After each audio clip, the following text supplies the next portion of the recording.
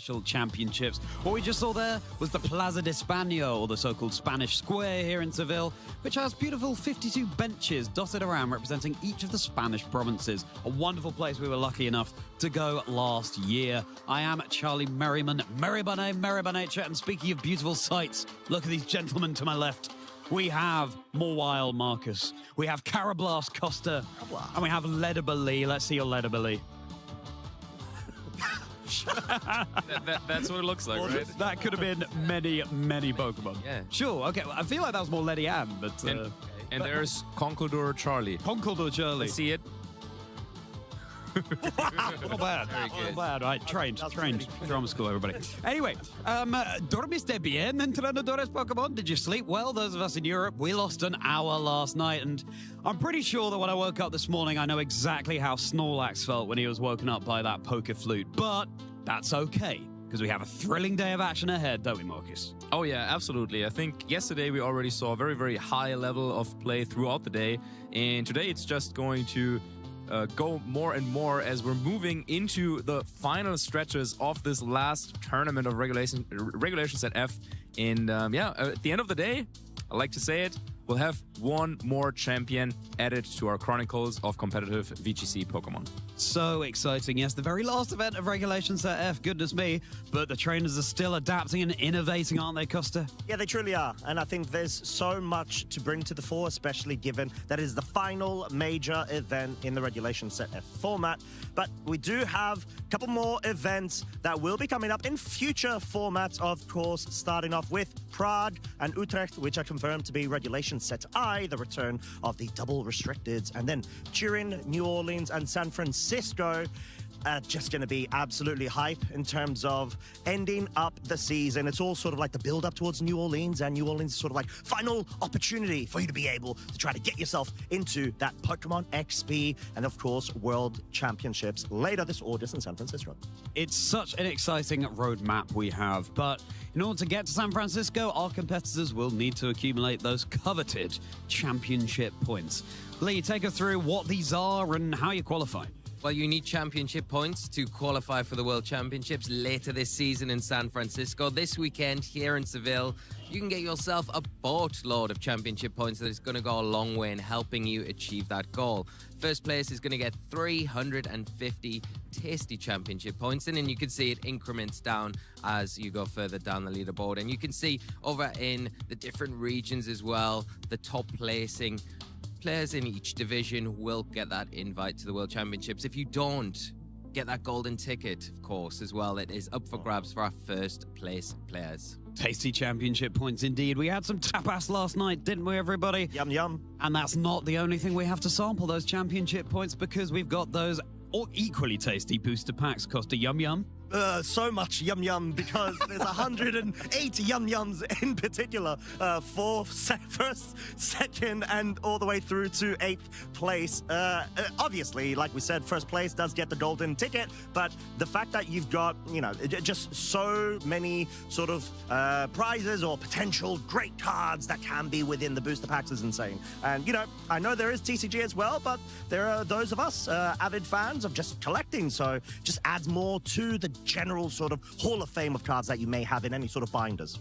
Delicious. Wonderful. Yes, pull those arts. Just have a good time with your friends, whether you're competing or you're just here casually, or you are pulling those oh-so-coveted Pokemon trading cards. Marcus, what was your most recent exciting pull from a pack of cards? That is a good question. Definitely, I don't remember which one it was, but it was one of those sparkly, full arts. Oh, nice. I'm not super familiar with all the terms, but it looked very, very beautiful. Great. That's all we want. Good. That's the extent of the TCG knowledge we're getting from these guys. Sorry, VG is my game. Exactly that. I can tell you more about that. Please do, actually, because now we're going to be taking a look at the players who have been qualified for Day 2, who we'll be seeing in the competition. You've got to be in it to win it, and these guys very much still are. So tell us more, Marcus, about the names you see here. Yeah, of course. We saw yesterday in the last round Anthony with that Life Orb Raging Bolt offensive Ogerpon Hearthflame team crushing the competition yesterday cruising through the battlefield here in Spain. And with a flawless 9-0 record at the top of the standings going into phase 2. And then we also have a lot of other international stars in the mix. Roberto Parente, for example, also coming off a strong finish at EYC. And then, of course, also a lot of the hometown heroes. We saw Samu and Gabriel with that great Tusk yesterday, bringing the spice into this competition. And at the end of the day, I repeat myself one more time, one of the players in phase 2 will be crowned a champion. They will indeed, and I think it's going to be interesting to see as we progress further into the tournament whether or not some of these players have those unique picks and they're the ones that carry us into finals and, you know, top 8 and beyond. So, yeah, I know there's 2 more Regigigas. Really? Phase 2 of this tournament. There was already one that we saw yesterday, but there is 2 in phase 2, so... Yeah, unfortunately, Regigigas... crush grip action. Well, yeah, exactly. Regigigas on stream yesterday didn't have the best showing, but I hope that today is better. It'd be so cool. Great Tusk, Regigigas. Where were these Pokemon? You know, throughout Regulations at F2.0. Well, they are back, and we can't wait to see what they have in store. Or will it be one of those more common balanced compositions going all the way in Regulations at F again? Costa, Hello. a highlight for you from yesterday? Might just have to be... trying to recollect right now because all I can think of is Great Tusk and Regigigas now that you guys have mentioned it. Yeah. Just because they're so uncommon. But I think also being able to see Sam Bentham yesterday up against the Regigigas, the way... Oh, sorry, the Dondozo aspect of it. I know there was a couple of RNG stuff, but for me, it was, in particular, the interview that I had with him. It's just a lovely guy, and he's a veteran that's been playing for many years, so it was really good to be able to sort of give him a bit of a spotlight there, and he shared a lot of in-depth analysis as well, so it was a great time to have a chat with him. It's so wonderful to be able to pick the brains of our incredible players here at these tournaments and get a bit of an insight into their team building and their mentality heading into tournaments like this. From Regigigas and Great Tusk, though, to the teams that we would bring, and I don't think any of us had Regigigas or Great Tusk on our bingo card, but we've got some pretty interesting picks here. Lee, maybe a less spicy team from you, but still a team that could go a long way. Chucking me out first, are we, Charlie? Why not? I think, Victor played this similar team to this, and obviously it did well at previous events. I feel like the Trick Room element of it. Porygon 2 has not really been one of those Pokemon that... It's been replaced with Cresselia in a lot of these team comps, which makes a lot of sense for the ability to heal your partnering Pokemon. It has the Levitate, so you don't need to Terrasilize. But I do like the recovery ability that the Porygon 2 has, and then it's got the ability to be an offensive threat as well with the Terastallization, the Terra Blast. But we're yet to see. I don't know if I feel as confident after phase 1 of the tournament as I do right now with the team, but we're yet to see, right? Yeah, I know. And what I have not seen, unfortunately, is more my Drifblim pick. There is time, Costa. There is time. There was Gilberto Doraci yesterday, rocking the same 4, I think, with the beautiful little mischievous ability of, or should I say tactic, of going with the minimized baton pass, Drifblim, you know, Psychic Seed, get it on the Dondozo, have a good time, and watch your opponent not have a good time. So, like, I mean, that's kind of the strategy there. But you know, who knows? Maybe there is one still. There's loads of Iron Crown, though, and Dondozo, so... Yeah, always are. Iron Crown has really been sweeping through Reg F 2.0. Marcus, you can tell us a little bit about your team. Yeah, I mean, it's a very, very solid team. I mean, we saw yesterday in the last round how well it can do. And yeah, I think... Well, I don't know if I could have done as well as Anthony. I mean, I don't think I would have been able to succeed because that's literally not possible as he, won all his games yesterday with that team. But yeah, I think it's just one of those where everything fits, everything clicks together. And yeah, I can't wait to see what Anthony will be able to do with it today. So that's the teams, Marcus. But what do you have your eye on this weekend? Yeah, so naturally, of course, this is an important tournament for a lot of players. The final tournament of this regulation set F, and I feel like one strategy that really has shown that it was one where initially I think players were kind of writing it off a little bit as maybe it's a little bit too gimmicky, too inconsistent, but King Iron Crown showed up, winning Houston, second place at the UIC, and a lot of other great performances as well. Yeah, I think Psychic Terrain really kind of one-upping the Rillaboom and the Grassy Surge in a lot of times. At least that was my experience. I always had some issues facing that team down, but we saw in the last round yesterday how it can be dealt with using that Ogerpon Hearthflame, for example. But yeah, I wouldn't be surprised if that Psychic Terrain strategy, we saw a little bit of it yesterday, but I wouldn't be surprised if we saw even more today. Heavy as the herd. Sorry, Marcus. There was a part of me that really hurt when you called Psych Terrain, Psy Spam gimmicky, because it takes true connoisseurs to be able to make it work, and we've seen it before. Yeah, I'm saying that's what players said. I don't know if that's my personal opinion. You know, you are a player. Called Marcus Hamann, or like cheeky. You've got your psychic purple suit on as well, Costa. Dude, thank you for noticing. Hey, no, totally fine. And that's what I had my eye on this weekend. Thank you very much, because I actually forgot for a moment there, but we got chills, and they are multiplying. Is Icy Wind Tornadoes the one that we want? Because Icy Wind Tornadoes had a fantastic showing last week at Houston. It was the talk of the tournament. Slowing down after you've set your Trick Room on the opposing side, but you still have the speed advantage.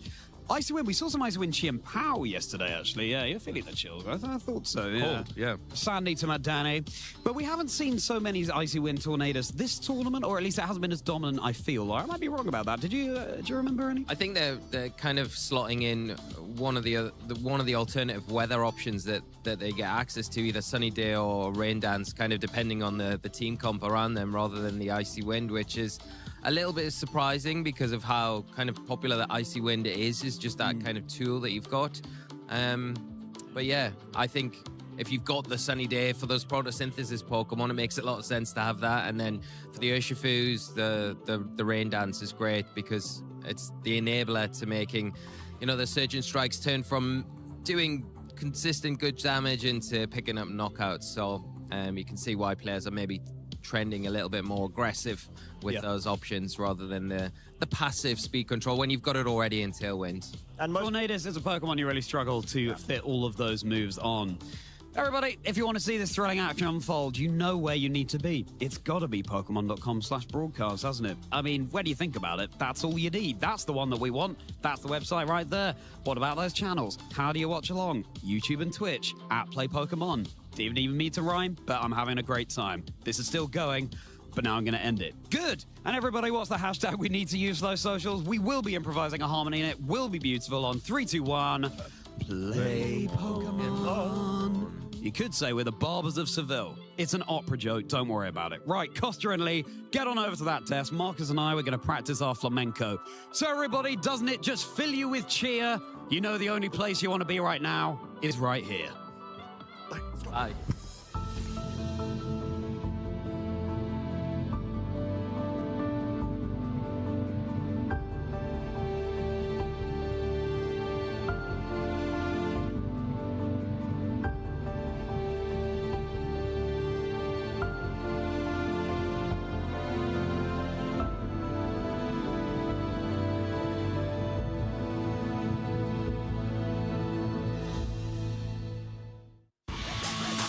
This weekend, the 2026 Regional Championships are bringing the electrifying action of Pokemon Scarlet and Pokemon Violet to the global stage.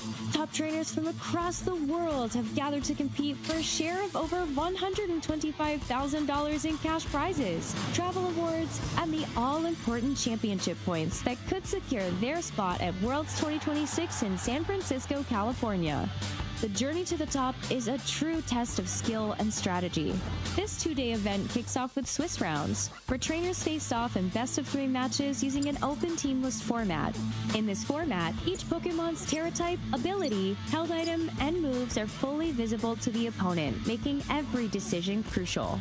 To advance to Phase 2, trainers need to rack up total match points to exceed the threshold for their division. In Phase 2, the pressure intensifies as the remaining trainers face off in more Swiss rounds to determine who advances to the top cut. After all Swiss rounds are completed, the top 8 competitors, plus up to 8 additional competitors with the same number of match points as 8th place, will advance into an asymmetrical top cut single elimination bracket.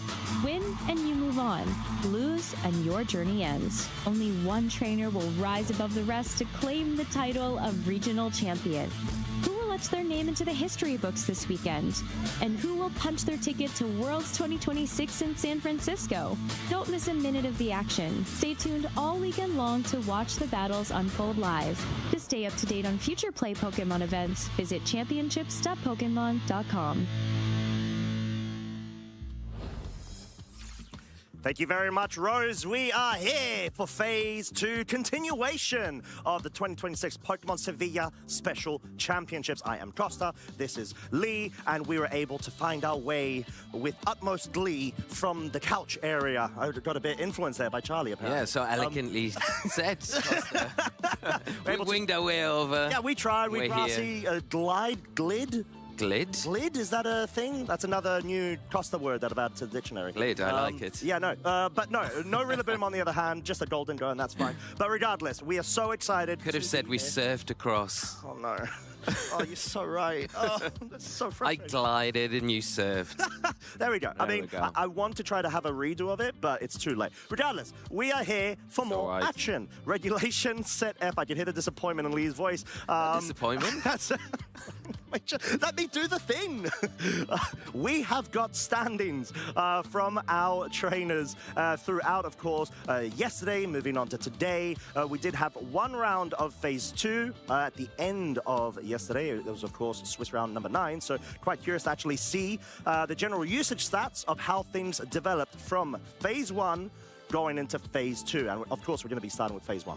Yeah, really looking forward to seeing the transition between Phase 1 and Phase 2. This Phase 1, the usage stats up there, top, front, and center. The Urshifu, the Rapid Strike, no surprise there.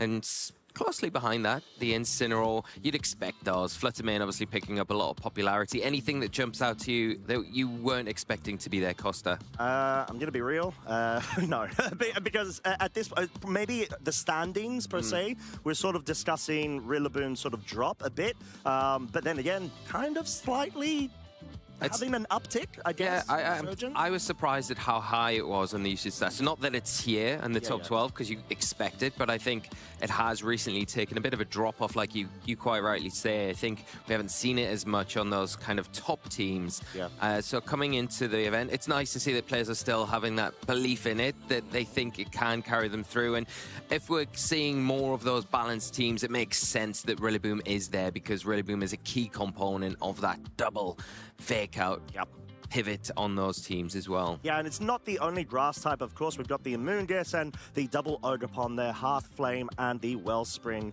forms. And yeah, at this point, I think it's such a mainstay in order to have like a solid grass type, especially when we've got like balance cores or balance adjacent sort of cores, where you've got a couple of key members in order to sort of like pseudo promote that kind of style of play, allowing you more sustainability and stuff. But what I am genuinely curious about, because we saw quite varied amount of different teams on stream yesterday, is how are we able to transition into Phase 2 in terms of usage stats? And we did see a couple of great tasks, at least on stream.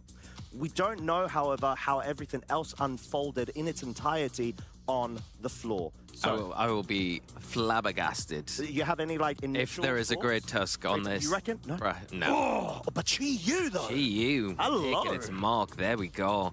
You can see that the Fluttermane as well, performing extremely well, and it did well on yesterday's broadcast. Wow. Any games that we had it featured, it did well with the players that were bringing it and utilizing it. So that makes no surprise that it's kind of superseded the Urshifu in top spot there. Rillaboom, like we mentioned, it has dropped down a bit, but like you quite rightly said, the Chi-Yu there making waves and swimming its way up the ranks. And no surprise, really, it is very good. And the thing, there is no kind of representation of any psychic core here. What are you trying to say? Well, just that, exactly that. You trying to call me out with my Psy spam? No, I'm not direct dig, but not directly, it's but- surprising because of how, how popular that team has been more recently. That's true, yeah. But there's no representation, yeah.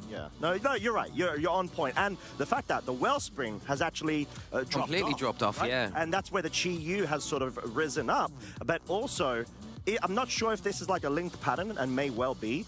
Fluttermane being able to reach the first top spot whilst Chi Yu is in the frame, could have some relation, because we've seen quite a few of the doubly named Flutter Fish kind of the pairings of both the Flutter Mane and the Chi Yu, because they're just so powerful. They've got such potent damage potential side by side. You've got the Beads of Ruin from the Chi Yu. You've got, I think we even saw it a couple times on the stream, Choice Specs Flutter Mane, which all of a sudden has like risen and I would say like become, if not the most popular, or just right to the equidistant point of the booster energy, which was just like the most common. And I think Marcus was talking about it yesterday as well. The super bulky Flutter Mane, booster energy, max HP, max defense, pure support, even sometimes having pain split, it is so common, but it's sort of dropped a bit because trainers are clearly just wanting to just go all out on offense, and Chi Yu, probably the best partner that can allow it. Oh yeah, undoubtedly the best partner, and other combinations in that usage stats, the Chin Power and the Dragonite as well. We saw Marcus utilizing that Dragonite, not with the Chen Pao so much, but that combination as well. So there's lots of pairings in there as well that can make up those usage stats coming into Phase 2, and we'll see how things unfold for the rest of the event, because we have a lot of action still in store. Truly, and a lot of trainers still remaining. And of course, one of them were 9-0 going into today, and it seems like Anthony Christopher has been able to keep the winning streak going. Let's go. 10-0 is incredible. That's amazing. And I think, you know, you always wonder if the form can carry between days. We had that bit of a break, but it's obviously benefited Anthony Christopher, gone away, being able to rest up, come back, and in top form, carrying on that winning streak. Truly. So that's incredible, you know, and how long can that winning streak continue? You'd say in the form that they showed yesterday, to end the show, you think, well, they stand pretty good chance. Yeah, probably the best. I mean, statistically the best right now. But they're not the only trainer that have been doing so well. We've got a couple of notable trainers, such as Aurélien Soula, previous NAIC finalist from a couple of seasons ago, and sort of one of the trainers that we saw develop so progressively well, so rapidly, going from the seniors division and promoting themselves into masters just from the first season, getting multiple finalist placements. Yeah, Aurélien is such a consistent player. He's always at the top tables, always performing really consistently well, like you say, getting to the finals.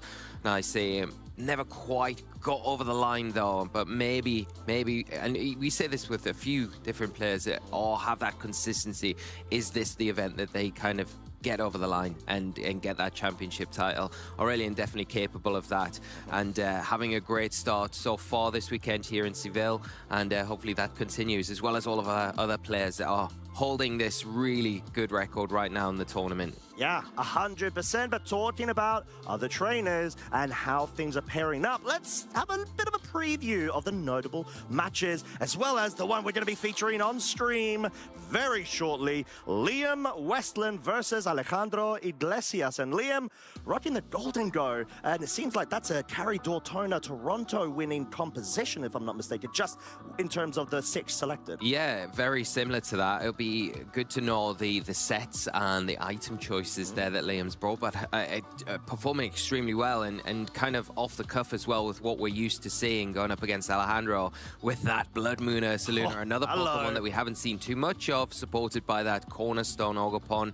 and a Whimsicott as well. You've got that Farigiraf as well, another notable Pokemon on that team, but they're the only matches to look at, because we've got some great other options going on this round as well. Yeah, Aurélien Soula versus Samuel Pereira. We weren't able to feature Aurélien yesterday. We're so close with community choice, if I'm not mistaken, but Samuel is someone we were able to do that great task. It's so powerful into the current meta with the clear amulet. It's incredible to see. But then, of course, we've got Anthony Christopher, our only undefeated trainer, 10-0 at the moment, versus Pedro Martinez. And finally, Pablo Lopez versus Marcus Coe, which we have both individually featured as well on yesterday's broadcast. Yeah, some absolutely amazing matches and a lot of excitement to look forward to going into future rounds. But of course, it's not about the future rounds because we've got this next round is what it's all about. And yeah, this one's going to be really good. Liam obviously representing United Kingdom. We haven't had much representation from that region so far this weekend, but carrying the flag and the glory for the UK. Hopefully we'll be able to do it. Obviously we had Sam on the broadcast yesterday. Didn't quite get the result that they were wanting, but up against such a formidable opponent in Marcus Cole to kick off the weekend. It was always going to be a tough game against such a well-versed player with a very strong, solid team. Yeah, 100%. And Liam, recently as well, being able to get top 32 in Birmingham at the start of this calendar year. So clearly on some pretty solid form, in all honesty. And I think I've had some great interactions with Liam in the past about sort of certain calls to try to focus on. He's been able to run hard trick room variants as well in the past, wanting to utilize the dark types predominantly, so like a single strike Urshifu. So being able to see him transition into, let's say, the Roaring Moon right now, clearly capitalizing off of it. And we got our trainers on our new fancy stage. Liam on the left and Alejandro on the right. Yeah, and it's, I love the fact that we are going to be able to feature the Roaring Moon and the Golden Go, and you are obviously representing this morning. Oh, yeah. That's very well timed. Thank you. You want to know the hilarious thing? So Alejandro has Blood Moon Ursaluna, right? I was literally between Blood Moon and Golden Go. Oh, really? Yeah, I'm not even kidding. Like, genuinely. That's crazy. Well, you were going to win either way, I feel. But yes, nice choice. But like you say, it's not a combination that we see that often, but it has had success in this format already, taking a regional earlier in the format, the second iteration of it. But I do like Roaring Moon a lot because of that booster energy. It gives you that instant access to that speed control with the tailwind there. You've got really nice disruption with the breaking swipe to a lot of the attack power of those offensive threats. You've got knockoff as an option as well, and depending on what Terra type you go for, you can become a real offensive threat with something like Terra Blast for that flying type attack, or Aerial Ace, or anything like that. Acrobatics, yeah. Aerial Ace. Hey, you could try. Well, it's early.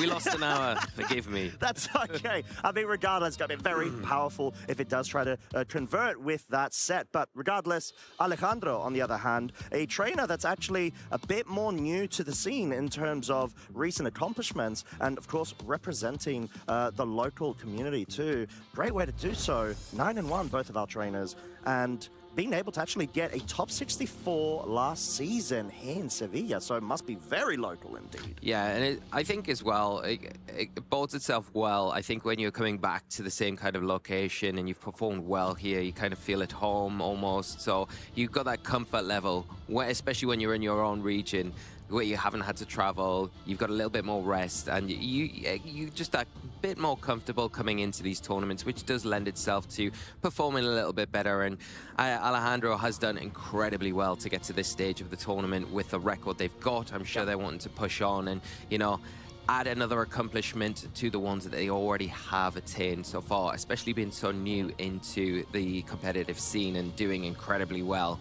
on their journey so far. Yeah, and as we were talking about the achievements before, Liam with the recent top 32 in Birmingham, but that's not the only one. Bologna, previous season, special championships, top 32.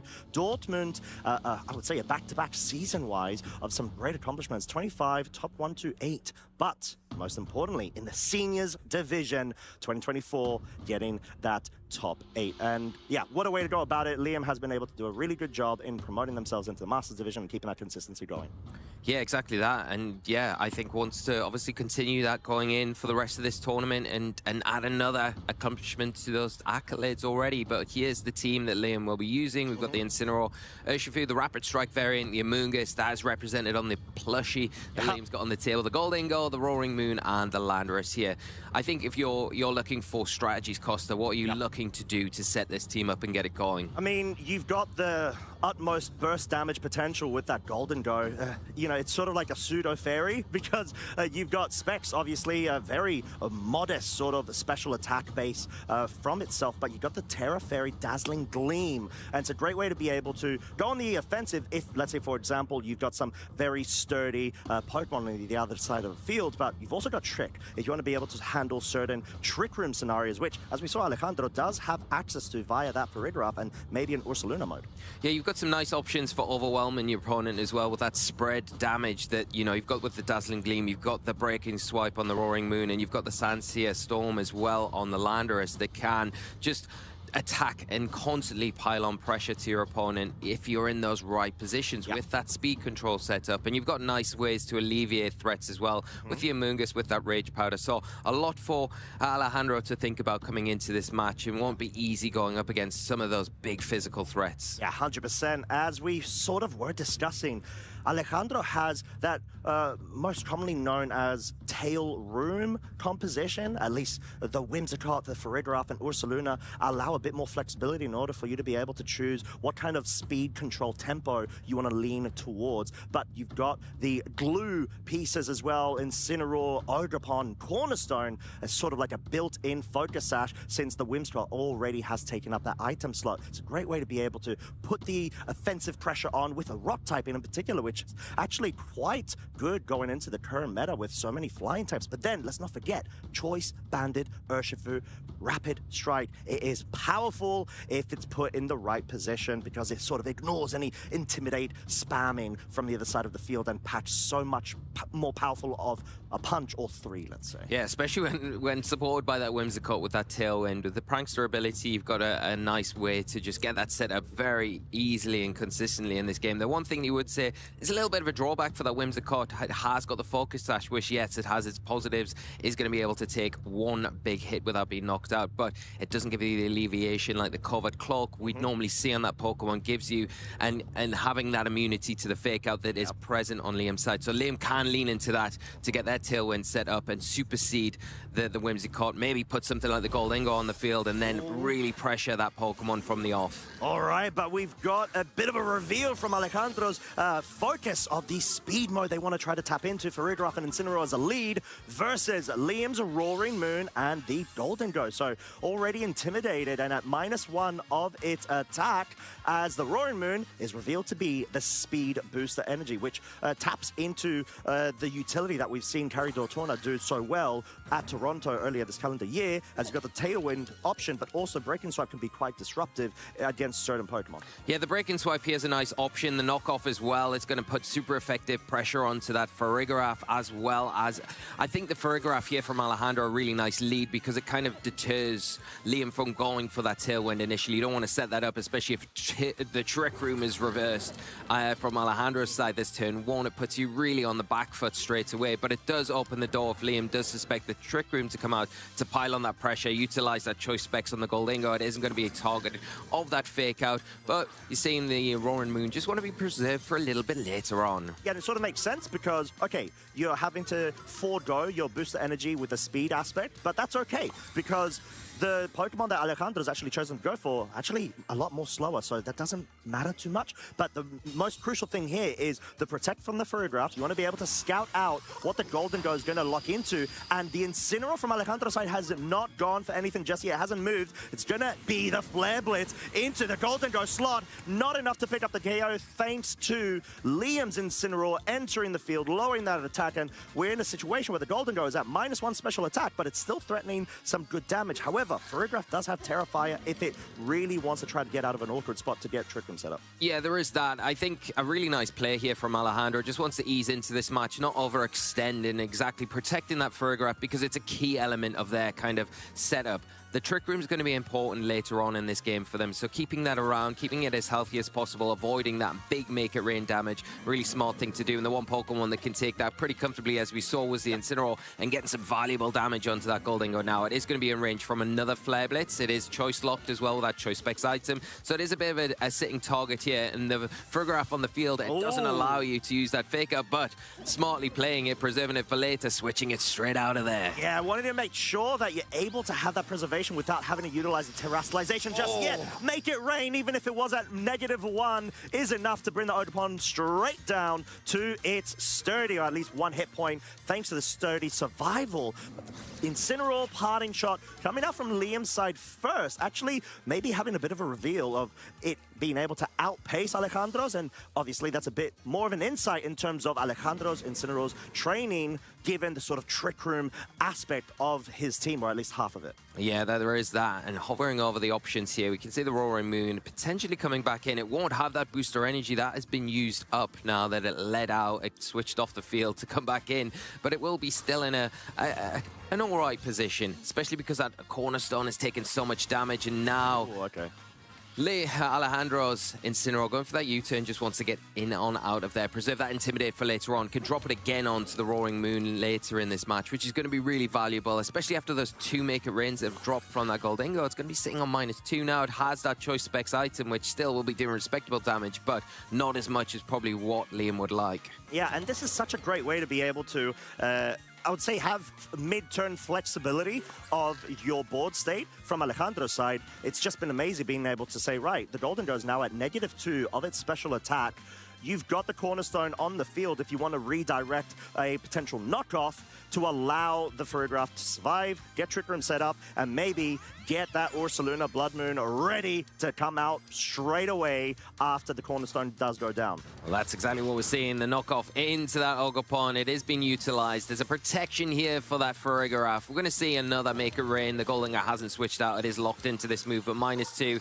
It's not going to be quite as effective as Liam would like to, and Alejandro protecting that Farigiraf as well as possible. And there it is. There's a Trick Room. So here we go. The speed has been set. What is Alejandro got in the back? Are they going to bring in that Blood Moon Ursaluna? Because that could be perfect in this scenario. Yeah, Blood Moon is so happy and cozy in its Twisted Dimensions home. And at this point, this is exactly what Alejandro wants. The Farigiraf actually has Throat Spray, so we could just see a double spam to an extent, because the Goldingo, even though the Blood Moon Ursaluna does have Mind's Eye, it can hit Ghost types. It has a Steel type, which means that technically it can resist the normal typing. However, if you go for the Terra Normal with the Blood Moon Ursaluna at that range of, I think, 43 hit points, surely the Dango's going down. Yeah, I would imagine so, especially boosted by that Life Orb. In response to the Trick Room, the threat of the Blood Moon was seeing the Protect on the Roaring Moon here. Just wants to preserve itself, see what this Blood Moon locks into.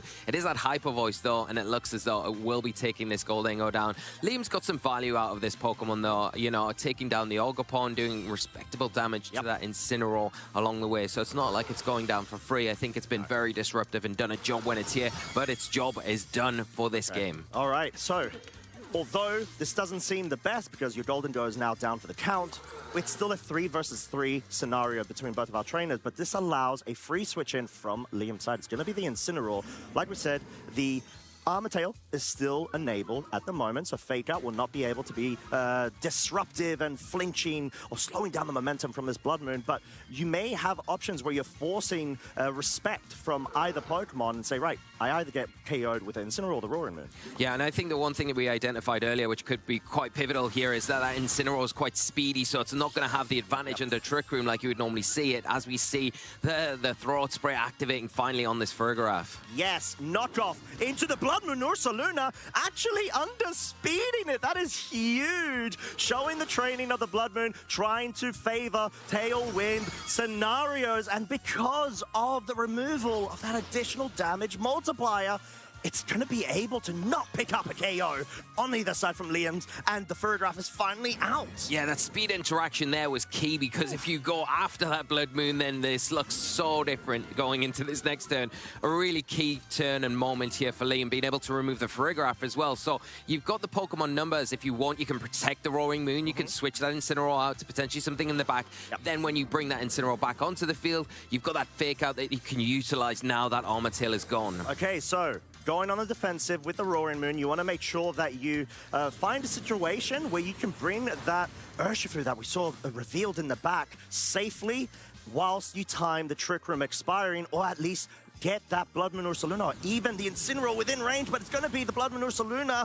It's about 40-45% right now. Of course, the Incineroar will be going down, and this is going to be tough. This is very close, because depends on the turns of Trick Room remaining. Is it 1 or 2, Lee? I think there's 2 turns remaining, Ooh, okay. so there's still a little way to go. And now that the Urshifu's coming onto the field, the Roaring Moon has just protected, so it is going to be subjected to some attack this next turn, unless Liam decides to go for that double protect, which could...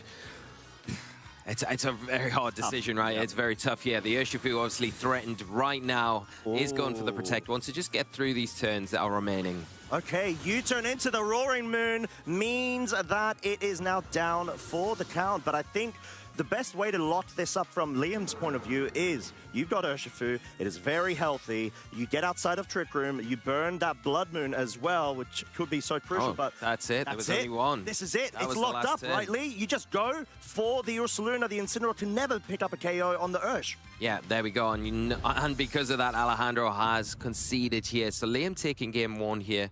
And yeah, what a turn of events right at the end there. The Urshifu preservation was really key in getting through those Trick Room turns, pivotal there. So yeah, Liam taking an early lead here, all to do for Alejandro. But getting the Trick Room up and protecting that Fergaraf really well against what was the big threat from that Goldingo. What do you think adjustments Alejandro could make? I don't think they got much value out of that cornerstone, so I think if you could bring maybe some... You need that really to help the Trick Room setup in a lot of ways as well. Yeah, it's a bit tricky because I do feel like Alejandro had the early game advantage, and it's sort of like got in a scenario where he was able to utilize the Blood Moon Ursaluna with the entirety of Trick Room turns. So maybe a switch up going into the Tailwind mode, but then you have to contend against that Roaring Moon and the Golden Ghost slot. So he may well just try to go for the Trick Room again. Although, there's the reveal. Whimsicott and Urshifu, full offensive. Let's not forget, this is a banded Urshifu. And sure, there's the Amoonguss on the other side of the field for Liam, but this Urshifu has Terra Grass as an option. Yeah, and that's one way to get around that Rage Powder that has been brought out, probably in response to maybe the suspected lead. So a really nice adjustment from Liam, but also nice adjustment from Alejandro. Like you say, Costa, the Terra Grass here could be expended at a really good cost here, where it is able to get that Tailwind support from the Whimsicott and then go for that choice-banded Surging Strikes into the Goldingo and hopefully remove it before it can get any of those Make It Rains that was so detrimental in game 1. Surely it's enough. This is one of the most powerful offensive threats in the format, alongside a choice band. Moonblast going for the chip damage. Is this going to be enough to put it within range? Gets a cheeky little special attack drop as well, but... Oh, it's going to be closely. We've got Very 51 close. from that first one. Is it a roll? No, 58. This might survive on 3. Let's see. It does! It survives on 3 hit points. Oh, wow. That's so crucial. Make It Rain is going to, I would say, pick up the KO on the Whimsicott, but it's bringing it down to the Focus Sash. But Amoonguss has not moved. It is going to try to go for the Focus. The Sludge Bomb into the Urshifu. Alejandro's already valuable burst damage potential is out of the game.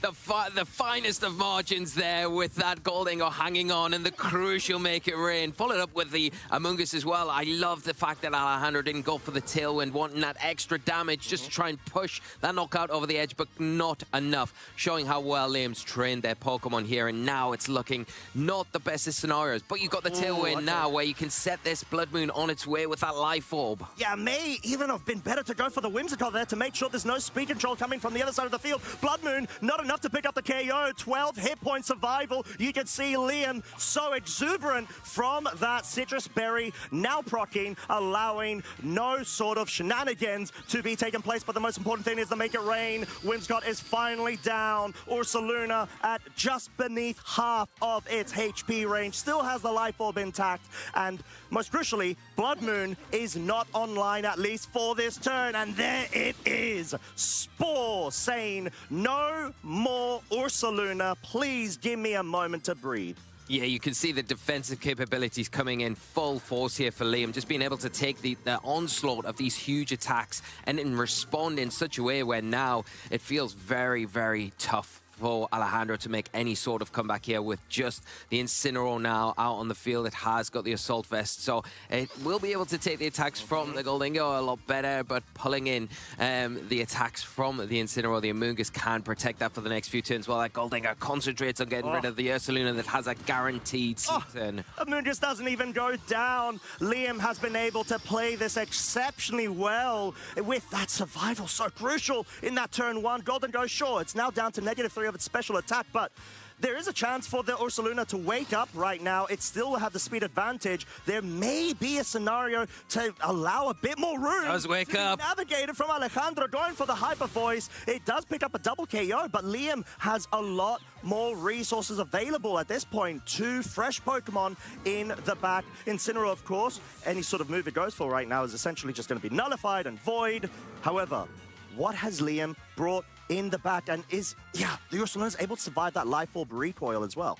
Yeah, and I think with what Liam's got in the back, you don't mind losing 2 Pokemon there. You're wasting a whole turn of Tailwind, and you've also got your Incineroar that you can bring in, utilize your own Fake Out to just slow this down and get through this last remaining turn. And yeah, the Ursaluna has got 1 more attack left in its tank, but with that combination of the Unseen Fist and the Fake Out, you can guarantee taking it down. And there we go, Liam locks it in and is your winner here in Swiss around 11 here at the Seville Special Championship. One step closer to making top cut. You can see the passion, you can see the drive that Liam has put on show for all of us in that set versus Alejandro, which truly came down to the wire of the damage calcs there. That game turn 1. 3 hit point survival was a madness, because you thought surely, and that was clearly what Alejandro thought, surely that should be enough chip damage to put the Goldingo within range. But no, that's sort of, I guess, maybe something to consider in terms of the special attack investment as well from the Whimsicott, because it's a focus/variant. So it's not like Covert Cloak, where they usually optimize for more defenses in terms of training, but the Tailwind, the Focus/, apologies, may just be like a raw special attack speed dump. Yeah, you would imagine something along those lines, So the training there from Liam's side, not only in the Goldingo, but the Amoonguss as well, taking that Blood Moon from the Ursaluna. That was Life Orb boosted. It didn't have the Terastallization this time around. That was expended early on in Game 2. But still being able to take that devastating attack, it just shows how well the Pokemon on Liam's side have been trained. And I love the approach from Liam. Didn't really kind of have to overextend themselves at any point. Stayed very calm, cool, and collected, and just executed the game plan perfectly in both of those games. And yeah, very, very well done. And I think at this latter stage of the tournament, it's putting Liam in the limelight as a great place for going forward, and maybe taking that next step into progressing to top 8 of this tournament. Yeah, truly. And Alejandro doing an incredible job. Still not out for the count, but we've still got a couple more rounds to go. Liam, absolutely excited to be able to get that one step closer. As we mentioned before, he's been able to get top 8 in the seniors division, but at the moment in his masters division career, the highest achievement has been 2 top 32s, which is pretty incredible. Maybe now he's on the verge of being able to up his game even further, get that higher placement, because he is on fire. Yeah, and I love the way that they used and utilized that Goldingo. I think the fact that I'm happy just bringing it out as a lead. I'm going to take advantage of the choice specs item on it, and I'm just going to put Make It Rains onto my opponent, constantly putting that pressure on. And yes, I'm getting weaker each and every turn, but I'm getting a lot of really useful damage each and every turn if I'm not picking up knockouts. You know, even if the Whimsicott comes out like it did in that game too, you say, well, I can take it instantly down to its sash. You can't fake me out if you pair it with your Incineroar. And I'm just going to allow what I've got in the back, once these Pokemon go down, to be the cleanup crew. And it's exactly how it kind of worked in both games, where the Goldingo kind of paved the way for that victory for Liam. And yeah, not swaying from that strategy at all. Really well done. No, truly. And like we were sort of discussing in that game 1, it really felt like Alejandro had the advantage early game, even towards mid. You have the Trick Room set up, and obviously it's sort of like a protect the king scenario, or at least try to set the king up for success in a way, or queen. That being the Blood Moon, such a key component to Alejandro's strategy. Whether you go for the Trick Room, version mode, or you go for the tailwind. And it was a good shout with the tailwind. It just unfortunately wasn't enough. There could have been a situation where Liam could have gone for the Whimsicott to just absolutely get rid of speed control, but I mean, he clearly knew better. He focused on the Urshifu, and he was able to absolutely run through Alejandro's. Yeah, the double up into it was really well done, because I think suspecting that going for the... And even if it didn't trust lies there, I feel like you kind of know it's going to. It has to try and get that... That resistance to the Rage Powder, so you are targeting into the Goldingo with the Surging Strikes, but the double up really paid off with that Sludge Bomb. The Make It Rain was just too much, and really good call on your pin, representing. Who would have thought? Not me, but I guess we're going to have to dive in. Yeah, well, it is very powerful, modest-wise. But I was talking about you. No, I had to, but I'll tell you what is even more powerful and fun for us to be able to review Liam's thoughts about that game, as well as his progress so far. So please take it away. Yeah, Costa, then let's do that right now. And let's ask Liam how he is feeling after that match and after, winning another one. So 10-1 now. It feels really good. Lost a stream game at Bologna, so it feels good to finally get a win on stream. Bit nervous for the next round, because if I win it, I think I lock top 8, whereas now I'm only guaranteed asymmetrical. But I'm feeling really good, yeah. Didn't go in with many expectations, so to be here is amazing. It feels great, yeah. Yeah, and we were just chatting before, and you were saying that this is a team that you've really trusted throughout this regulation. But then actually for this tournament, you didn't put in that much extra practice. So is it just something you're very comfortable with? Yeah, definitely. I was testing out quite a few things coming into the tournament. I think I sent a list on Discord to my friend. It was like P2 Ursa and everything imaginable. But this was the only team that I felt like could beat Crown, Bolt Balance consistently, and I knew how to play it properly, because every other team had its flaws. I was playing a lot of para flinch, but it felt like it required too much RNG. So I was just like, I want to pick a team that feels good. I'm No Kerry and Connor, who won Toronto, so they're really good to bounce ideas off. I'd give me lines like yesterday. I won my round 8 and 9 because I said, "Oh, what's the line into this?" and they just told me. So yeah, it's good to have access to that. Yeah, that's great, having a network of friends to support each other. And then, of course, you're here now piloting the team, but then there's other friends in the background. Now, let's talk a little bit about the matchup, because the team your opponent was bringing, was it something that you were familiar with? Not really. I got a message from Connor before saying it's not an amazing matchup. He lost to it at Toronto. But yeah, I think they expected me to bring a Moongus game 1, so they didn't set Trick Room early. So I predicted them to then play towards more of an anti-Moongus game plan, game 2, but I felt like I could play around it, even if they do play anti-Moongus. So yeah, it was not an amazing matchup, but I feel like I played it well.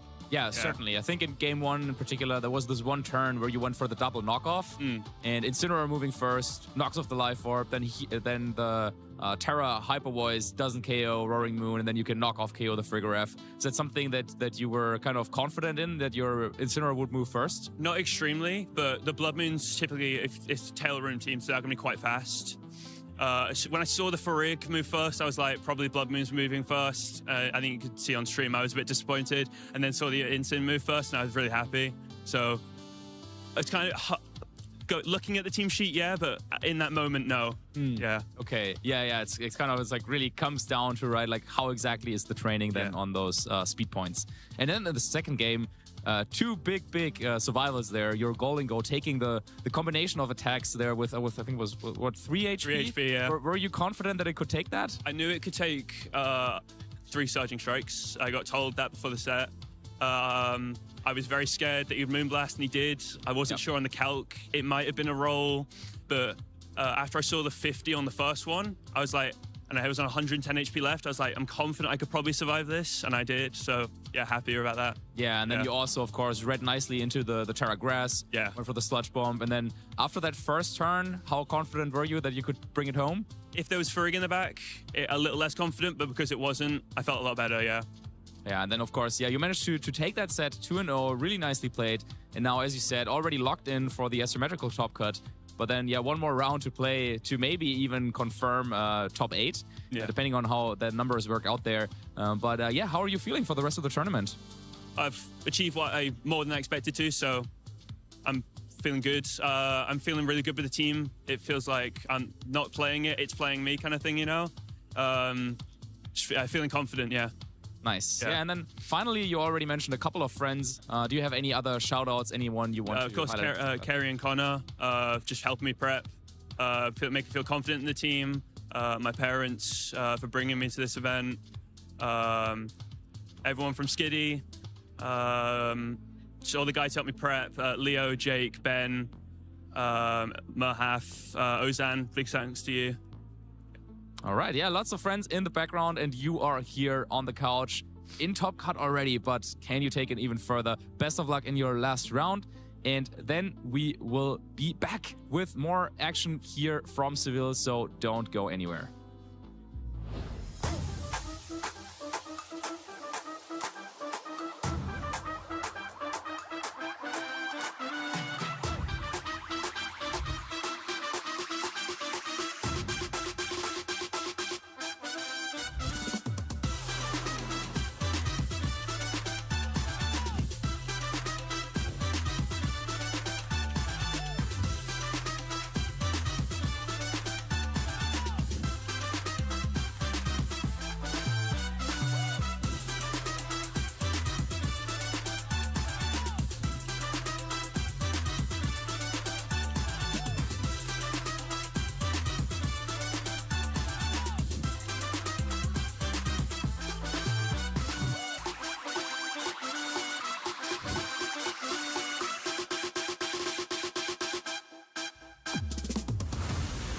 It's Axon does get the Sparkling Arya. This is resistant damage. Is it enough to knock out?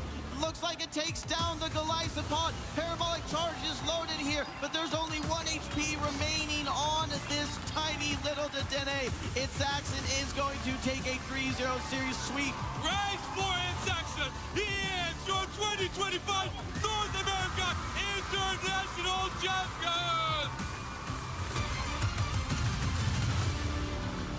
Pika Dip looking for an opportunity to get in. Rayquaza is getting shrunk down real low. It's on the back of Overlord, the best player in the game. The overheat is there. The overheat's the cure. Luminosity Gaming is going to go scramble to score. They've got a ton of shields. The prophecy from Luminosity, a 3-1 victory as LG wins LAIC. LG wins EUIC. LG wins NAIC.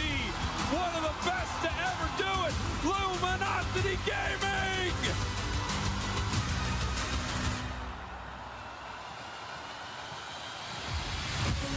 Kenji tying the game up at 2 prize cards apiece. What's gonna happen here? See what the top deck is here. It's the boss's orders. Here comes the Pheasantipid EX, Adrenabrain, and Annabelle Ono is your North America International Champion. Quick search being used. What do you think we're gonna grab? Boss's orders, Pheasantipity.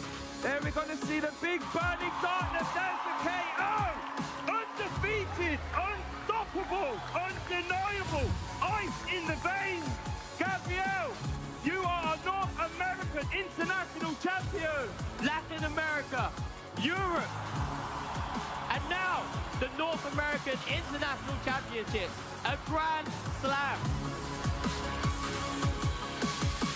Heal this active Gardevoir, leave himself with no damage. He knows his opponent doesn't have boss's orders. Is that the move? Oh, he's gonna take the 2 damage, move it over. He's got 2 more to work with. He's got the Psychic Embraces. He just needs to attach the Dark Energy here, and he should be able to make this happen. That's gonna be it. The next Adrenabrain, perfect map. Isaiah takes the KO, and he is the North American International Champion. it could all come down to this particular turn. Miraidon able to move first, does go for the Electro Drift and find its mark down into the Rillaboom with the Assault Vest, really paying off, keeping it in the game. With a critical hit though, such a valiant effort coming through from Miraidon, but the Woodhammer comes through, seals the game, and Joaquim Roquette takes the title in the junior division to become your champion at the North American International Championships. Apollo is able to fire off one final Moongeist beam with this Lunala and actually gets the critical hits. But you're right, the Weezing hits the field, a Protect available on both Pokemon. And so we'll see this as the final moves of choice. Isak has attended 3 international championships this season, able to get top cut in both of the previous ones, and leaves this one as a champion at last. Congratulations to Isak Moreira, your 2025 North America International Champion. Here is the one thing you can hope for is that Federico makes a mistake and goes on the offensive with this Lunala using Moongeist Beam to stop very effective damage onto that Pokemon, but Federico doesn't. He goes for the Moonblast. Federico Camporisi is your 2025 North America International Champion. I was really nervous going into that just because it was my first finals. I just had to still process everything, but it feels great. It feels amazing to kind of leave a legacy that I think no other team will be able to replicate. UIC, LAIC, and NAIC, now we're going to Worlds. Dude, I don't think I could have ever imagined this. Thank you for everybody. This feels incredible. To be able to win this tournament, it's just couldn't be happier.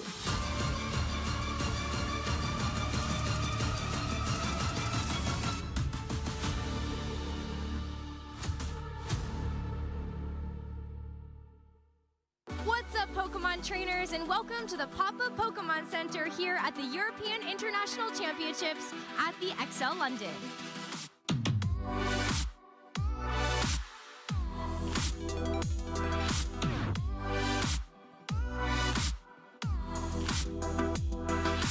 Hey, Amandine, how's it going?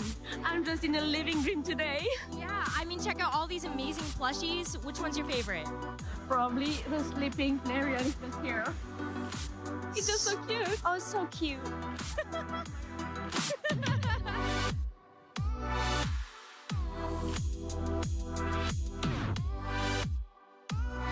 No way. All the Jumbo plush? You've got to be kidding me. We've got the Psyduck, the Slowpoke. Okay, that's my favorite. The Piplup and the Lucario. I mean, what more is there to want here? Oh. Oh, hey, Rosemary. Didn't see you there. How you doing? I'm good. How are you, Spraggles? I'm doing amazing. I'm just enjoying Arcanine's beautiful hair and its volume. I mean, you definitely know. One day, I'll get there. Oh, hey, Boo, how's it going? Going pretty well. I'm looking at all these beautiful play mats. They are pretty amazing. Yep, all these super exclusive, just for EUIC international play mats. I love that. The play mats are really cool. There's notebooks. There's kind of a lot here.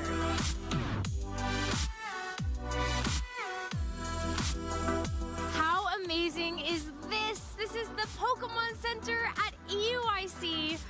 I'm going to see you guys later because I'm about to go shopping.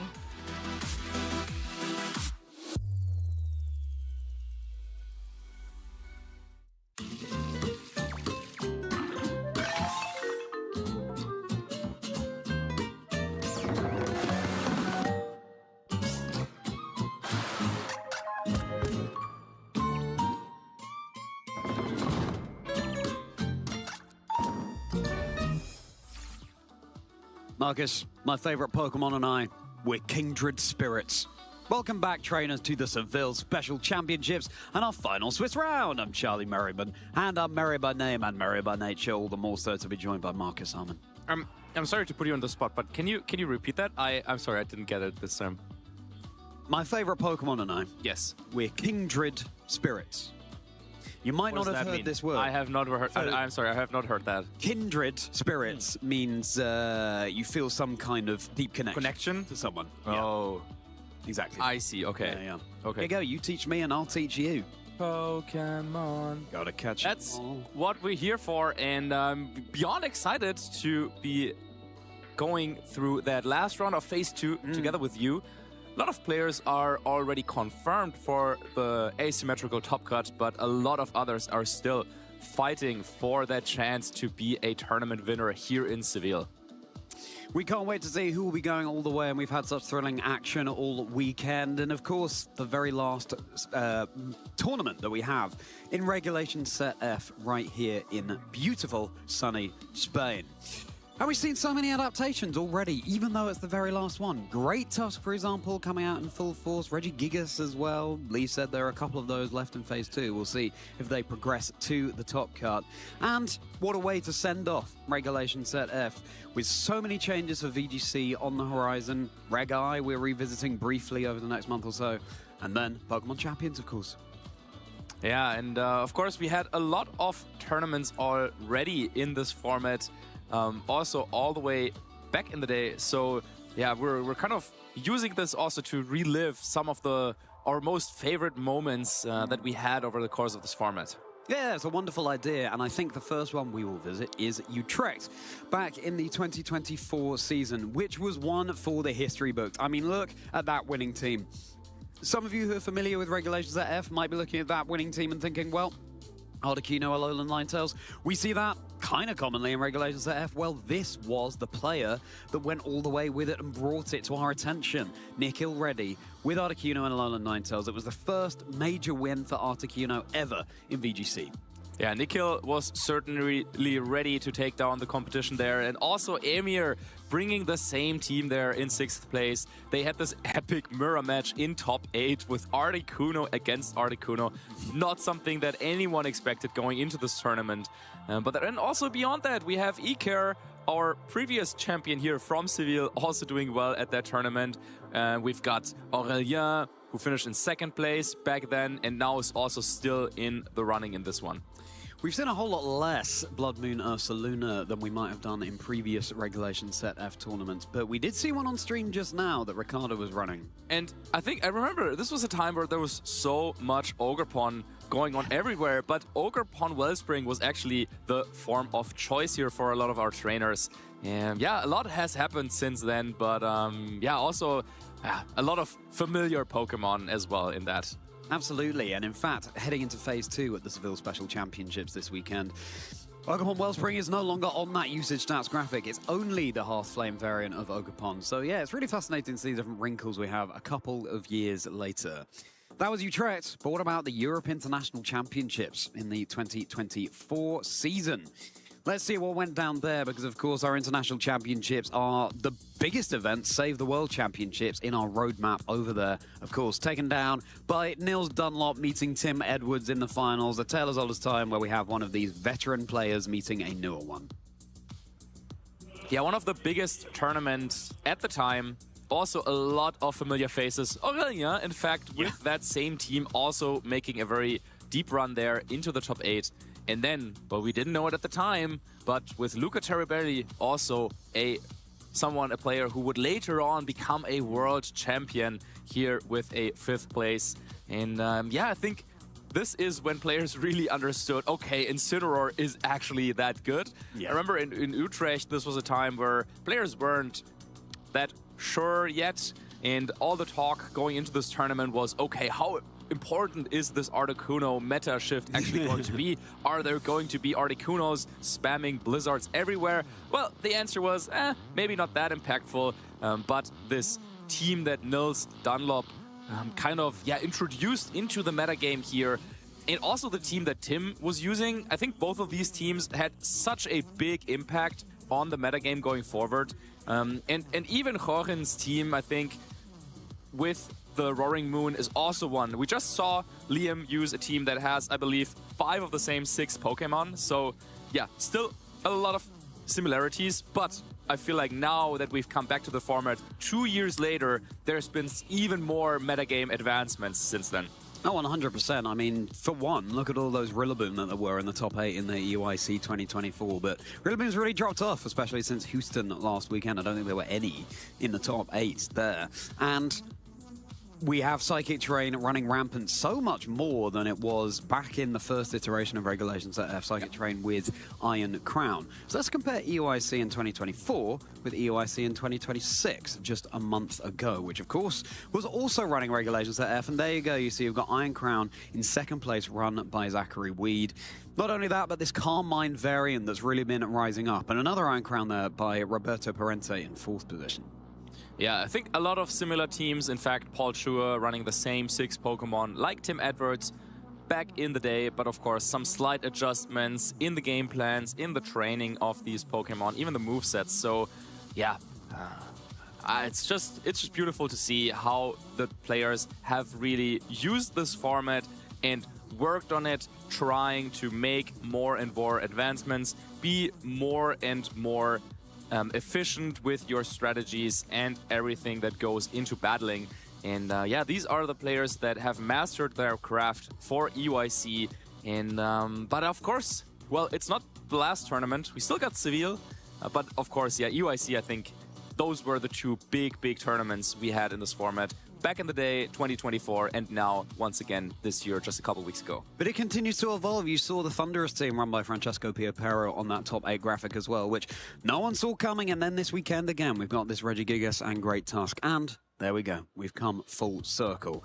And it's time for you to choose what match we feature next here at the Seville Special Championships. Let's take a look at the roster that you can choose from. Head on over to our Twitch channel, Pokemon, so that you can choose which match you want to see on stream. That's where you can vote over on Twitch. We've got Marcus Coe versus Davide Fazio, another player who had a great result at EOIC recently. Stefano Di Maria against Pedro Martinez. Miguel Paquete, who we saw yesterday on stream, versus Adrian Isidoro. And then Maurizio D'Andrea going up against Stephen Van. Yeah, what do you make of that? A lot of different teams.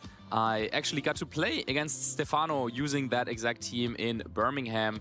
And then a friend of his who was bringing the same team to EOIC. So yeah, it's a very powerful team with a Heatran, very strong defensive core, difficult to break through. So that's going to be a challenge for Pedro. Then we say Miguel Paquete, who we saw yesterday with that fantastic Calm Mind Raging Bolt setup against Samu back then. Now, yeah, battling it out against Adrian for a spot in the top cut. We still have Sam Dondozo in the mix as well with Marcus Coe and Maurizio D'Andrea. And they will be going up, yeah, against Davide Fazio, you said it, top 8 at EOIC with that exact same team. And Steven, player from Germany, who just recently made his comeback into the scene and has been doing really well. Yeah, with a little bit of a unique approach, I would say. A lot of familiar Pokemon there on that team from Steven, but yeah, in a way and in a composition that I haven't seen that often before. Astonishing how many Dondozo Tatsugiri we've had on the stream so far this weekend, but trainers want to give it one big hurrah in Regulation Set F. Yeah, let's remind ourselves, how can everyone cast their vote? Head on over to the Twitch channel, head on over to that Pokemon Twitch channel and cast your votes in the chat for which of these incredible matches you want to see. And again, this is our final Swiss round. Before we reach the top cut, so everything's on the line, the loser will most likely not be progressing to that top cut. We'll have to see how things shape up. So, do you want to go for our Birmingham regional finalist a couple of months ago in Marcus Coe with this team that they've really trusted in the entire format and one that only they are the masters of piloting? Or perhaps this Heatran team that you mentioned, Marcus, maybe it would bring back some unwanted memories if you see that on stream again, or maybe how did that match go for you against Stefano? I lost. I ended up losing. You did lose, okay. Yeah, because he was playing so smart with his adjustments, and yeah, so I think it was only in game 3 he brought the Heatran when I didn't expect it. It was tough, but I got my revenge kind of against his friend at EOIC. So. Okay, there we go. So you can cast right for that one. We've also got this Glamora team that Maurizio is running it down there as well, or more of a balanced composition with Miguel versus Adrian. Yeah, but I think at this stage of the tournament, we can already see, well, there aren't that many teams that are super out there. I think, well, at this point in the metagame, it's really very established. There are some unique compositions, but yeah, the players have really identified, okay, these are the Pokemon that the format is centered around. And I think we can see, well, almost everything. I don't know, is there something missing where you would say, okay, this is a Pokemon that you really think is kind of reminiscent of this format, but we didn't have it in this community choice? I mean, I said to you yesterday, Marcus, that I wanted to see more Articuno and Alolan Ninetales, and obviously we don't see that. That's That doesn't mean that it's not potentially progressing through to the top cut, but it's just not one that we will be featuring for you now. But I guess, you know, that team, yeah, piloted by Nick already, it had that strong showing, but then we haven't seen it as much recently. What other Pokemon would I expect to see there? I think it's less that, it's more the movesets, maybe. Yeah. Yeah, I think Indeedee and Ursaluna maybe were missing. Oh, true, yeah. Iron Crown as well, actually, now I think about it, yeah. Just a couple. But I think, yeah, the votes are in. Let's have a look at what you decided and which match we will feature here in the next round in Seville. And it's going to be Stefano De Maria against Pedro Martinez. And yeah, it's going to be that Heatran team. It's really, really difficult to go up against. So I feel with Pedro already. But looking at his team, it seems like, well, with the Landorus, with Urshifu potentially, he has a couple of ways of dealing with Heatran. Yeah, this will be brilliant, Marcus, because you'll be able to give us some insight having played Stefano, and that team a couple of times so far over the past few months that otherwise we might not be able to get. So fantastic choice, trainers. Thank you so much for that. We will get Stefano and Pedro set up for you very shortly. And Marcus, I know that a lot of people will be watching this stream thinking, well, what on earth does Heatran do in Regulation Set F? Can you give us a brief rundown? Yeah, so Heatran, of course, being one of the big Pokemon for a while now, I think, of course, going back to the legendary win, Shoma Honami in 2015 in that Chalk team. Right. Of course, Chalk, the H is for Heatran. And yeah, it's been a little bit, I would say, out of fashion in recent formats, just because there's a lot of other threats now. The typing combination of Steel and Fire maybe isn't that good anymore in the metagame, where there's some more ground types. You don't really get the time to do the Levitate skill swap strategy that was popular back in the day. But yeah, now I think with Terrestrialization, it's given Heatran a Pokemon with a lot of great resistances, but also some unfortunate weaknesses just in the typing. It gives Heatran the chance to change its type momentarily, and then can turn into either the Bug type or sometimes even the Fairy type to maybe take those ground type moves a lot better. And yeah, it's just very difficult with the leftovers to do a lot of damage to it. It's going to use Magma Storm against you, and if that move hits, it's going to do a lot of damage. It's going to trap you in, so you cannot switch out anymore. And it's also going to do residual damage, so a very, very powerful move. Kind of one of those high-risk, high-reward moves, because, yeah, if it doesn't hit, then, well, you do neither of those three things. But Heatran, yeah, the best user of that move for sure. And, yeah, just is a Pokemon. You put it there. Your Incineroar is not going to do anything. Your Rillaboom is going to be threatened by the Magma Storm. And, yeah, there's only a couple of Pokemon that can really do well against it. So Heatran, definitely a little bit of a niche choice, but on a team that has a strong defensive core with Incineroar and Amoonguss and Ogerpon Wellspring, yeah, that's where Heatran can shine. Yeah, I really love Terra Bug on the Heatran. First of all, because we rarely see bug Pokemon in VGC, least of all Terra Bug. We sometimes see it on Incineroar. But of course, you could go for Terra Grass on Heatran, which some people have done, and then you're taking no damage from fire thanks to that Flash Fire ability. But with Bug, you also resist those fighting moves that otherwise would have been super effective into the Fire Steel type. And then, of course, you resist the ground, just like with Grass, because rather than having a double weakness thanks to being Fire and Steel. So yeah, really fascinating Pokemon. Is Heatran the only Pokemon that gets access to Magma Storm? Isn't that his... that is a good question. I was thinking... I think it might be. Maybe... Does Volcanion also get it? No, I'm not very familiar. So he wouldn't really have that in VGC, Volcanion, and Mythical Pokemon. But it's a good point. It's a good point. I feel like it might be a signature move. But yeah, maybe it is. Fascinating Pokemon. The trainers are getting ready to go for our final Swiss round here at the Seville Special Championships. Before Top Cut will be commencing straight after that. And yeah, I mean, it's really... We're zipping through these rounds now, Marcus, and we are getting ever closer to crowning our champion. It's going to be really difficult to choose who will be winning. And I mean... What sort of teams do you think have the potential at this stage of the competition? What sort of players do you have your eyes on? Yeah, I think at this point it's clear that some really well-rounded teams are kind of at the top of the rankings right now. I mean, we know that Anthony is still doing really, really well with that offensive. Raging Bolt, Life Orb, of course. Yeah, that's got to be in my heart after using it for quite a bit in this regulation. So yeah, I think yeah, that's definitely one of my favorites. But then there's also just still a lot of very strong players. Liam with the Roaring Moon seemed to really know what he's doing. Also, he was telling me in the couch that he's in contact with Connor and Carrie, who originally were kind of popularizing this team. So having them in your court and just the group of them discussing different approaches for matchups, that's going to be very, very difficult to go up against for sure. So yeah, he's definitely also someone to look out for. Yeah, goodness me, you can only progress so far in this game if you don't have the help of others helping you out. So let's take a look at how our trainers are doing so far in the Seville Special Championships. Let's see what those standings are looking like. There you go, there's Anthony still undefeated. Wow. There in the #1 spot. It'd be a real upset if Spain didn't win on home turf here, given that 7 of the top 8 of the Seville Special Championships last year were indeed Spanish. And yeah, a really classic team. Well, it would be, but look at the top 5, even beyond Anthony. Yeah.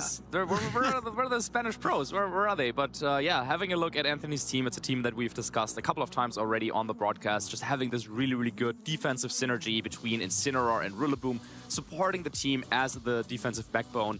And then you have this Pain split Fluttermane with Icy Wind supporting and getting you the speed advantage so that your Urshifu, Raging Bolt, and Ogerpon can do all the damage. Really, really powerful combination. And yeah, Anthony has been doing so well with this, undefeated so far, already locked their ticket into the top cut.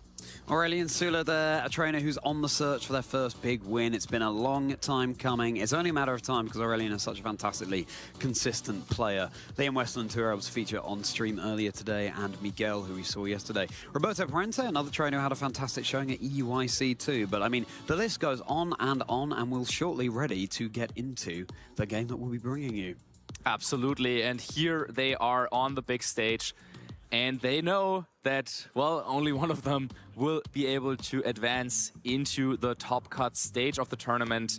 I think Pedro also a face that we saw in Seville last year. So we'll get to talk a little bit more about that once we have their accomplishments up there. But yeah, getting the signal from the judges. Now there's 2 of them. Well, we are in the serious stage of the tournament. So got to make sure that everything is in line. But Pedro there, he's been in this very same seat before. Now putting the headphones on and the communication with your opponent is on, but both of them, I think they're still in their zone, getting ready a little bit. They have an idea of what their opponent is bringing. In this stage of the tournament, the team lists are already public for them, so they will not have to wait to see their literal team list from their opponent, but they will already be going through some lines there. Pedro maybe has a couple of friends there in the crowd, and there it is. Seville top 16 is Pedro's best result, and he's one of those players who's really focusing on their home tournaments, whereas Stefano, yeah, traveling a little bit more and having a couple of great results there. Recently, Birmingham, where I faced him, he beat me, well, top 64 in Birmingham, and then also a couple of other top 32, top 16, and EUIC top 124, top 128. Stefano traveling all over to accumulate those achievements, and that's another thing that this game gives us the opportunity to do. See the world with a Screamtail and a Celebi plush on the stage, but of course, neither on Stefano's team here. We've got Incineroar, Ogerpon, Wellspring, Amoonguss. There is that Heatran. There's Fluttermane, and there is Landorus. I love to see the Psychic on the Landorus. That's not a move that we often see. But of course, it changes up what you're able to do super effective damage into, notably something like Amoonguss there. Also benefiting, of course, from all the Psychic terrain that's running around in the format. So really interesting tech to be able to take advantage of that. And now we've got Choice Bets Fluttermane there as well with the Power Gem, which is a real nice move that you can fit on in order to do better damage into something like Incineroar. Yeah, it's the defensive backbone of this team, the Amoonguss, Incineroar, Ogerpon, and the Heatran, and then you have the 2 special powerhouses, Fluttermane and Landorus, that are supposed to dish out all the damage. And then on the other side, yeah, Pedro's team, he will be relying a lot more on physical damage. The only real special attacker there is also Landorus, also on this team, this time though with the Sandseer Storm. We also have Incineroar and Amoonguss, however, a couple of small differences. Incineroar here with an Assault Vest And then there's Urshifu and Qian Pao, very powerful duo. No ice event this time around. So yeah, the speed control on Pedro's team will come entirely from using priority moves like Sucker Punch, Aqua Jet, and Extreme Speed on that Choice Band Dragonite there. Terra Normal to boost it up even further. Now that could be one way to deal with the team of Stefano. But yeah, I think one important question that I asked myself when I was looking at Stefano's team when I played against it is it worth to bring Urshifu into this? Because Stefano has Ogerpon, Wellspring, and Amoonguss. A lot of trainers only opting to go for one of these grass types. But when both of them are active on the field, there's nothing that Urshifu can really do. So is it even worth to bring Urshifu to the battle? I think that's a key question for Pedro. And yeah, I wonder if he can find the opening to do something with Urshifu in this matchup at all. I think it's just fantastic team building for that reason from Stefano, because of course Heatran is so threatened by Urshifu with the water type moves, but also those fighting type moves. And so in team preview, you see Ogerpon and Amoonguss there and you're disincentivized. So how else can Pedro get around something like the Heatran? Well, of course you have access to the Landorus, but then the Heatran can go for its Terra Bug that we were talking about. And again, with the Flash Fire ability, you're not taking any damage from fire type moves, leaving your weaknesses as rock and flying. And we don't tend to see too many of those offensive moves, certainly in this format of VGC. Yeah, and now players have exchanged team sheets for good. We are in team preview, so this is the stage of the game where both players will have to make a decision. Which of their 4 Pokemon do they want to bring into the battle? And yeah, I was saying earlier, I think it's a big question. Will Urshifu make an appearance? And will Stefano reply with Amoonguss and Ogerpon? Because of course, if you bring 2 grass types, that also opens yourself up a little bit for some other issues. Notably, that Dragonite is going to be very difficult to deal with if you rely too much on your defensive core. So yeah, then maybe against the Dragonite, maybe you want to bring the Flutter Mane. But then, yeah, do you even have room to bring both Amoonguss and Ogerpon? I think with this team that Stefano is bringing, it's very important to also then adapt to what your opponent has been doing. It's not one of those teams where it's like, oh yeah, it's this matchup. Oh yeah, I always bring those 4. I think it's more of a team where it's highly dependent on what you expect your opponent to do. Yeah, well, I'm really looking forward to seeing how Heatran is able to fare in this Swiss round 12. Not a Pokemon we see very commonly, but it is one that has been popping up here and there. I believe our fellow caster Jamie Boyd really backs it, and let's see if we'll be backing it after this game. Here we go, trainers.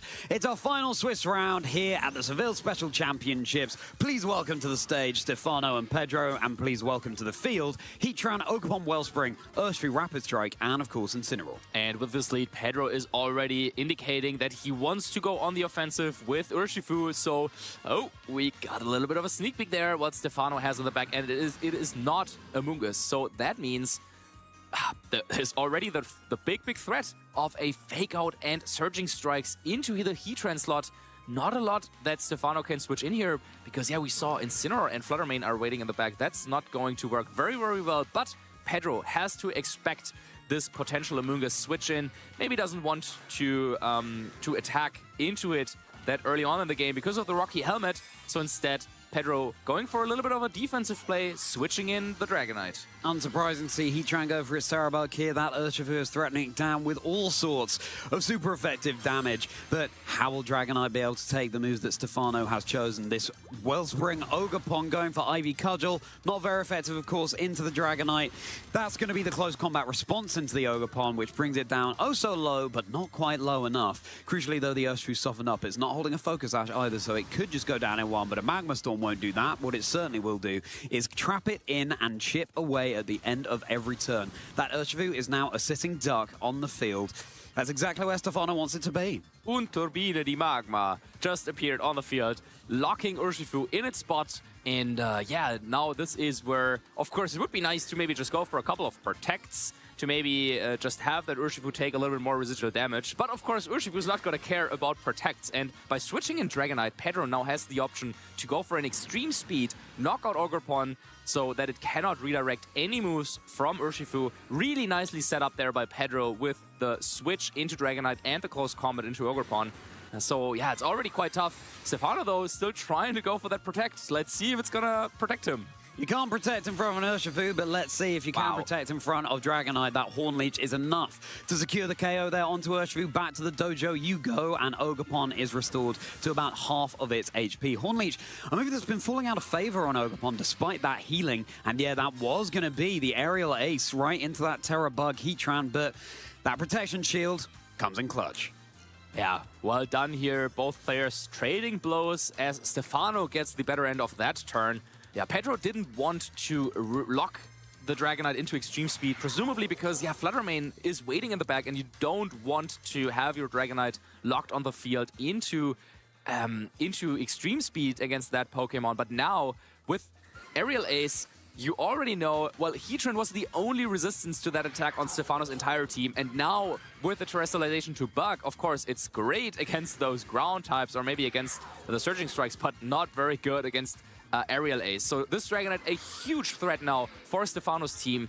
And, well, he was able to play around Urshifu, but now it's going to be even more difficult to stop this Dragonite from threading through Stefano's team with this Air Slash. We were saying how Air Slash, Aerial Ace, all those... Aerial Ace, yeah, Aerial Ace, that's the one. They are not very common in the format, and for that reason, Stefano must have felt all the safer bringing Heatran to Regulation ZF tournaments, but this could well be the thorn in Stefano's side, and Aerial Ace Dragonite, as Ogerpon is going to go all Hedgehog-like, throw up that spiky shield. Was going to be the Icicle Crash, it seems to be, directed into that Ogerpon slot. So a wise protect here from Stefano is going to be the Aerial Ace instead into the Incineroar, which takes it well, but you can see the dividends the Choice Band pays, bring it down to half HP, meaning that Incineroar is going to be able to have a little bit of a cat nap and a cat snack, healing up a little bit there. Yeah, and we have inner focus on Dragonite. Yesterday we saw some multi-scale Dragonites on stream as well, but no, this one is not affected by Intimidate or by Fake Out. So yeah, perfect Pokemon to go up against this Incineroar. But based on the damage that the first Aerial Ace did, I don't know if the second one is going to get the knockout on Incineroar. And yeah, even with a Sword of Ruin boost, there's Stefano checking again. Okay, Chien Pao was intimidated, Dragonite was not, but okay, it's good to have Incineroar on the field. You're threatening Fake Out into Chien Pao, but you can just protect Chien Pao and maybe go for some more Aerial Aces. However, I feel like Stefano was, Pedro was expecting some sort of knockoff into the Dragonite slot, was unsure whether Aerial Ace was getting the KO on Incineroar and was saying, okay, well, you know what, Dragonite is in a great spot, but I don't want to take too much damage yet. Instead, I want to get my own Incineroar out on the field. Follow me, Sonoki, from this Ogerpon Wellspring, but of course with Incineroar switching in and the Chien Pao protecting, not much going to be happening there as the parting shot now comes out into Incineroar and off it goes from the field, reducing, in return, the physical offense that Incineroar on Pedro's side can dish out. And now Stefano can switch into Pokemon fresh and ready to go for the next turn, hovering over that Fluttermane, or is it time for the Heatran to come back in? Yes. No, it will be the Heatran ready to trap something else in. Yeah, you don't want to reel your final Pokemon just yet, but with Heatran on the field, there's another opportunity to go for one of those Magma Storms into Chien Pao, probably. Chien Pao just protected. It's been... it has its attack reduced, so you can go for Magma Storm, I think, into Chien Pao, and then, well, Ogerpon might be target of a Fake Out, but yeah, even if it is, say, a Fake Out into Heatran, there's not that much that Chien Pao can do here, so I like the choice of just going on the offensive here with Heatran, and Pedro has to call this correctly, or has to hope for one of those dodges. Exactly that. I mean, Magma Storm would have been so nice into the Chien Pao to break the Focus Sash, as well, of course, as doing super effective damage. But instead, Dragonite is going to be switching in. Ogerpon is going to follow in kind. Stefano retreating that to the back for their own. Incineroar to come out, of course, dropping the attack of the Incineroar again, but the Inner Focus Dragonite, once again, will be immune. Right, so the switches have happened, and now another Magma Storm, so Dragonite is trapped in. No, it doesn't look like massive damage, but it will be chipping away, and Dragonite can no longer switch out. Here comes a U-turn, so resisted by this Heatran, or no, neutral damage into the Heatran. Bug versus Bug, neutral, as Incineroar scuttles to the back for Pedro now, and Pedro can switch in the Chien Pao to reduce the defenses of everything around it. Of course, Dragonite and Chien Pao, a tale as old as time, best buddies who love to be seen on the field together in any of the meta games they're allowed in. Yeah, great positioning there by Pedro, who now was able to bring both Dragonite and Chien Pao onto the field as Incineroar is already there. So no way for Stefano to switch in Incineroar for some Intimidate, and it's gonna be very, very costly for Stefano to swap out Incineroar, have something take damage, and then bring Incineroar back in, take even more damage. So instead, yeah, I feel like Dragonite and Qianpao are going to go on the offensive, and I think this is the positioning that Pedro cannot improve on the positioning with the Pokemon here that he has left. This is what he needs to capitalize on, and I think, yeah, this is the time to go in and to take some KOs. Well, the terrestrialization is certainly going to be helping towards that as Qianpao goes for its Terra Ghost. It can no longer be faked out. This is what you have to do in this game. Get your Pokemon in the right position to be able to deal the damage you want them to. Heatran, not taking any of that damage this turn, protecting itself in the face of a super effective Aerial Ace potentially, but the Sacred Sword now into Incineroar, super effective. That means that no longer can Stefano drop the physical offense of Pedro's all-physical team. That was the Aerial Ace now targeted down into the Heatran. You've got a Ogerpon in the back that's also going to be taking super effective damage from that. But the Dragonite can always switch out and back in order to mix up the move it goes for. Holding the Choice Band, you can't do that while it's on the field. But will it even be on the field for that much longer as the Magma Storm continues to chip away? And now it's the time for Stefano to bring in his final attacker, Fluttermane, joining the field. And we got confirmation Dragonite is locked into Aerial Ace. Now, the speed interaction between Fluttermane and Qianpao, that's going to be important. And also, well, how is this Fluttermane trained? Can you even take one of those attacks from Qianpao? If it is an Icicle Crash, would that just get the knockout right away? Because, yeah, Heatran certainly would take a lot of damage from Dragonite's Aerial Ace. And, yeah, I think, that might be the crucial turn of the game. Let's see, though. Sucker Punch is just going to be enough with a Bruto Golpo, the critical hit, one-hit knockout onto Stefano's Fluttermane. You can see his head in his hand. He knows that that is crucial, because now a big Choice Band, super effective Aerial Ace, even without a critical hit, is enough to send this Heatran back into hibernation, and the only Pokemon remaining for Stefano will now be the Ogerpon Wellspring, and that's what Pokemon's all about. Just as quickly as that, on the turn of a dime, we are down to just one Pokemon left for Stefano in the face of Pedro's 3, and the forfeit locked in equally fast. Yeah, and this is GG. Well done there by Pedro, establishing this dominant offensive positioning. Dragonite and Qianpao, Terra still available, Incineroar on the field, Inner Focus, Terra Ghost, no Fake Out available, and with that, you can do so much damage. Pedro then taking down Incineroar, and then, well, with the critical hit, well, we don't know exactly whether that was needed or not, but based on Stefano's reaction, I think we can assume that he was quite confident Fluttermane would be able to withstand Sucker Punch and then maybe fire back with a Dazzling Gleam, and that would have shifted the match around totally. You got to have some luck, and of course you've got to have a whole lot of skill in order to become a champion at an event like this. So Pedro goes up one game. Of course, it's best of 3 around these past trainers. Stefano seemed to have the right idea there, Marcus, and I feel like without that Sucker Punch critical hit, you know, seems to have the advantage resources-wise. But I mean, what are you thinking? Yeah, I think it is a very, very typical game for the type of team that Stefano is using. We saw a lot of switching, repositioning, trying to get into the right spot. And yeah, I think every game that Stefano is playing with his team, like you hardly will have any game where it's like, okay, I just click like, I don't know, Tailwind, Make It Rain, and just win from the spot. This is not happening with a team like this. You have to work for your wins hard. And Stefano was working for the positioning very, very hard. Equally hard was Pedro as well. And yeah, I think, well, Stefano might want to adjust some things. We saw that Pedro was leaning into Urshifu, Urshifu doing so much damage with Close Combat there into the Ogerpon. Maybe Amoonguss could be an adaptation, but yeah, Dragonite is really annoying for Stefano to deal with. So it's hard to make a call here what Stefano should be doing. I think for Pedro it makes a lot of sense to just bring the same thing again. It was working really well, and I really like the synergy between what he was doing there. From should to will, we are getting into game 2. Urshifu and Incineroar on the field for Pedro, and here comes Heatran and Ogerpon for Stefano. This Dragonite is such a thorn in Stefano's side when it comes to the Heatran. Before terrestrializing, Stomping Tantrum is doing super effective damage, and after the Aerial Ace is 2. And of course, the Ogerpon is threatened down so much by the Dragonite as well. So can Stefano overcome this Dragonite in our final Swiss round of the Seville Special Championships? That's the storyline we're keeping our eyes on, and we can see it's Fluttermane and Incineroar lurking in the back for Stefano. Yeah, same positioning as before, but this time Stefano makes a different play, brings in Fluttermane in the hopes of taking Close Combat. this is very risky. If this is a fake-out Surging Strikes, this could be huge for Pedro.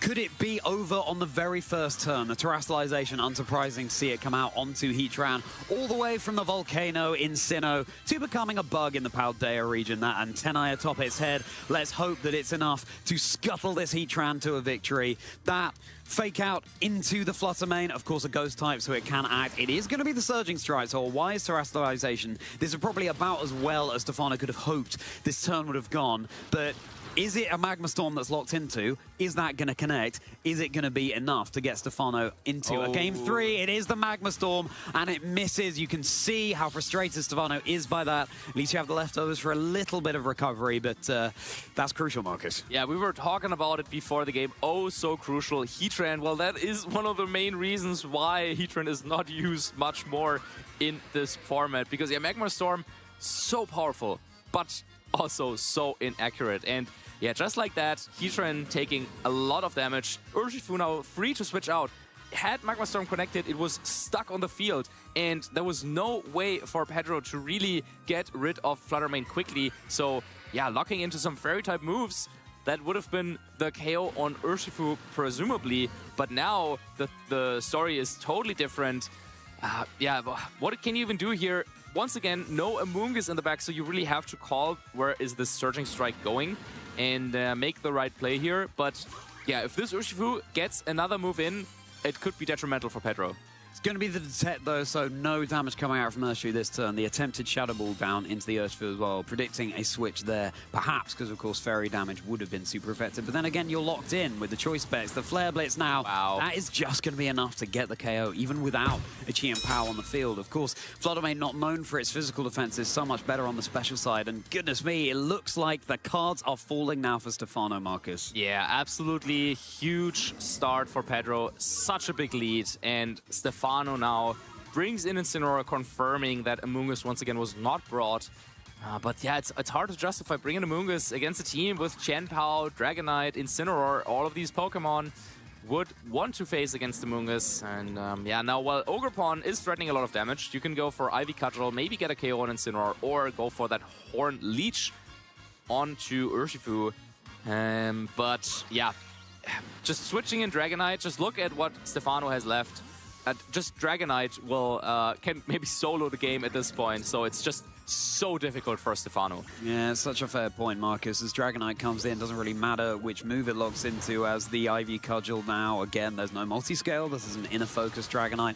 And the Surging Strikes. 3 critical hits will be coming out into this Incineroar, and it will be too much for this cat to bear. So all of a sudden, Stefano would be brought down to the final 2 Pokemon, but with this Citrus Berry, we'll have a little bit more wiggle room. It should now actually just about hang on here. Oh, no, okay. Will actually still be the KO. So Incineroar, even though it had those 9 lives, it's now down and out. And now Stefano just down to this Heatran and this Ogerpon, and there's a big old Aerial Ace staring it down. Yeah, Stefano, the way that Stefano's team is constructed, it's also one of those where, yeah, if one of the dominoes falls, then yeah, it's curtains very quickly, because this team relies on having switching options, on playing around, and Pedro didn't give Stefano any room at all, finishing this in clinical fashion, taking that set 2-0.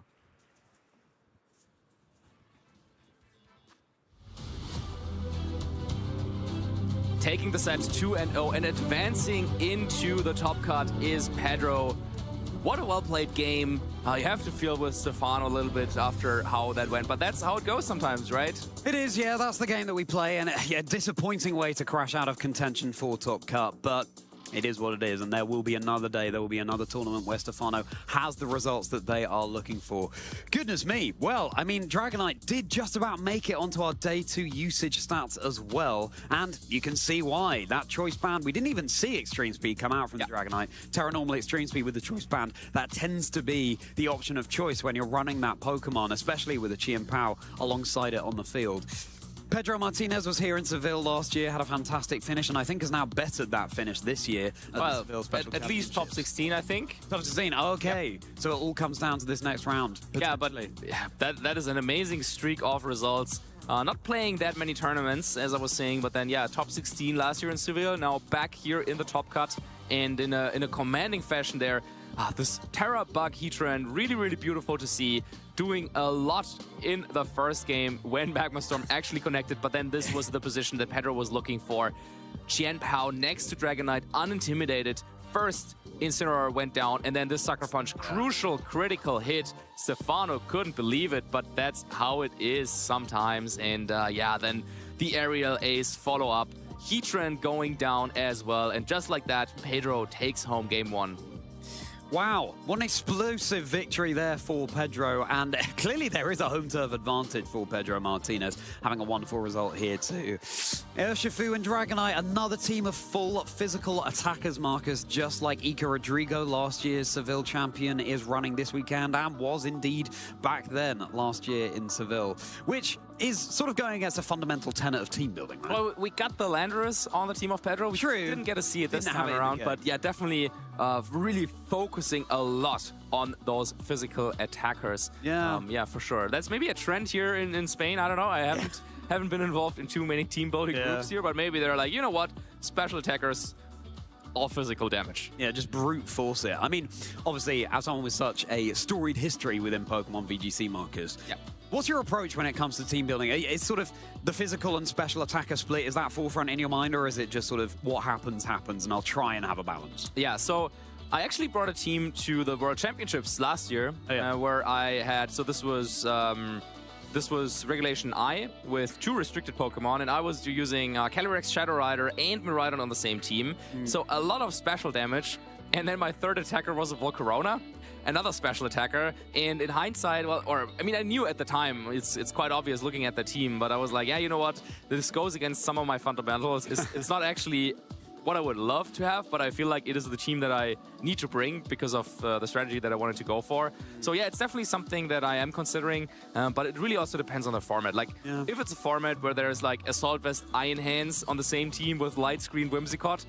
then going with all special attackers is maybe not the right way to go. But yeah, sometimes it can be fine. Really just depends on what the metagame is like. Exactly that. And, you know, Volcarona is so good in Regulation I against all the Zamazenta that were running around, for example. But again, it's going to be a case by case. And now we've got a case for you of attending your nearest local, everybody. Let's get that practice in, and hopefully we'll see you at a bigger event like this in the near future. Take a look at this.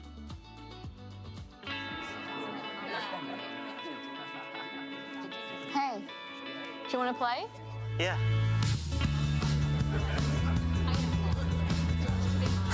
Nice. One shot? Wait, yeah.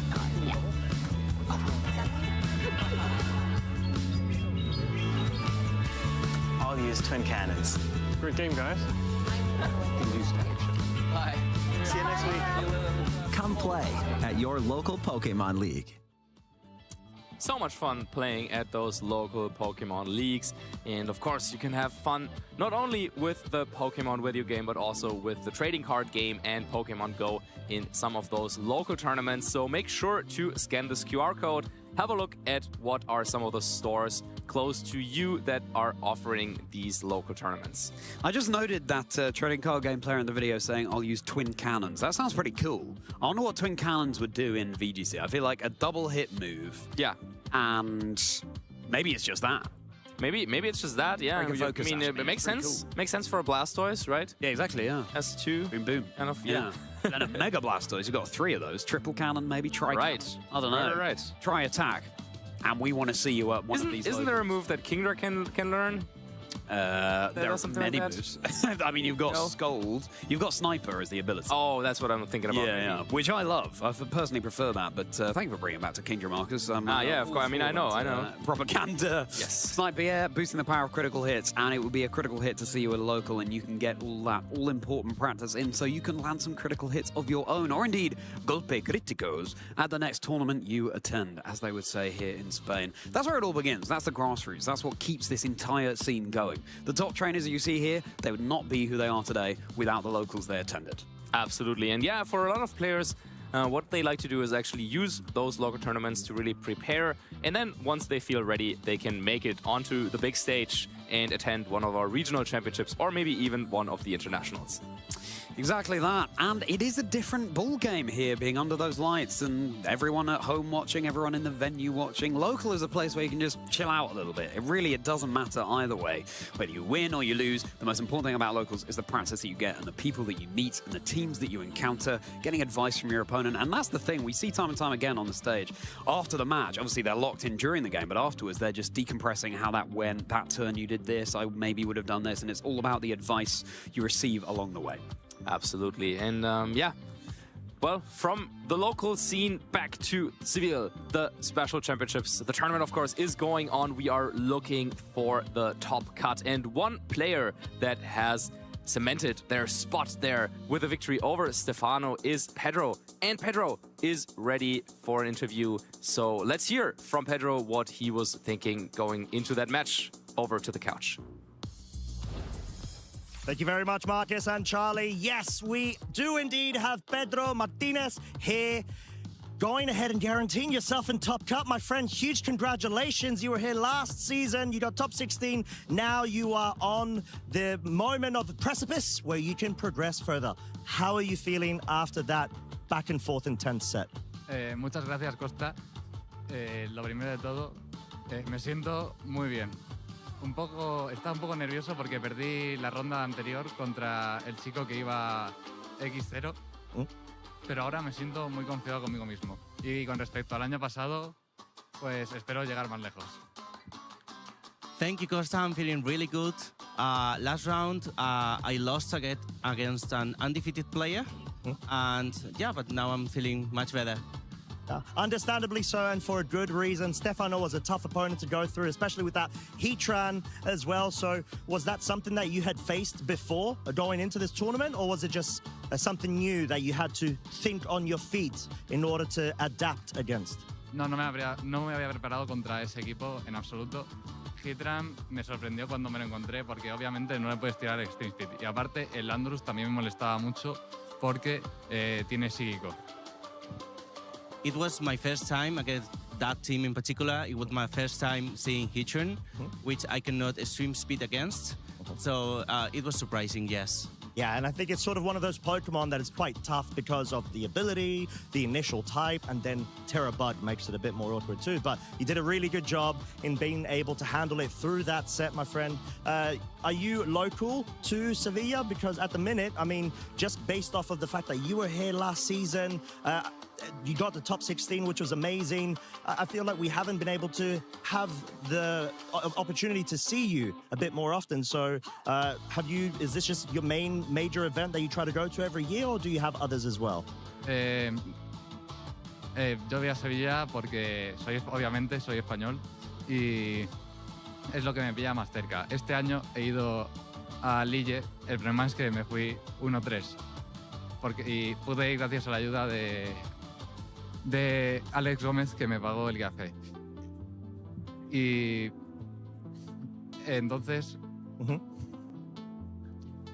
estaba un poco nervioso de cara a este evento, porque no sabía cómo lo iba a hacer, sobre todo teniendo el año pasado habiendo hecho top 16 y luego 1-3 drop.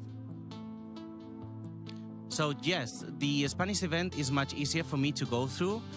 This season, he only went to Lille. Alex fortunately paid for his travel for Lille, but in Lille he went 1-3, which was difficult for this event to think about that. And then obviously thinking about the top 16 last year, it was a very huge expectations for this event, but yeah. You've been able to live up to it, my friend, and you've done an incredible job. I'm sure that all of your friends as well have been very proud of you. It's been great to be able to see you on stage. Now you are through to Top Cut. So with that being said, we're going to give you an opportunity to get some rest before we go ahead and proceed with it, of course. So are there any shout-outs that you would like to give to anybody either in the venue, at home, watching, or wherever they are? Lo primero, me gustaría agradecer a mis padres, quienes han sido los que me han dado la oportunidad de estar aquí. Luego, gracias a Kian Campbell, a Carlos Cabal y a Pablo Ortega por la preparación y el equipo, que sin duda, sin ellos no hubiera estado aquí.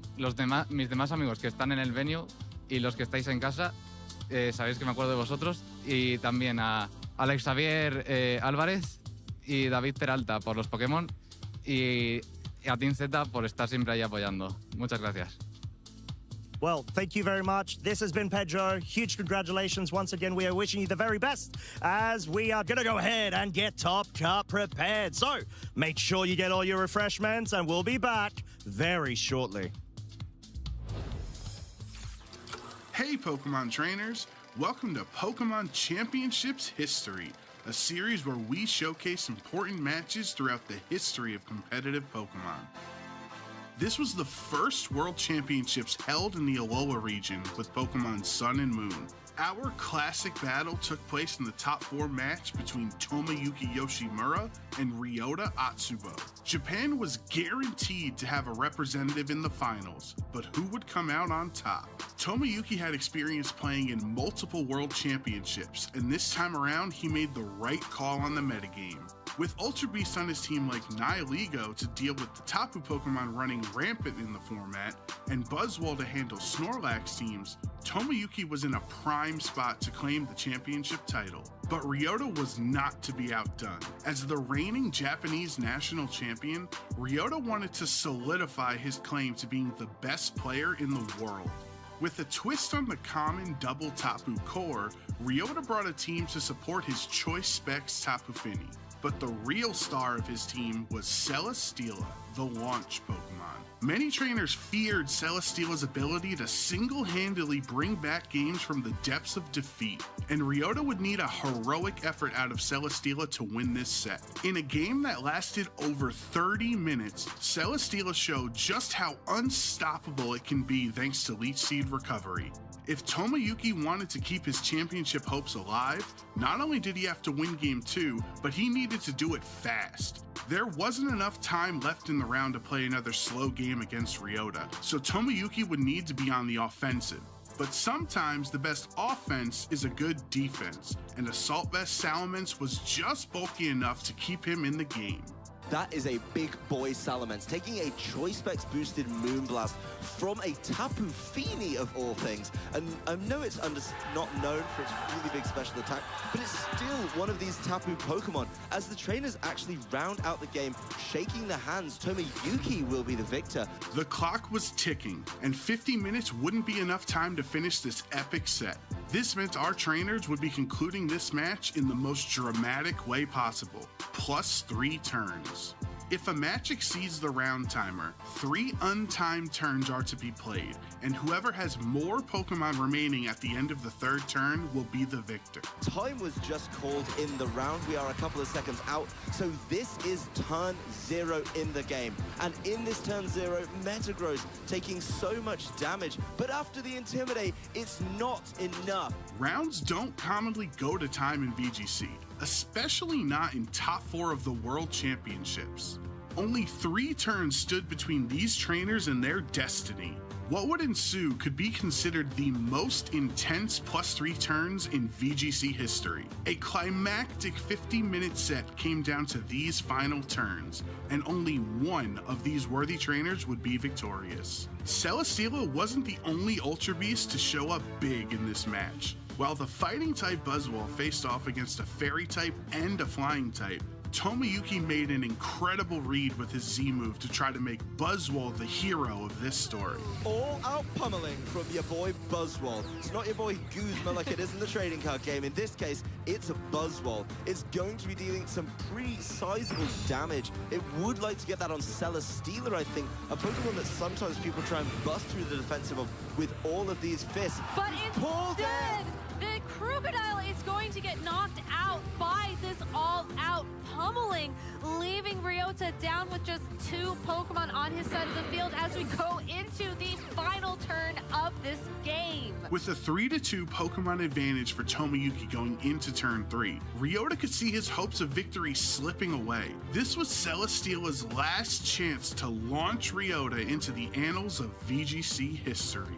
It's been so close coming down to the wire, but Buzzwole doing what it does best with the Z-move. No, it protects from Tomoyuki. Instead, Sludge Bomb into that Tapu Fini. Not going going to knock it out. Instead, Moonblast into the Buzzwole for the knockout. Ryota's clawing his way back. He still has a chance. The heavy slam from the Celesteela into the Nihilego. Will it knock out without the Intimidate? A critical hit! Critical hit! It does it in the last second! Ryota gets into the finals thanks to a critical hit from his Celesteela in the final turn of this game. Tapu Fini hung on with 1 HP, and then crit from his trusty Celesteela. Ryota won an unbelievable set against Tomoyuki and would go on to leave Anaheim as the VGC 2017 Masters Division World Champion. Thank you for watching, and let us know some of your favorite moments in VGC history by using the hashtag #PlayPokemon.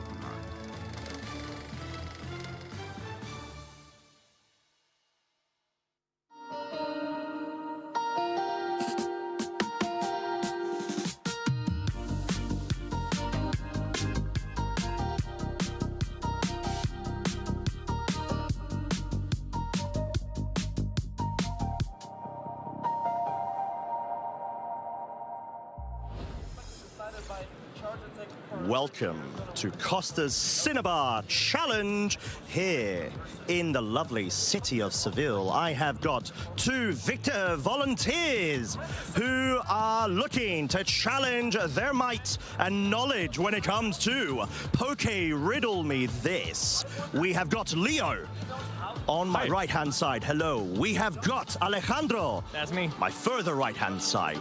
So, I think it's time for us to begin. We're going to start with an easy one. Prepare yourselves. Okay. 4 lines will be uttered from myself in order for us to be able to hint away to what the Pokemon is that they need to guess that it describes. So, with that being said, you aim away, I take the blow. You aim at me, I heal and grow. A masked defender in the fray, I shift the course of every play. Who am I? Okay, so mainly like with Max Defender and Heal Away, I'm thinking something like Ogre Pawn, especially with the mask, and Heal Away because of the Water Absorb ability that heals you when you take Water type damage. Okay, Leo. I was also gonna say something like Ogre Pawn because of the I take the blow redirection thing. Okay, okay. I'm a Go player, so I don't know about abilities. We don't have that. I play a VGC, and since Ogre Pawn has Follow Me, and especially Wellspring Mask, because it has, yeah, like I said, the Water Absorb ability, and I think no other Follow Me or Rage Powder user, at least as far as I know, has like directly healing while taking the damage. Okay. I like the thought process. 20 seconds, Leo. Are we competing against each other or with each other? I think we're with each other. Take it as you may. We lock in Ogre Pawn Wellspring? I think it is Ogre Pawn Wellspring. It's not something like Among Us with Pollen Puff, but I'm pretty sure it is Ogre Pawn Wellspring specifically. I would like to see Ogre Pawn Among Us with a mask. 10 seconds. But I think we lock in Ogre Pawn Wellspring. We'll lock in Ogre Pawn Wellspring. Final answer? Yes. Final answer. I can confirm that the correct answer is Ogre Pawn Wellspring. Good job, guys. Good job. Okay. Yes. Don't celebrate too much. You didn't come up with it. Sorry. And that's okay. But, okay, good job. One more riddle. This may be a bit more difficult, so prepare yourselves. Or should I say, steel yourselves. I pressure lines in broken chains. Not one clean hit, but spreading strain. What once seemed safe in layered play gives way as plans dissolve away. Who am I? This one is much harder. I can repeat. Please. Please do repeat. I pressure lines in broken chains. Not one clean hit, but spreading strain. What once seemed safe in a layered play gives way as plans dissolve away. Okay, because of the chains and layers, I'm thinking something of the Petron trio. Like Okidogi, Pheasantipity, especially because I can really come up with anything else that has chains. And with layers, I'm thinking something like toxic spikes, like a layer of toxic spikes. Leo. I think you're onto something. I am noticing a pattern here. Can you repeat once more? Yes. I pressure lines in broken chains, not one clean hit, but spreading strain. What once seemed safe in layered play gives way as plans dissolve away. So it's a Pokemon that, if I'm not mistaken, hits multiple foes at the same time. But of the Petron trio, I can really only come up with Pheasantipity because Okidogi normally hits individually with moves like Drain Punch or Gong Shot. I thought Pheasantipity too, by the way. Yeah, but Pheasantipity is not really popular in that way. But I think it might be the answer. Otherwise, it might be something like Glimmora because 15 seconds. So it's either Pheasantipity or Glimmora. I think Glimmora has nothing to do with chains, and he put special emphasis. Yeah, that's why. So Dippity. Yeah, we'll lock in Pheasantipity. Okay, Pheasantipity. Of course. Teamwork. Makes the dream work, yes. We might be completely wrong. I can confirm the correct answer is Monkey Dory. Oh, yeah. You were very close. I was close. Very well played. I was a little bit far off. I was sure it's gonna be a Pokemon from the Petron trio. Correct. Because of the chains and toxic, and the layers of toxic spikes. With that being said, Alejandro, I think we will give you individually a point there. Leo, contribution was a bit low. I'm gonna be real. I was here for the vibes, okay? I was the personality hire in our fantastic team. He was confirmation support, right? That I can confirm. That's worth something. So with that being said, thank you very much both. Super appreciate your efforts in trying to battle your wits and knowledge with the Poke Riddles. That has been us, and we will tune in for more action, so make sure to not go away. 名前は海老沢空で、来たところは福岡県から来ました。Can it get through this one turn against the Amoonguss? This is the question. Does Amoonguss have the oomph in order to get the knockout here? It's only really got that Pollen Puff or the Clear Smile, but it gets the knockout. Sora Ebisawa is your 2023 Pokemon World Champion. 家族に恩を返せて、観客の人も盛り上がっていたので、僕的にもとても嬉しかったです。主な選出を決めて、このポケモンはこのポケモンに有利だなっていうポケモンを、なるべく選んで使ってました。場所によるけど、行けたら頑張ってまたチャンピオンになりたいかなと思います。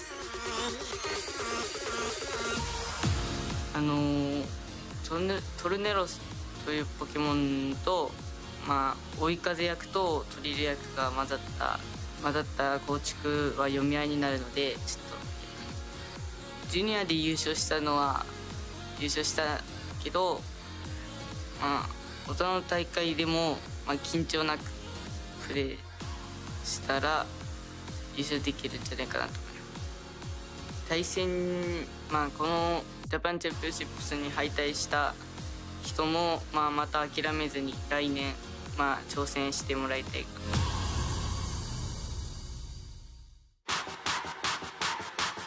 Fennel out of Japan, a team that I think the whole world has been rooting for, dominating this game.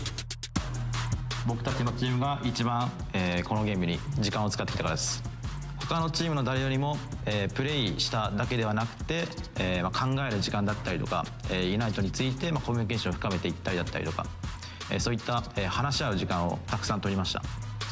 They just won't let up. 全然数えきれません。私たちの、作戦は数えきれません。That's a panda! It won't stop!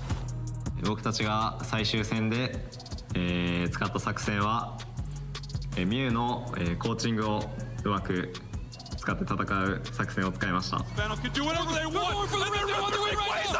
It's gonna be taken by Fennel. Mashio gets it done. 僕たちは、最初から優勝できると思ってました。 The last 5 seconds here before we can crown our champions. Fennel!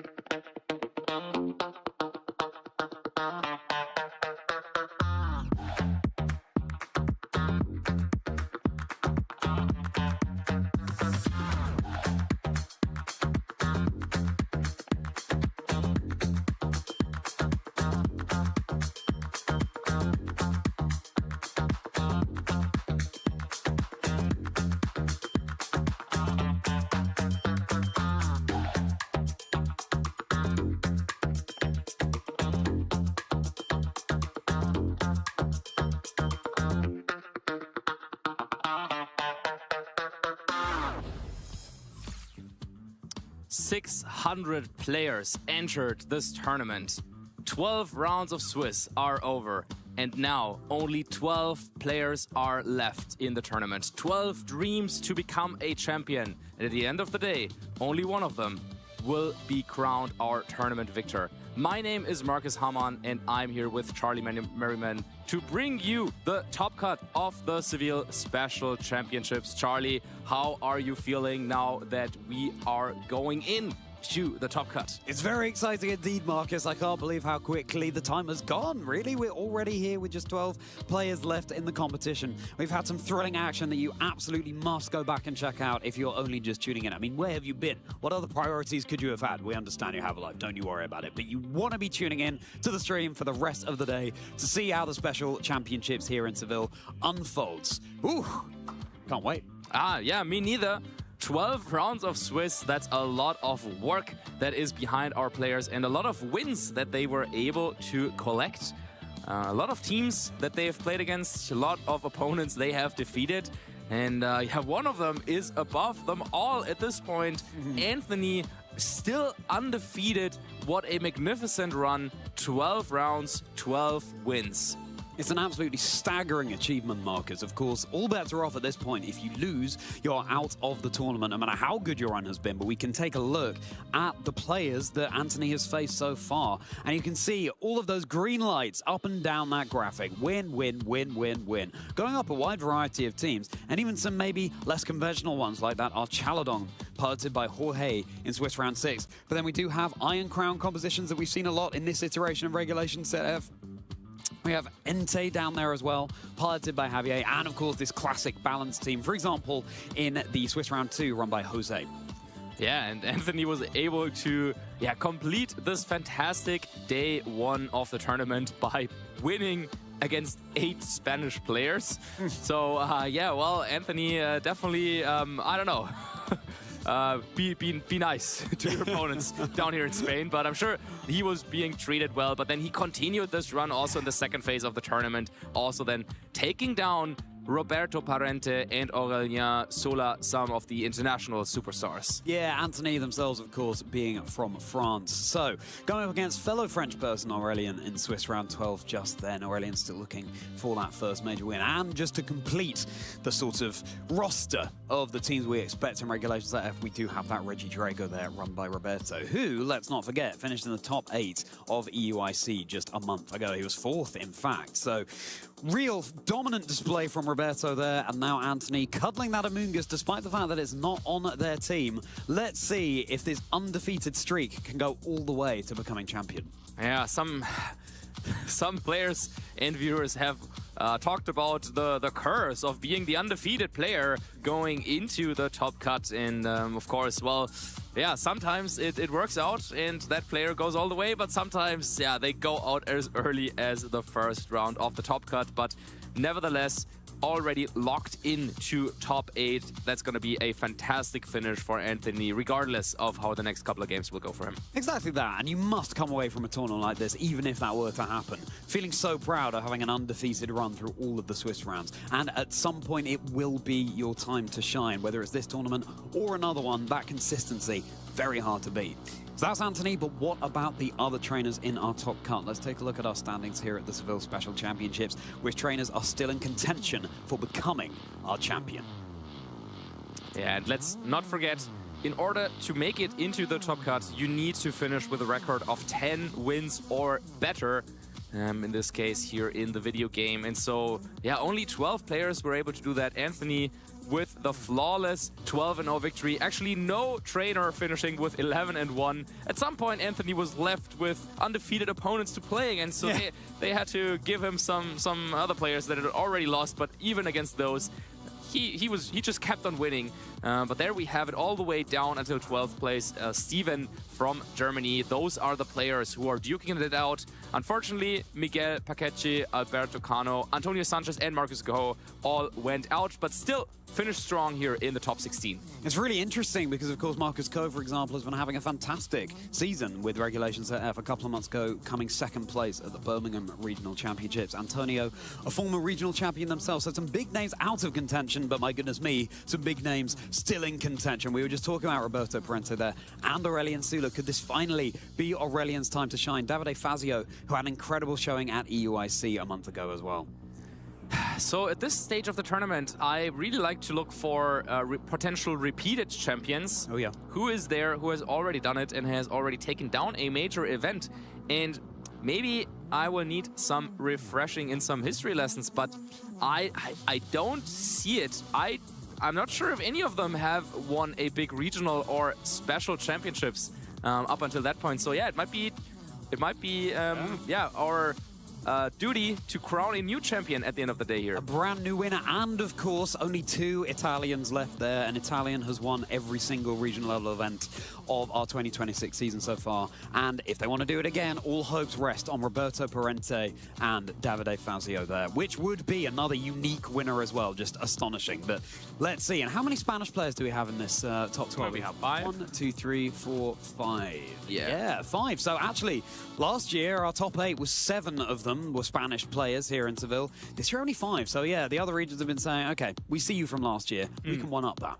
Yeah, I think one thing I've heard some of the international players that were coming in and talking about was the fact that, well, we saw the pictures and the videos from Seville last year and just saw how beautiful of an event it is and how great the city is, how great the weather is. And so they wanted to experience that from themselves. So maybe also a couple more international players coming in this time around. But yeah, here you have it. These are the top 16, and the 12 players, the top 12 here, will move on into the asymmetrical top cut. So asymmetrical top cut, what does that mean? What it means, Marcus, is that whereas in previous formats it would just be players who have reached a certain threshold of wins or losses, they would all be matched up into each other, and anything below 8, say, when it comes to the top 8, you just cut off and they go up against each other. With asymmetrical top cut, if you have the required number of match points, then everyone can face off against each other, and it makes it a little bit fairer. There's no brute cut-off point. It means that anyone who has accumulated the same number of match points as the person in that 8th position go up against each other, just so we have a top 8 that means that trainers have truly proven themselves to reach that position.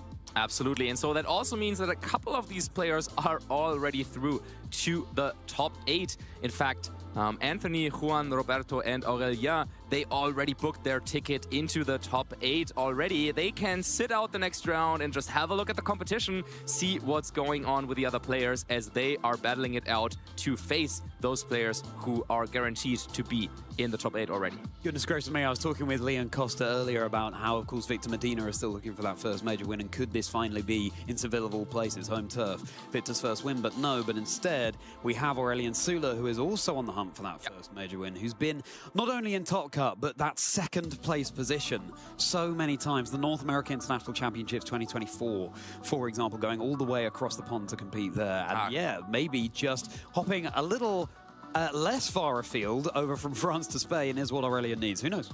Yeah, maybe that's the way to do it. Again, Aurélien, they locked up top 8 already, so it's just 3 more wins to get that shiny gold medal and that golden ticket.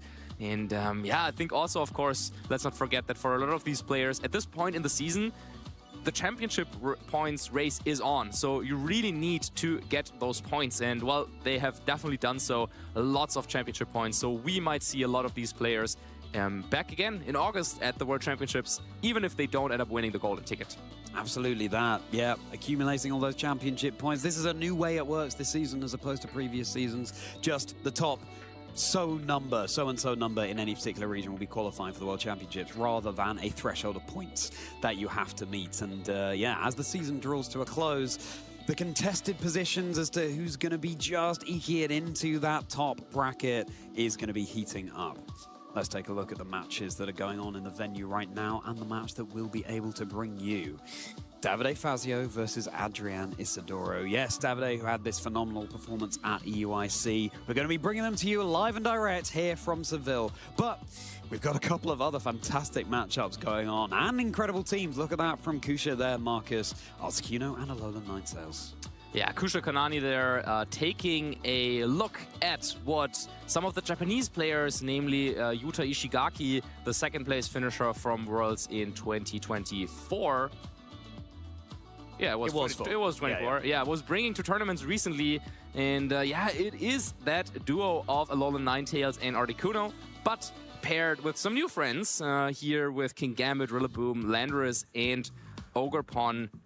Very strong, powerful team. I was talking to Kusha earlier. I was feeling very, very happy. Had to win all 3 games of the day and managed to do so, and now has earned himself a play-in match against Santiago Molina with the Dondozo team that we featured on stream yesterday.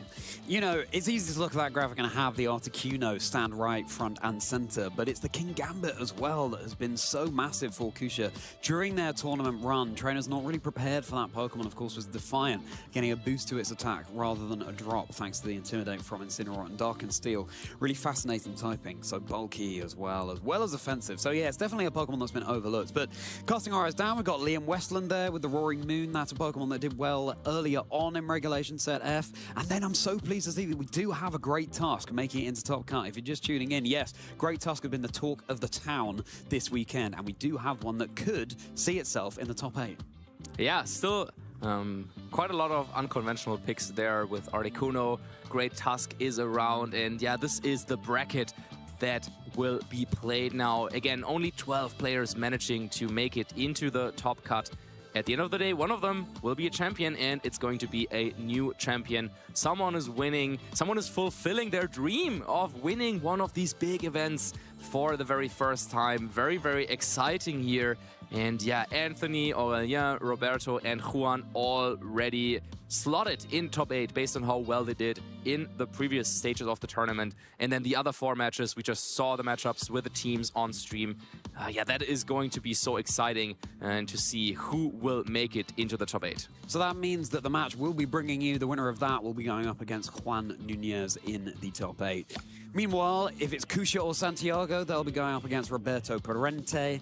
Pedro Martinez, Stephen Van will face Aurélien Sula, and then Liam and Samuel have the unenviable task, whichever one wins that, of going up against our undefeated player in Anthony Christopher Manalash. Yeah, a lot of players and a lot of names that we've seen in a lot of tournaments, but usually in like the top 16, top 32, maybe sometimes even top 4 or in the finals, like Aurélien. But again, there is no champion, at least in these major tournaments yet. So yeah, it's a great opportunity because sometimes, you know, you're playing in one of these events and then you already know, well, there's like these world champions, international champions in their way. And they were in this tournament. Like we had Eduardo Cunha participating, for example. We had Eric Rios, we had Victor Medina, some of those players who have done so well countless of times, but all of them defeated already. So it's going to be a new champion today. And all of these players, they must taste that win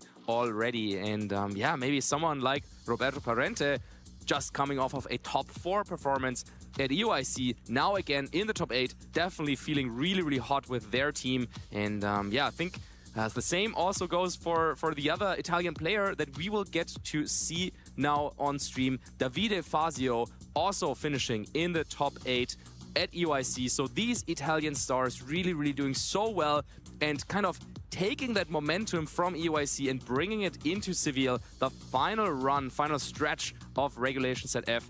And yeah, Davide, one of the best players, I would say, arguably for a couple of months. But yeah, missing that big win.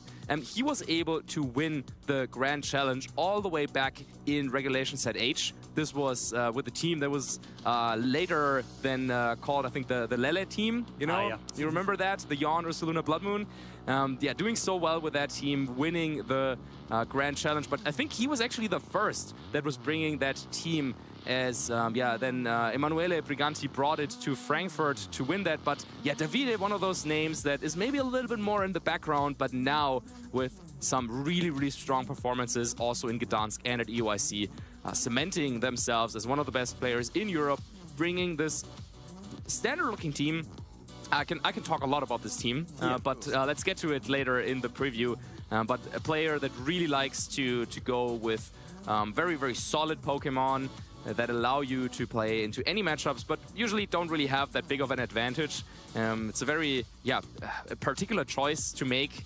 Do you want to try and gain an advantage through team building, or are you fine just going with the tools, but knowing, okay, everyone will have a plan into a team like this. Everyone will be ready to face a team like this. And certainly Adrian will be ready for that as well. Oh, 100%. It was a shame not to see the Mudsdale that Davide is such a fan of on any of those teams. But there we go. Look so proud of it. And we are so proud of Davide as well as their opponent.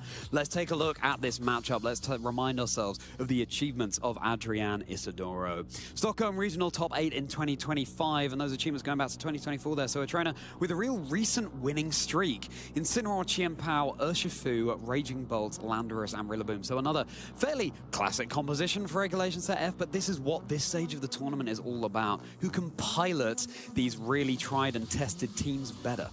Yeah, Adrian, another player that prefers to use some of the best Pokemon. Really a big fan also of Incineroar and Rillaboom.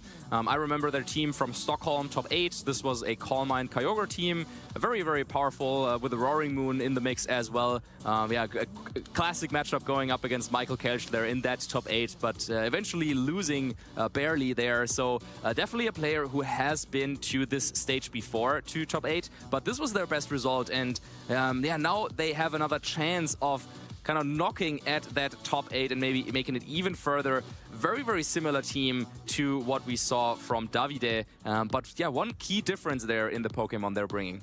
Yeah, absolutely. Which one is the difference, Marcus? Is it the Chien-Pao? Yes, it's the Chien-Pao. So there's going to be Ogerpon Hearthflame over on Davide's team, which means Davide actually doesn't have any speed control. Adrian might have Icy Wind. We will get confirmation about that in just a little bit. But yeah, it's going to be an exciting matchup here between those two balance masters. Yeah, balance and master is exactly the term I would use. It brings to mind Paul Chewer, who of course won our Europe International Championships a month ago, but also the very first Scarlet and Violet EUIC that we had a few years back now. I remember Zachary Weed, the finalist in the EUIC, saying that they had a great balance matchup, but no pool matchup, and that's exactly what we're saying. It's all about the pilot of the team. Are they making the plays that you're expecting or not?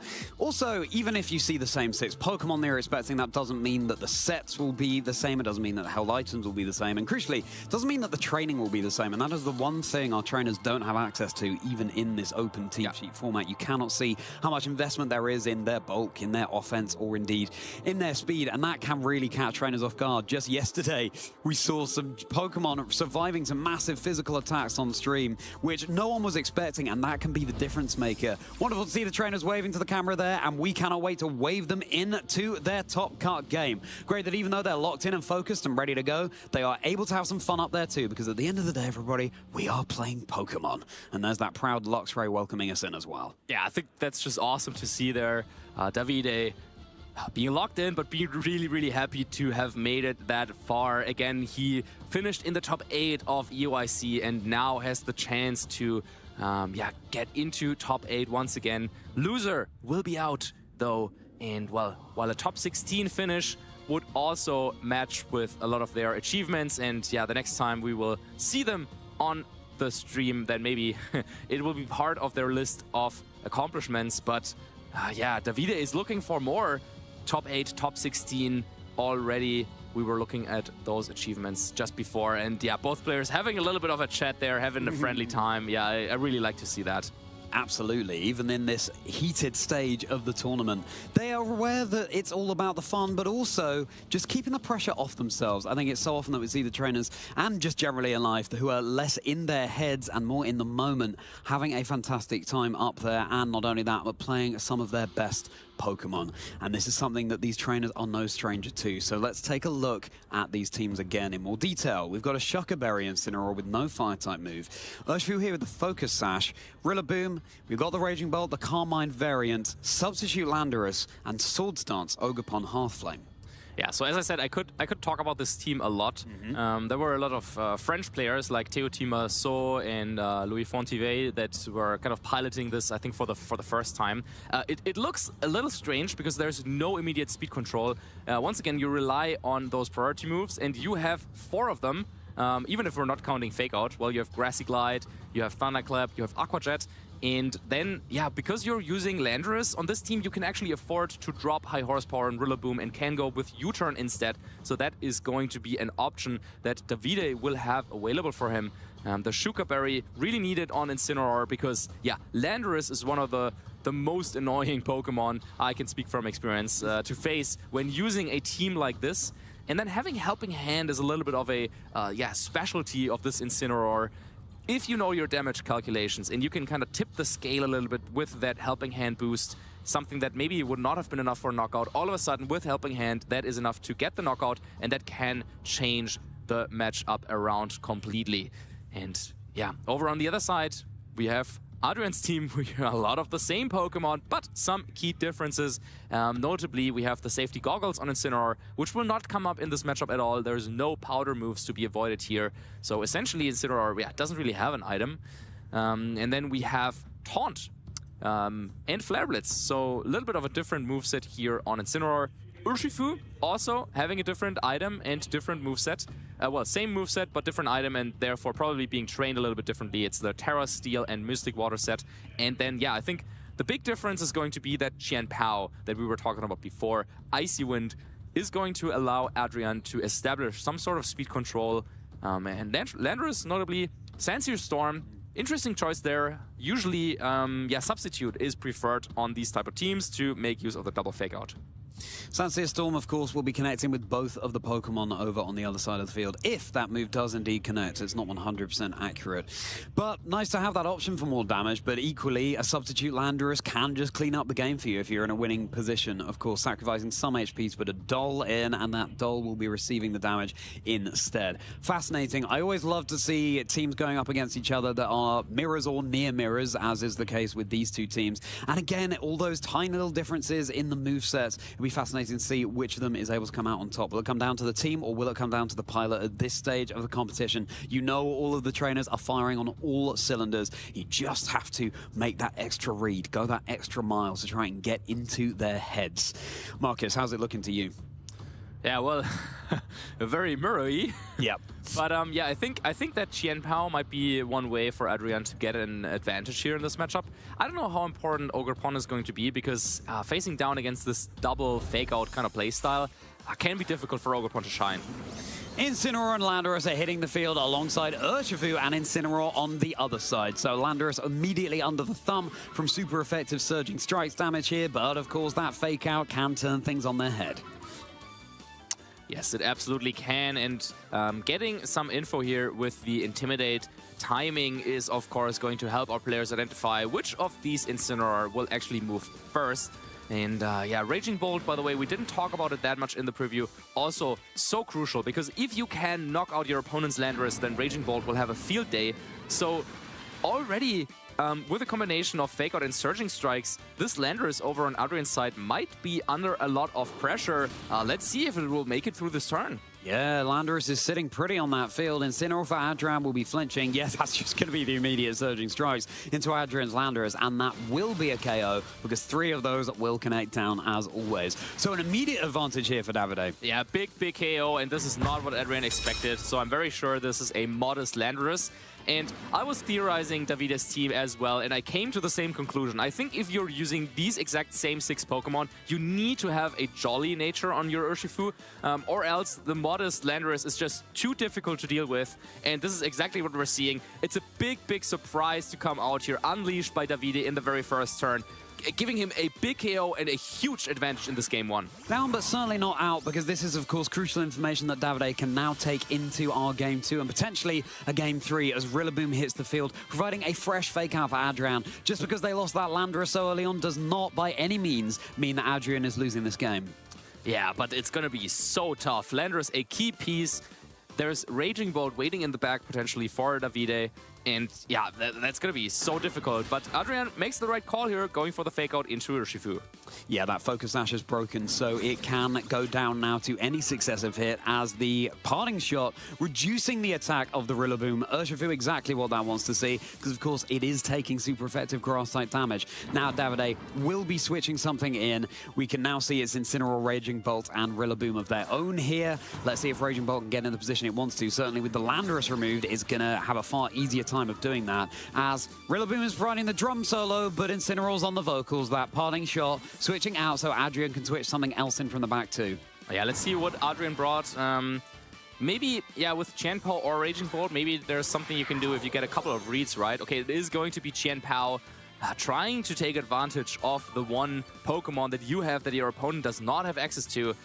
But yeah, it's going to be so tough now because, well, Urshifu can even try to maybe stay around for a little bit longer here in this positioning, but also you could just switch an Incineroar. That's typically a great switch-in when facing down Qianpao and Rillaboom, but Davide deciding to do for something else is fine. Oh, the 7 HP survival on the Rillaboom on Davide's side of the field. Huge there. That's going to give even more advantage over 7 HP, infinitely more than 0. Another move can come off. And this Qianpao, so bulky, taking those surging strikes with a decent amount of HP to boot. Qianpao, of course, tends to be a very frail Pokemon, but this one has a lot of investment clearly in its defense.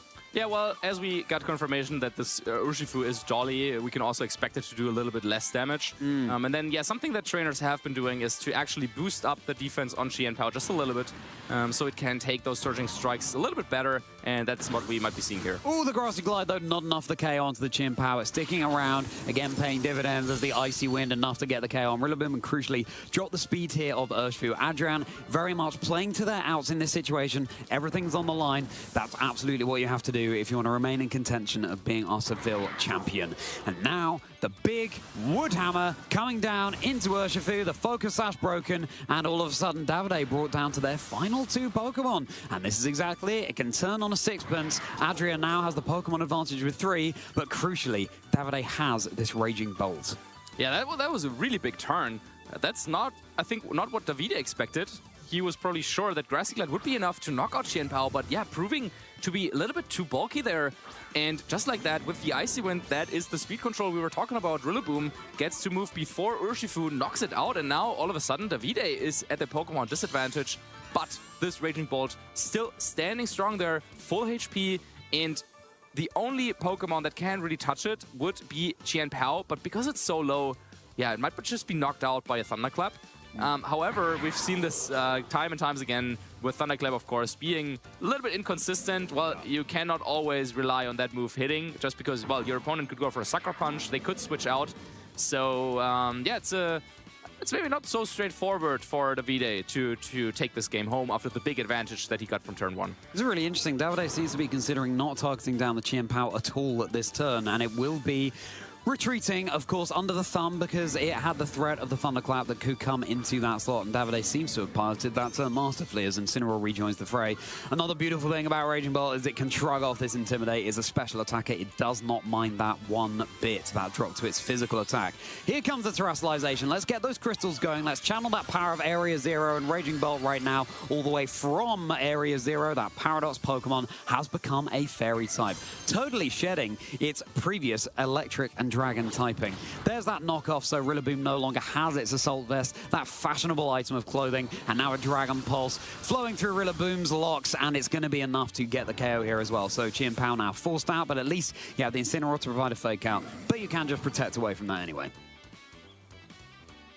And now Raging Bolt with a terrestrialization to Fairy does not have to worry about those icicle crashes too much.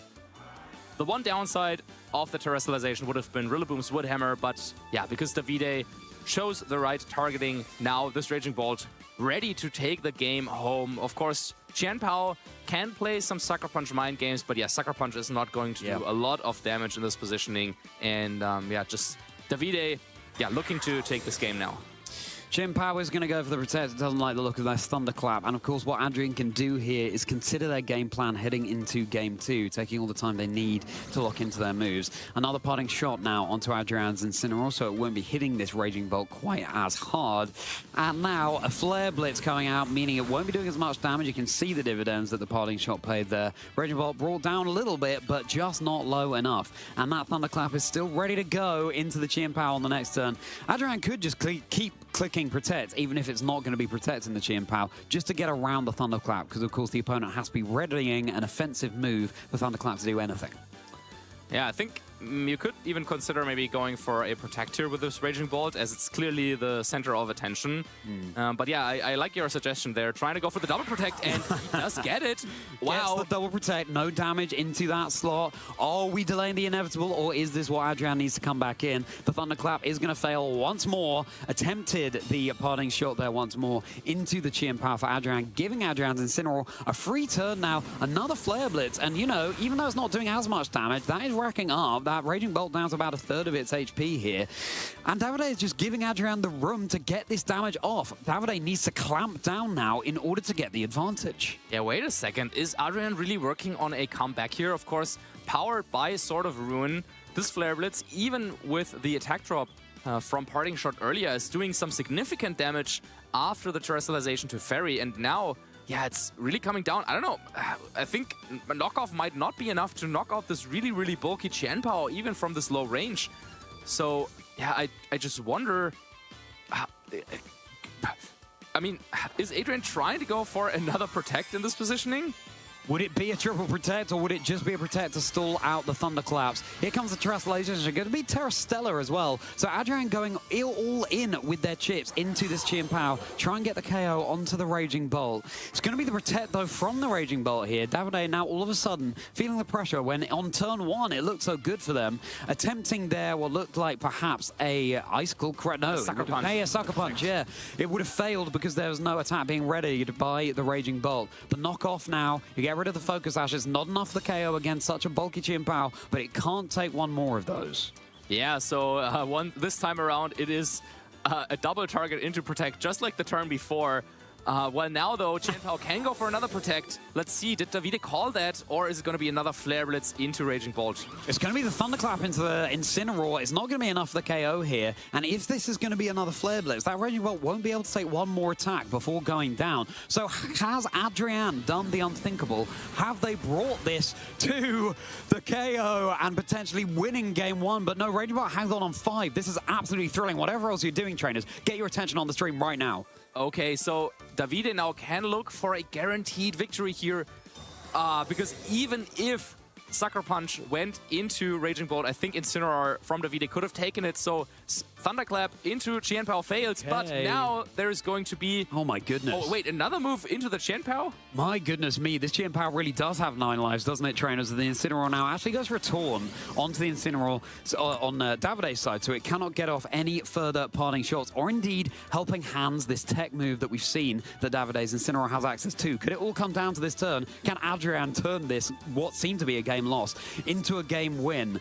The tensions are running high as Qianpao goes for another Protect, but what did the Raging Bolt go for? Was it a Thunderclap? Was it a Dragon Pulse? No, it's the Thunderclap into the Incineroar, so at least that piece is removed from the puzzle. Qianpao hanging on with such a sliver of HP here. Can Davide's Incineroar finally get this off? Well, it's been taunted, so it should be able now to get this knockoff, and yeah, even though it seemed like the tables were being turned, it will, at the end of the day, be Davide claiming game 1 here in our top cup, but will game 2 be just as nail-biting? Yeah, well done, Davide, getting an early advantage and riding that to victory here in the first game. Yeah, I think what was crucial there in the end is Davide didn't lose his cool. Knew that, well, there's going to be, even if you can somehow manage to power through Raging Bolt, there is still a full health Incineroar ready to take on both Qianpao and Incineroar. And yeah, very, very important. Qianpao over on Adrian's side does not carry Sacred Sword. We saw how important Icy Wind was in that game, and yeah, that is why a lot of players have decided to drop Sacred Sword and instead are using Icy Wind. But yeah, with that, no real way of dealing with Incineroar. So I think the battle was kind of over after turn 1 already, because Adrian did not have any way of touching Incineroar whatsoever with his remaining 3 Pokemon. So the Jolly Urshifu, really the big surprise of the first game. But now, of course, the information game is leveled.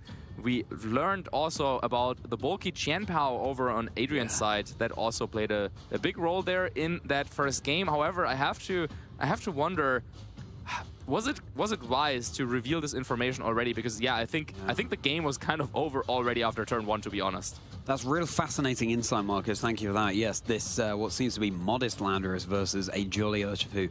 If you're wondering why we're using these adjectives, those are the natures of these Pokemon that will give a boost and a drop to a particular stat. Jolly means that Urshifu will be outspeeding that Landorus, so able to get the KO, even though with a modest nature, the Landorus will be able to hit it harder. So heading into this game too, Davide, again, turn 1, very significant advantage. But now, of course, that information has been burnt, as we would say, Marcus. We know that Urshifu's nature means that it will outspeed this Landorus, so Adrian can use that to their advantage and perhaps have a much more decisive game too. And it's time to get into it. It will be their own Raging Bolt alongside Incineroar hitting the field, and once more, the Incineroar and Urshifu for Davide. Yeah, I like that from Adrian. I think that is the adjustment that I would have recommended to him as well. Going with Raging Bolt early and then having Landorus late in the game is probably what he wants to do this time around. Just because if you can manage to weaken or knock out Urshifu early on, then it's going to be tough for Davide to deal with a, let's say, Landorus and Qianpao combination that Adrian might have in the back. The other option, though, would also be you can also rely on your Raging Bolt to take in the game and just put all eggs in one basket. Try to get as many Calm Minds as you can to try and hope to win the game from there. Far more evenly matched, this Raging Bolt for Adrian is going to be a big wall that Davide has to break down. Rillaboom is here as well to provide that drum solo. The ticket to the gig is very much in play. There's that grassy terrain as the Surging Strikes targets down into the Rillaboom. You're just watering that plant, my friend. It's not very effective damage, even with the Surging Strikes, but you are still chipping away, and every bit of chip damage, especially at this stage of the competition, could be crucial. Now we turn our attention over to this Incineroar going for the parting shot, dropping the stats here of the Raging Bolt, which is great before it gets too carried away with any Calm Mind boosts. So back goes Incineroar to Davide, and now Davide can switch something else in. Yeah, some more speed advantage here for Davide's side. We already learned that Incineroar was faster than Adrian's Incineroar. Now it turns out it's also faster than the Raging Bolt. This allows Davide to reposition here and to drop Raging Bolt special attack in case it went for a Dragon Pulse. But no, it's just going to be Calm Mind. Yeah, boosting up, always a good idea, especially in those Raging Bolt mirrors. Let's not forget that Adrian's Raging Bolt has access to the booster energy, so its special attack is already heightened, but it has been dropped now thanks to the parting shot, but now brought back to neutral thanks to the Calm Mind that the Raging Bolt went for. But crucially, it's also now got a boost to its special defense. Well, who'd have thunk it, Marcus? We've got a Raging Bolt mirror here in our final Regulations ZF tournament, and it wouldn't feel like a Regulations ZF tournament, and the final one at that without it. So Incineroar is going to rejoin again. Finally, yeah, that's what I was waiting for the entire time here in Seville. Incineroar now joining the field once again, and just a Protect coming out from Davide. Just repositioning here, but knowing that with a faster Incineroar, even if Raging Bolt sets up another Calm Mind, you can just go for another parting shot next turn. U-turn, though, meaning that Adrian can pivot something else in. It could well be that Incineroar for another Intimidate drop and an active Fake Out heading into the next turn, or we could have the reveal of the final Pokemon. But no, it will be Incineroar keeping that final Pokemon up their sleeve. This game is all about information and utilizing your resources, and as long as you can withhold some information from your opponent, it means that you are at an advantage heading into the future turns, as Raging Bolt can set up another Calm Mind. So this is +2 special defense, +1 special attack, plus the augmentation from the booster energy it had active at the very start of the game. Yeah, great play there by Adrian, repositioning. Getting Fake Out active means that now Yeah, Raging Bolt over on Davide's side just protected, so it can be stopped with another fake out. Also notably, neither of these Raging Bolts is ready to commit the terrestrialization. Yeah, but usually what ends up happening, as both players now trade the fake out, usually what ends up happening in the matchup like this is, yeah, both Raging Bolts, they kind of want to go for a Calm Minds, because if you go for a Dragon Pulse, and that is the turn where your opponent terrestrializes, you didn't do anything this turn, and you're behind in the Calm Mind setup. So, yeah, very important to potentially hold the terrestrialization as long as possible, so that then, yeah, once you go for it, then hopefully your opponent fell for it and went for the Dragon Pulse that turn. The terrestrialization is going to come out here, and Raging Bolt will be going for its Terra Fairy. No longer weak to Dragon Pulses, it will now be neutral to any electric type damage coming out from the opposing Raging Bolt as well. That's Davide's, and here comes another parting shot from this Incineroar, this time into Adrian's Incineroar here, so dropping down its physical attack, because we saw how much the Flare Blitz damage was doing in that previous game to the Terra Fairy Raging Bolt. Right, now coming in will be that Rillaboom. Again, another fake out heading into the next turn. Again, a tale as old as time markers here in Regulations AF. The cycling of the Rillaboom and the Incineroar, and the Calm Minding on the Raging Bolt. Yeah, Davide's Raging Bolt getting that first Calm Mind in, but once again, another parting shot just to stop it and to keep it in check. Yeah, I think we might be in for a long one here for this one, Charlie. Yeah, let's buckle down, trainers. Hope you've got some snacks and beverages ready, because we have these Raging Bolts staring across each other over the field. And what will Adrian be pivoting in? Will it be that Rillaboom by any chance? Could it be providing another fake out on the field, or will they be mixing it up with their fourth Pokemon? Oh, surprise, surprise, there's that Rillaboom. A mirror apiece. It's deafening. We need our ear defenders in the face of all of this drumming going on. Phil Collins hits the field, but the Dragon Pulse, that Rillaboom is not done in the air tonight. It's sticking around on the field, and that Raging Bolt is back up to full HP. Yeah, it seems like Adrian is ready to throw out some punches there with that Dragon Pulse, going for that move into Rillaboom, meaning he's ready to kind of end this cycle. It means that Davide's Raging Bolt will get another Calm Mind kind of uncontestedly. But yeah, Adrian seems to be happy with where he's at currently, at the +1 special attack and +2 special defense. Still no Terra committed over on Adrian's side, and also for this turn, yeah, he's feeling confident just staying this Dragon type. Yeah, and the Dragon Pulse is targeted into the Rillaboom, so it's fair enough. It can't take one more of those. So that will now be the Dragon Pulse into Davide's Rillaboom. Deja vu, you could say, trainers. Deja vu, you could say, trainers, as Rillaboom is going to go down. So that is the first piece of armor removed over on Davide's side. Let's not forget that Davide is one game up. Adrian has to win this one in order to stay in contention and take us to a game 3. It's top cut, trainers. If you lose, you're out of the competition.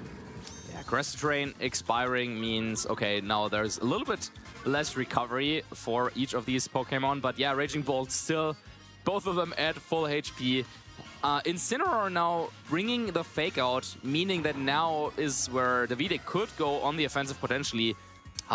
Will he finally try and lock in this Dragon Pulse into the Raging Bolt? Or is this the turn where Terra Fairy comes out? No, once again, going for the safe Dragon Pulse, the safe damage into the Rillaboom slot. Rillaboom slot that is now an Incineroar. Adrian still not revealing that fourth and final Pokemon. At the Pokemon advantage here, and now we'll be able to see if the Raging Bolt will terrestrialize finally over on Adrian's end. No! Will be another parting shot, so Raging Bolt, its special attack is dropped once more.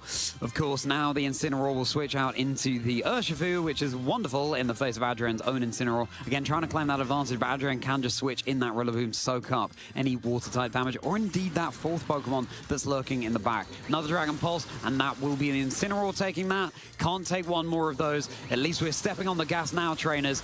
Bringing that Urshifu not quite down to its Focus Sash, but certainly softening it up significantly. Yeah, and I think this game has shown it's going much, much better for Adrian already. Just going for this Raging Bolt-based strategy, doing so much damage now to Urshifu as well. Meaning that, yeah, Davide just doesn't have the resources anymore to play the cycle game between Incineroar and Rillaboom, because, yeah, with the booster energy and the Calm Mind boosts, Adrian is just too powerful with Raging Bolt. And now, well, Urshifu is on the field. However, just one Thunderclap away from being knocked out. Focus Sash broken by a lot. And yeah, really, really tough positioning. And Adrian still hasn't committed. Oh my goodness. Terrestrialization. Still hasn't committed it, and the close combat will be enough to get the KO on Incineroar. Davide must be looking at the previous few turns thinking, oh my goodness, I could have got so much damage. Maybe even remove this Raging Bolt from the field with a couple of Dragon Pulses, expecting the Terra Fairy, of course, meaning it wouldn't have taken any damage. But now we can finally see how much damage it will take. Bring that Raging Bolt down to below half, so there is a chance here for Davide, with Dragon Pulse going into the Urshifu instead. Now you get the Incineroar in, meaning the Fake Out will be active. You can protect your Raging Bolt over on Adrian's side of the field, and then surely you go for this Terra Fairy, because otherwise that could be the window Davide needs to turn and win this game. Yeah, now Davide down to his last two Pokemon, and finally, well, Davide is like, okay, well, if you're never going for this Terrestrialization, well, maybe I'll just go for a Dragon Pulse. I can't do that. You know that, right? So maybe reminding Adrian a little bit like, oh, right, yeah, that is a thing that Raging Bolt can do. And yeah, so maybe now finally it's the time to go for this Terrestrialization into Fairy, as that with Rillaboom back on the field, grassy terrain is back, so Raging Bolt will slowly but steadily be recovering some HP as well in the process.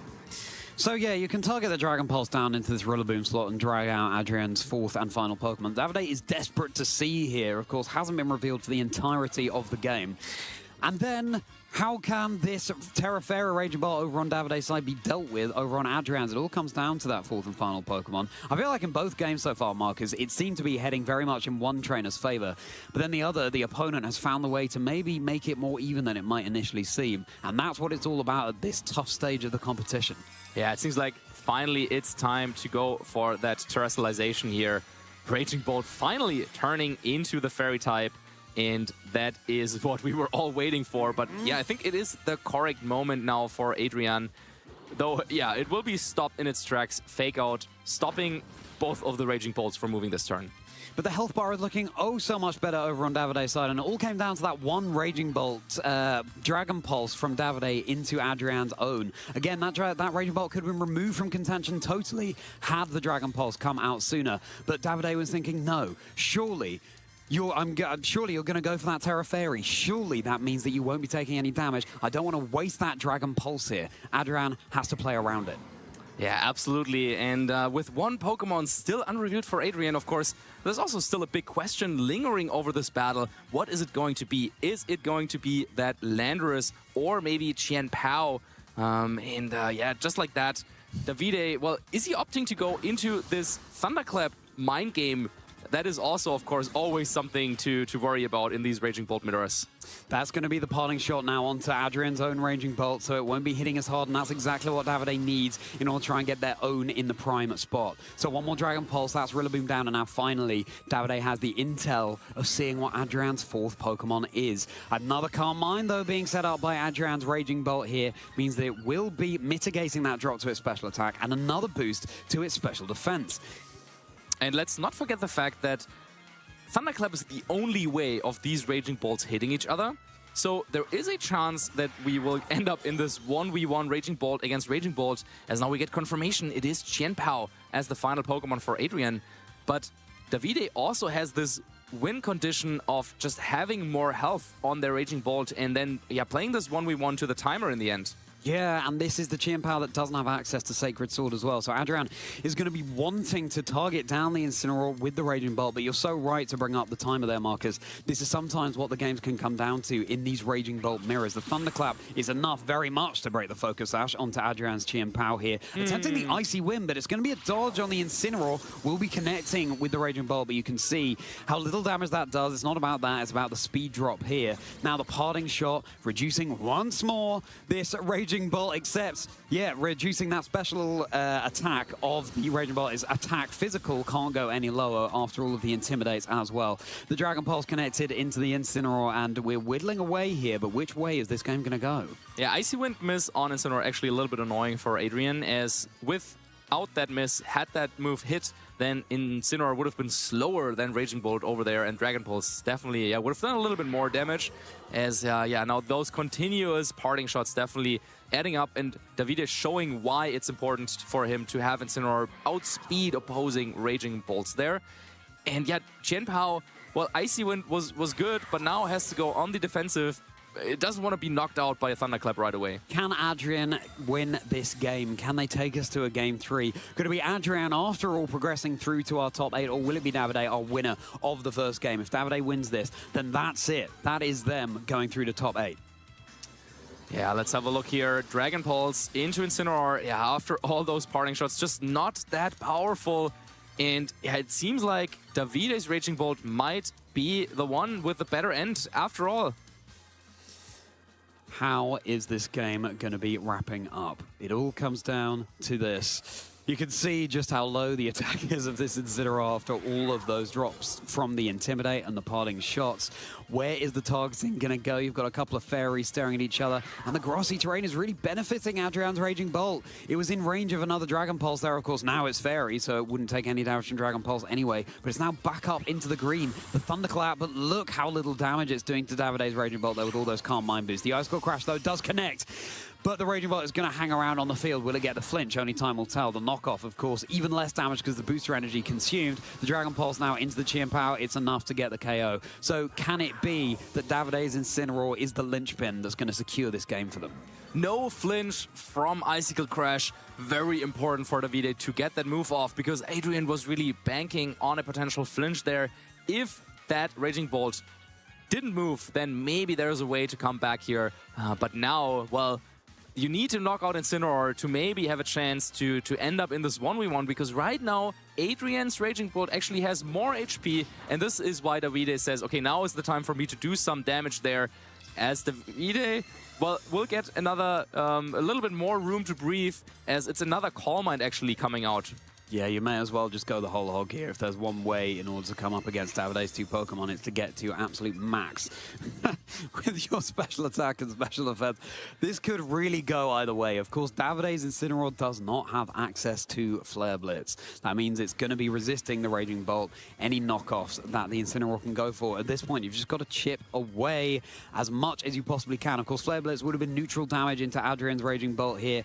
It's got very low attack here anyway. One more Thunderclap will be enough to do the trick and get the KO onto this Incineroar. Attempted Thunderclap. Now we're going for these speed mind games here, of course. Thunderclap, if it's going before the opponent that's attacking, then it will act, but Thunderclap meets Thunderclap, both priority moves, and then it will come down to whichever Raging Bolt is faster, which is why that Icy Wind was really nice there from that Chien Power previously. Yeah, now it's gonna be a mix up between, okay, is it gonna be Parting Shot or Thunderclap? Actually, Thunderclap hitting into Raging Bolt now, just to tip that scale a little bit further. Because of the Icy Wind earlier, Davide's Raging Bolt can never do damage onto this Raging Bolt over on Adrian's side, and Adrian knows what the win con is. He needs to work towards a stage where Raging Bolt has more HP than the opponent's Raging Bolt, but you also need to knock out Incineroar in the process. So if you go for Thunderclap, it only works if they go for knockoff. So Davide has very nicely been changing the moves up. There was another opportunity. This knockoff was another chance for a Thunderclap, but instead Adrian going for a Calm Mind instead, expecting a Parting Shot, because also you cannot really go safely for Dragon Pulse, because if you go for Dragon Pulse and Davide goes for a Thunderclap, then also that's not good. So yeah, it's kind of this like triangle of different moves that you can go for, and depending on what your opponent does, either it works out or it doesn't. But slowly but steadily, as the HP bars are whittling down, Davide still with 2 Pokemon remaining, kind of has this small advantage here. But yeah, I would say at this point it's still anyone's game, because there are no safe moves for either players. Exactly that. Of course, if Adrian's Raging Bolt goes for Calm Mind like it did in that previous turn, the Thunderclap won't act again. It has to be a damaging move in order for Thunderclap to act. Goodness me. Okay, so this time, Davide's will be going first, and he does get the KO, and just like that, what looked like we were in for the long haul, and we certainly were for a while there, is going to be Davide Fazio in a 2-0 set, winning our first Top Cut game.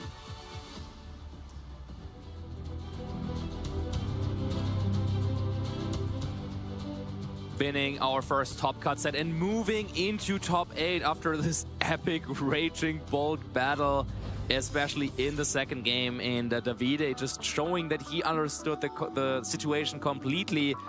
Adrian, though, yeah, with this Icy Wind speed advantage, maybe, well, if that Icy Wind miss on the Incineroar didn't happen, then it would have been a whole different story, because then all of a sudden Raging Bolt on the other side would have been faster, and yeah, that would have given Adrian a little bit more room to maybe get some more powerful Dragon Pulses in here and there. But yeah, what a game. Delaying the Terrestrialization all the way until the end. I would need to ask Adrian how he feels about that choice, because, yeah, in the end, of course, taking this one Dragon Pulse meant that his Raging Bolt was starting this endgame with a significantly lower HP bar than his opponents. You know what, Marcus? Raging Bolt mirrors get a lot of flack, but wasn't that fascinating? It was incredible to get into the minds of those and everything going on with, can I go for Thunderclap here? Are you commanding? Are you protecting? Are you protecting? Where do I target? Now your Raging Bolt is slower, so I'm guaranteed to get a Thunderclap off. You have Dragon Pulse and I'm a Fairy, so it can't target me. Oh my goodness me. Everything that Pokemon gives us access to, and it would only seem fitting for the final regulation set F Major to have that going off. And this is exactly it. It felt like it was 3 games, but actually it was just the 2. Davide claiming both. Even when Adrian seemed to be off to such fantastic advantage in that game too, Davide found the way to just weave in what they needed to claim the victory. Yeah, and let's not forget in this first game, the Jolly Urshifu giving a huge advantage to Davide right from the get-go, knocking out Landorus, turning the battle in a 4v3 right away, and then Davide did not let go of that advantage. Yeah, it looked a little bit dicey there in the end, but then finding a way to use knockoff to get rid of Qianpao in the end. And yeah, Davide was having a good time, but then in the second game, Adrian found a nice positioning there, Incineroar and Rillaboom, and it seemed like he was ahead of the cycle with Calm Minds between those Raging Bolts. Urshifu not really doing too much, Rillaboom going down to Dragon Pulse, but then, in the end, Davide found a way to get this knockout onto Incineroar, and then Qianpao just didn't do that much. He got in this crucial Dragon Pulse after so many turns of, are you going to Terra for Fairy or not? Eventually he was saying, okay, you know what, I'm tired of your games. I'm just going to force you to go for the Terrestrialization, and it worked out in the end. And then we reached this fantastic positioning between Incineroar, Raging Bolt, and Raging Bolt, staring each other down for a good, like, I don't know, 7-8 turns maybe? Yeah. But then in the end, yeah, once Davide found this final opportunity to go for a Thunderclap, it was all over. I'm surprised that that Thunderclap did enough damage, actually, because the Raging Bolt over on the other side had so many boosts to its special defense. I was surprised also not to see the critical hit message, but there you go. Sometimes your mental calculations are just a bit off, and eventually the KO was able to be claimed. What a fascinating way to wrap up our top cut before we head into top 8 here at the Seville Special Championships. And, you know, I think Davide was just able to remain so firm. Adrian, a huge commiserations to them, but they played oh so well. And that's the kind of thing, trainers, isn't it? Where you look at that match and you think, well, Adrian could have just won on another day. And Adrian will be back another day to compete. And how do you compete? You sign up to rk9.gg, a link that everyone in this room has used many, many times, Marcus. Do you remember the first time you ever used that link? Yes, I actually do. This was in... Well, the first time we used it was in 2020, I think, to sign up for some online tournaments in the circuit. Yes. Okay. In a while. Well, there you go. And 6 years later, isn't that depressing? It's 2026 now, trainers. You can sign up using that very same link and see you at a competition soon. Whether you reach the top cut or not, the point is the fun you have, the memories you make, the friends that you make as well. And, of course, learning a whole lot more about competitive Pokemon, which don't let anyone tell you that competitive Pokemon is, you know, for children. It's a very difficult game. As, you know, the cute appearances of these Pokemon might belie that fact, but as we saw just then, the mind games are real. Absolutely. And what is also real is our top 8, because all matches in this round have concluded, so we know which of the players have made it into this top 8 bracket. Let's remind ourselves, we had 4 trainers that are already in this next round because of how well they did in the previous stage of the tournament. And so yeah, we will have those matchups getting set up for you, and then I believe you will have the choice which of these games we will get to see in our top 8. And yeah, but until then, let's give ourselves a little bit of some room to breathe after these exciting Raging Bolt Mirror. And yeah, I would say let's take a short break and then be back after that. How does that sound? It sounds good to me, yeah. Unfortunately, we won't be able to interview Davide because it was such a thrilling match, but that just means we'll be able to bring you even more Pokemon all the sooner. Don't you dare go anywhere. Hey Pokemon trainers, welcome to Pokemon Championship History, a series where we showcase important matches throughout the history of competitive Pokemon. Let's flash back to the 2017 North American International Championships. This was the final event before Worlds, so it was the last chance for trainers to earn an invite. We turn our focus to round 3 of day 1. Giovanni Costa is a West Coast VGC trainer that had one simple phrase, "Believe in Eevee." For the entire 2017 season, Gio played a team revolving around Eevee and its exclusive Z move, Extreme Evo Boost. But at the start of Game 3, Gio's Eevee plans fell through as Tobias gets a perfectly timed poison. Will knock out the Eevee. And it would only get worse for Gio, because after Whimsicott and Incineroar were knocked out, he was now in a 4-1 Pokemon disadvantage. A situation so dire, even 3-time world champion Ray Rizzo didn't believe in a comeback. Yep, so that is going to be game having 4 against 1. With the whole world counting him out and facing impossible odds, Gio had to place his faith into one Pokemon, Dragonite, his favorite Pokemon of all time. Dragonite was added to his Eevee team just in time for NAIC, and now it was time for Gio to show the world that anything is possible as long as you believe. So Smeargle maybe fake out Spore. But after being put to sleep by Tobias' Smeargle, Put it to sleep. And Tobias now completely free to just relax, play out the last few minutes of this game. and taking a huge amount of damage from Nihilego, things were looking dire for Gio. Not a one-hit knockout, though. Then the unthinkable happened. Dragonite wakes up and goes for an Earthquake, targeting down this Nihilego and this Hariyama. It gets the knockout on Nihilego. It gets the knockout on Hariyama after the burn damage. What just happened? Wow. Dragonite miraculously woke up and knocked out 2 of Tobias' Pokemon with a powerful Earthquake. The Life Orb Hidden Power Ice from the Nihilego, waking up using Earthquake. Tobias was down to his last Pokemon, Smeargle, who still couldn't knock out Gio's bulky Dragonite. The tides had turned, and Tobias could see the writing on the wall. Wow. I don't think Smeargle's able to pick up that victory. So, wow, what a comeback there. Oh my man. Okay, Gio defying all the odds. He believed in Dragonite. And with that, Giovanni Costa's Dragonite delivers one of the greatest comebacks in VGC history. Gio proved that truly skilled trainers can win with their favorite Pokemon. Thank you for watching, and let us know some of your favorite moments in competitive Pokemon history by using the hashtag #PlayPokemon.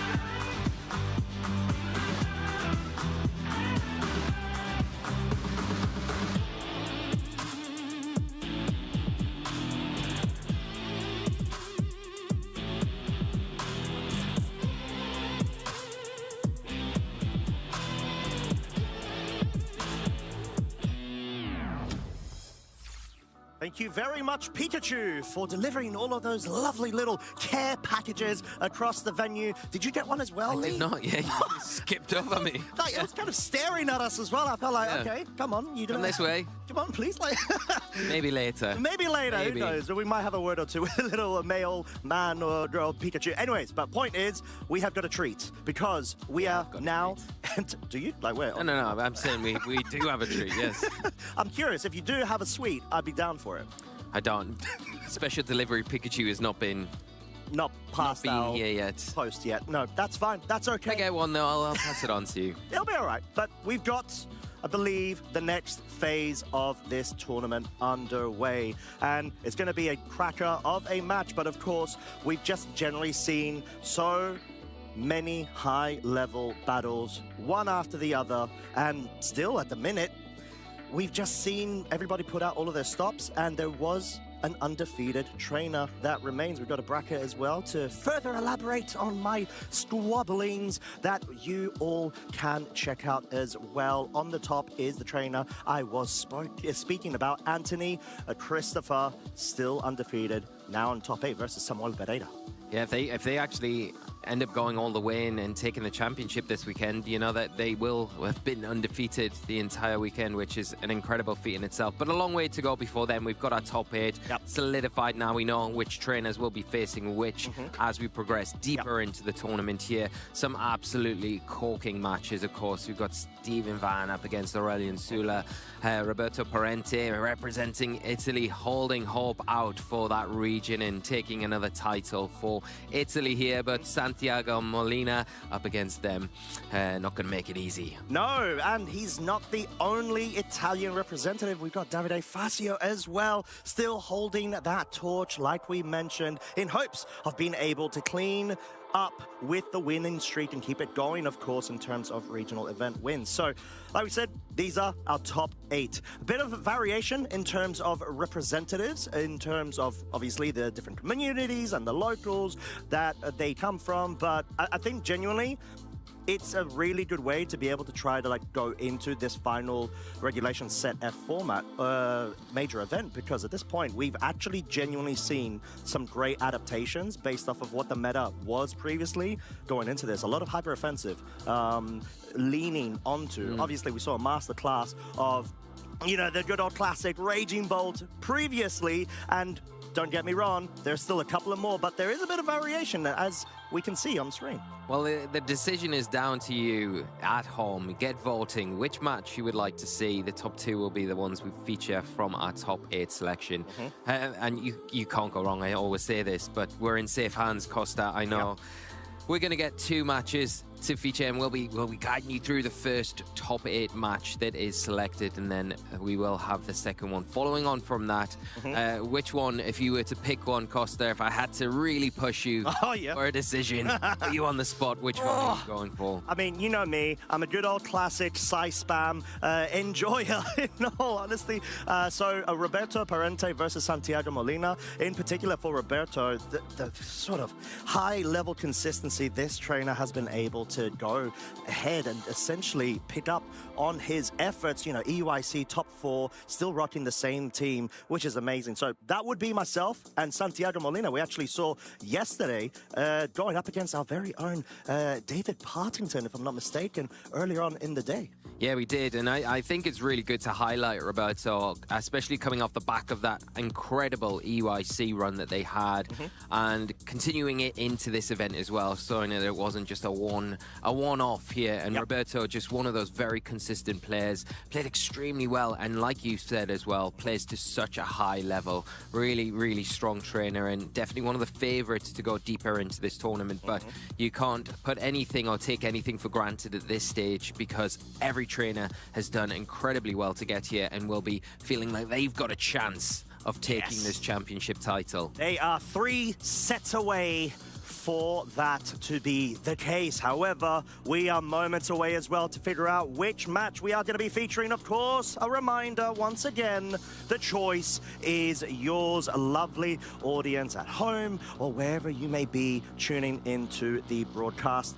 I would say we're absolutely treated right now. Like we mentioned, different variations, different options. There's also a very great task. And there's quite a good selection of teams here in top 8. You know, there's not an overwhelming one team over another. There is good representation of a favored concept of yours in the psychic terrain, the Iron Crown, some 3 teams at least, and then you've got a lot of other variation as well. I think you've got that balance core from Anthony, you've got the Davide with that as well, that we've just been able to feature there, and that mirror match, which was just, you know, comes right down to the wire, and Davide doing extremely well to overcome Adrian in that last game.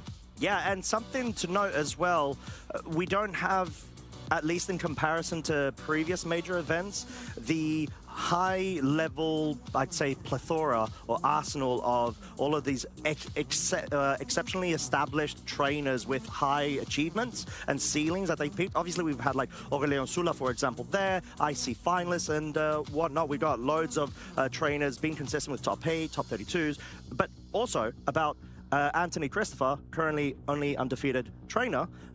It's really refreshing to see all of these trainers come to the fore, is my point, when they may not have that title win in order for them to make that possible here today.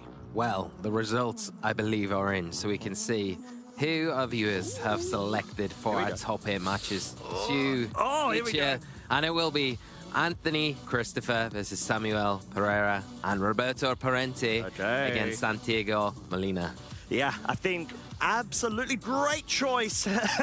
Viewers at home, thank you so much, because I think regardless, we're going to win because all of these top 8 matches are absolutely phenomenal. But in particular, we are going to be seeing Anthony Christopher, current undefeated trainer, versus Samuel Pereira with a Great Tusk, Golden Go, and Tornadus composition. I was about to say that Great Tusk is in there. We want to see more of Anthony Christopher on an absolute tear this weekend, and Samuel doing so well with that really unique choice in the Great Tusks, bringing it all the way to top 8 at this event. Yeah, exactly that. So, unfortunately, we won't be able to feature Steven versus Aurelio and Davide versus Juan, but we will be finding out in a couple of stream matches how that will fare. But absolutely hyped. First one we're going to be featuring is Anthony Christopher versus Samuel. A great sort of battle, I think, of, I'd say, the kind of standard meta from Anthony Christopher's side in terms of, just that regular 6 that we've seen just run rampant, essentially, and also, obviously Paul Chua doing a really good job. But up against what is anti-meta is what I would coin, given for sure Great Tusk, Clear Amulet, and you got the speed control capabilities with the sunny day as well. Yeah, well, I don't know for the rest of the tournament, but for broadcast featured matches that we've had over this weekend so far, this team going up against each other, they're 1 apiece now. So the Great Tuskers won against the kind of the balanced team, and the balanced teams kind of bounce back and come up against that Great Tusk and taking a win there. So, the interactions with this team and how the players approach it, we've seen Anthony Christopher be very aggressive in their decision making, how they approach their matches. Will it be enough to overcome the Great Tusks if that is leaned into by their trainer, Samuel? You know what? If there's going to be a trainer that's going to do it this weekend, it's going to have to be Anthony Christopher, because we've seen them go on a rampant in terms of the record that they've been able to obviously attain, but not only that, the achievements they've been able to build up. So sort of what we were talking about just before, Lee, the top 128 in EUIC is very recent for Anthony Christopher, but it's a great accomplishment. However, already bringing the best result at an individual major event. Not only that, still undefeated. Yeah, and it's a great, at the bare minimum, going to be adding that top 8 here this weekend, which is, as we say, a massive accomplishment in itself. But in the form that Anthony Christopher's in, you've got to say I just feel like, coming into top 8, undefeated still, you've got to feel so confident for the rest of the tournament and really convinced that you could take this whole thing. Oh, 100%. And actually going ahead and going up to getting wins against Roberto Parente, Aurelio Sula, already well-established trainers as well, and obviously doing an incredible job today too, is sort of a testament to how comfortable and in form Anthony Christopher definitely is. So great to be able to observe their progress in the continuation of this tournament as the first stream match we will be featuring very shortly. Yeah, exactly that. And I love the concept of the team. I know it was a really early iteration of this balanced team, the more offensive options on there, the life orb Raging Bolt, it kind of gives it that lease of life to just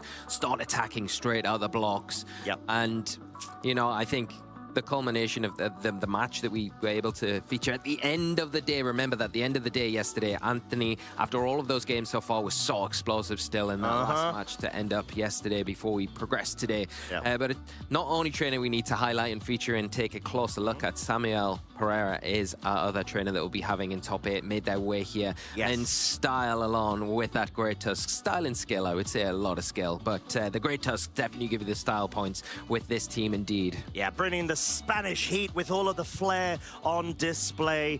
Samuel Pereira rocking an incredible team so far that what we've been saying works so well into the current meta and sort of breaks a bit of the balance course to an exceptional degree, I would say. However, also on form in terms of the current season.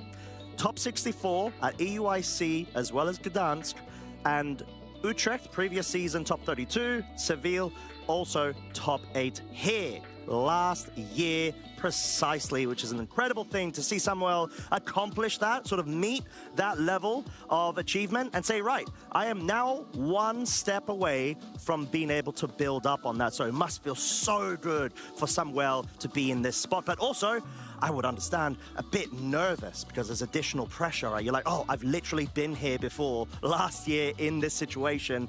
Can I push it even further? Yeah, but I think at the same time, I think that experience that you gained probably last time out, this time last year, you know, is probably going to be a huge advantage coming into this scenario. Again, if you were maybe a bit nervous in that scenario because it was your first time in that top 8, you probably don't have those nerves this time around. You think, okay, I've been here before, I know what to expect, I can concentrate on the game, and that's exactly what you want to be doing when you're going into these situations, concentrating on nothing else other than the Pokemon that are in front of you and your game plan and trying to execute that to the best of your ability. And that's exactly what will need to be done in this fiery set that we've got coming up right now. There's going to be a lot of... Fiery indeed, I think. I think the fire types play a big part in this game. No, honestly, because the fact that you've got Sunny Day capability from Samuel's side in order to trigger photosynthesis not only on the Flutter main, but also on the Great Tusk, it's key. It's going to be super, super big, but Anthony Christopher has been able to find a way to navigate around and these sort of hyper-offensive lines from his opponents, clearly just not dropping a single set. And it really comes down to the general composition that he's running, where it's able to sort of absorb pressure, redirect it in order to deflect. Yeah, and I do think there's a big reliance on the Rillaboom from Anthony Christopher. It'll be interesting if that's the go-to in this first game. I think the pressure that it can instantly put onto the Great Tusks alone is enough to warrant bringing it, but who am I to say? Anthony Christopher is undefeated. They know best, and I'm sure however they approach it is going to be really great viewing for all of us. But, you know, I think to kind of check the Rillaboom, you're going to want to lean into that Ogerpon, the Incineroar there, and that Sunny Day. Speed control that you've got on that Tornadus, but if you go for all three of them, it kind of fills up your slots, right? You've only got that Great Tusk left to kind of squeeze in there, which I feel you need to bring, but we'll get into that in a moment. We can take a look at the accomplishments of our trainers, just an overview, see where they've been and the road that they are on. Anthony Christopher here, top 128. We talked about that in the overview there at the EUIC. Bologna, top 64, a Worlds appearance in 2024, top 128 finish, and then Liverpool regional top 64, and a bare minimum this weekend we'll be able to add top 8 at the Seville Special Event Championship. So maybe even further, but at the bare minimum. Yeah, but ahead of him is Samuel Pereira, like we just covered previously. This is the equivalent highest achievement of his career in VGC he's been able to attain. Coming back from last year, being in this very venue is incredible.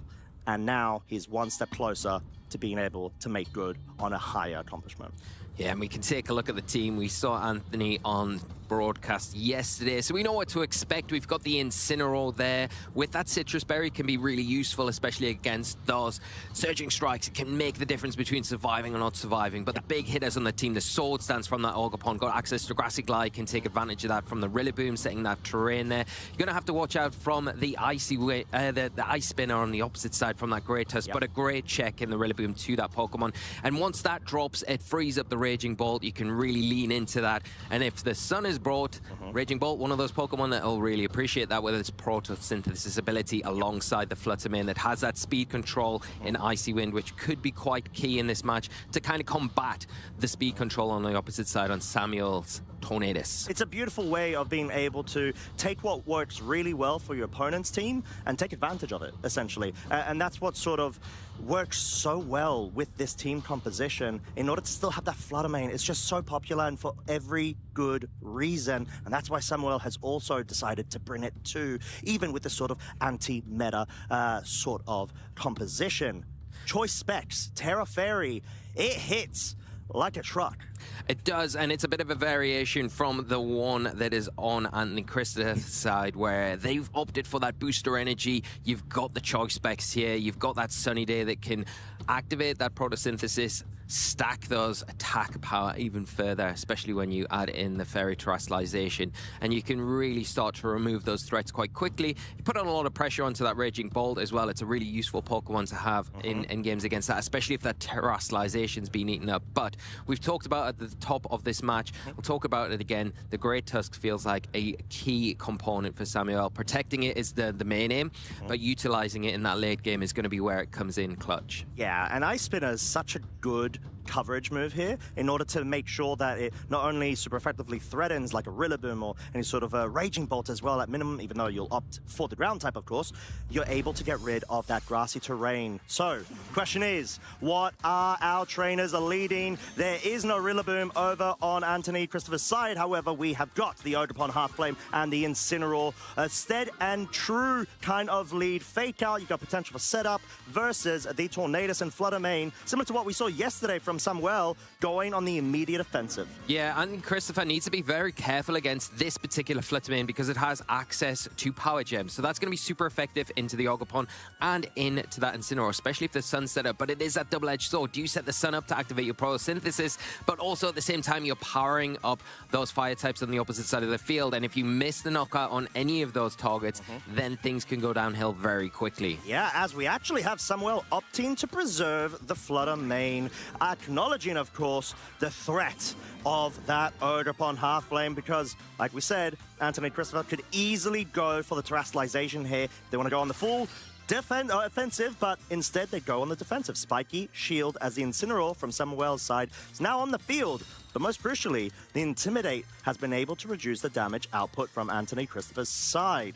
Although, Tornadus, wanting to try to get any sort of chip damage there, it unfortunately failed to connect onto the Incineroar as a Flare Blitz. Chip damage, yeah, not too much, but you never know. Every little counts. Every little counts, and now you've got the Incineroar, and if you're Samuel, you've got that active Fake Out. It helps support and just protect that Tornadus. An extra turn here, allow you to maybe set that Tailwind now, which would be a free turn now that the Ogerpon has to switch out because it did go for the Spiky Shield and would be a target for that easy Fake Out this next turn. Yeah, as we do have Raging Bolt online. He has now joined the field in order to be able to take that Bleakwind Storm quite handedly, especially because of the resistance there. But the parting shot, Incineroar from Anthony Christopher's side, is going to be moving first, dropping its fellow feline on the other side of the field's special attack, as well as, most importantly, the physical. Get that pivot going. We get a reveal of the Garithmic, aka Rillaboom, in the back. So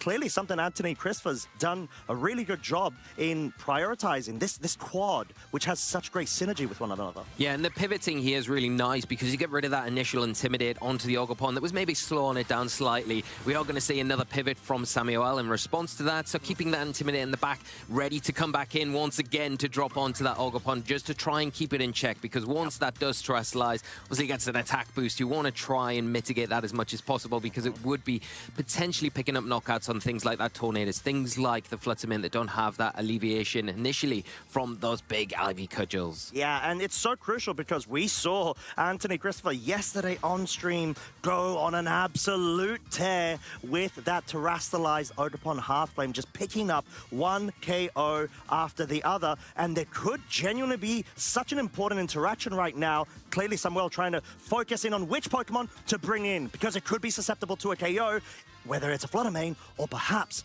that Great Tusk. Very, very crucial turn. You can see he's really focusing down, trying to make the right decision, because the 50-50 and the Great Tusk has now been revealed. Well, you called it, Costa. There it is. It's finally entered the battlefield. The Great Tusk in a great position against that Raging Bolt. Kind of really forces it into a decision. Do you Terrestrialize to get rid of that weakness from the ground attacks? Well, you would normally be able to do that, but this Terra type on the Raging Bolt that Anthony Christopher's using is an electric type. Can't Terrestrialize out that weakness, so you've got to switch out. You've got the Rillaboom in the back, though, that can come in and take those attacks a bit better, but you don't want to get caught by an Ice Spinner, which could be a target in there. The whole time that you're concentrating down on that Raging Bolt, though, is going to leave you open to potentially taking an attack from the Ogerpon as well. And if we do see something like a switch to the Rillaboom, a Grassy Glide into that slot, it's going to hit pretty hard if we don't see a Terrestrialization in response. So there is a lot to think about here, and you can't ignore the Ogerpon for one moment. No. Because of that threat, though, the Raging Bolt does leave the field. Yeah, and this is pretty much a matchup that Anthony Christopher has a lot of experience in, as he's been able to face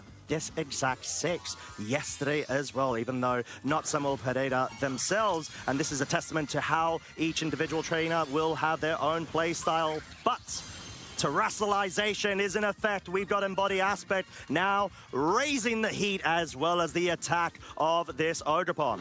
There we go with the Tailwind in response from Samuel. Want to set that speed and make sure that the Great Tusk moves before everything else. What is the decision here? It is going to go for an Earthquake, but because of that grassy terrain, the damage is half, protecting that Ogerpon, allowing it to get a big threatening attack off. Where's that going to land into, Costa? Oh, it's going for the Great Tusk. It does have a lot of defenses on it, but it's not enough because the critical hit is in effect. Now, I'm not confident of this damage count only because of how robust in physical defense that Great Tusk is, but that was a definite way of sealing the KO. Yeah, that is a huge swing there, and getting the critical hit to seal it up makes a huge difference, putting Anthony Christopher so far ahead in this match and now in a great spot. The Incineroar comes in response from Samuel, dropping an Intimidate, just taking away that attack boost on the Ogerpon, but you're in a position where you could potentially just switch it out now, bring the Raging Bolt back in. It's not really threatened by either Pokemon that's out on the field now that Samuel's got with the Incineroar, got the active Fake Out,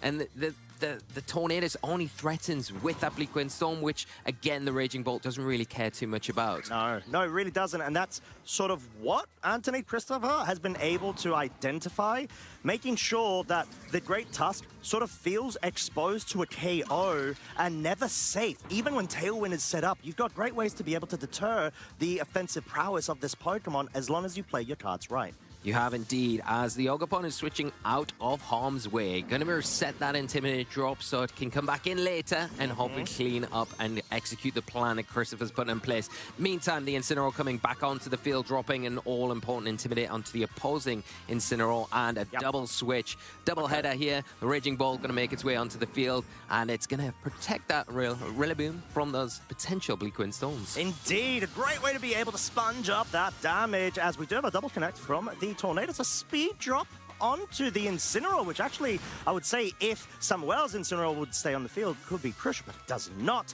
As if I'm not mistaken, Tailwind turns are still in effect. We've got the U-turn pivot going. Samuel now has to bring in the Flutter Mane.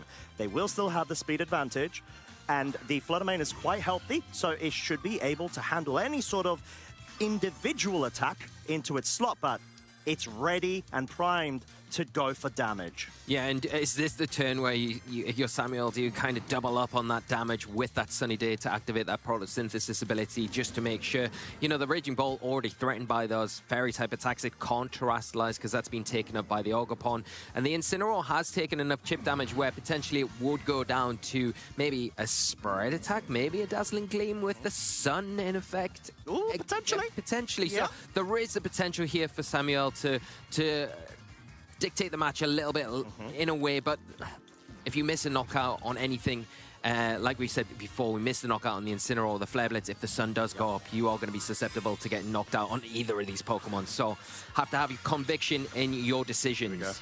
Here we go. Here we go. Terra Fairy is now in effect, and it is going to be going on an absolute tear. You need to make sure that you pick up the KOs as soon as possible and not allow Anthony Christopher any sort of opportunity to be able to capitalize off of a very robust, synergistic quartet of Pokemon. Although the photosynthesis does now also enable that Raging Bolt's damage, potential Life Orb, as well as essentially 2 Life Orb equivalent, but the KO, the double one-hit KO, is really, really solid from Samuel's side, although there's still the Rillaboom and the Ogerpon to contend with. However, how many more turns of grass terrain are there?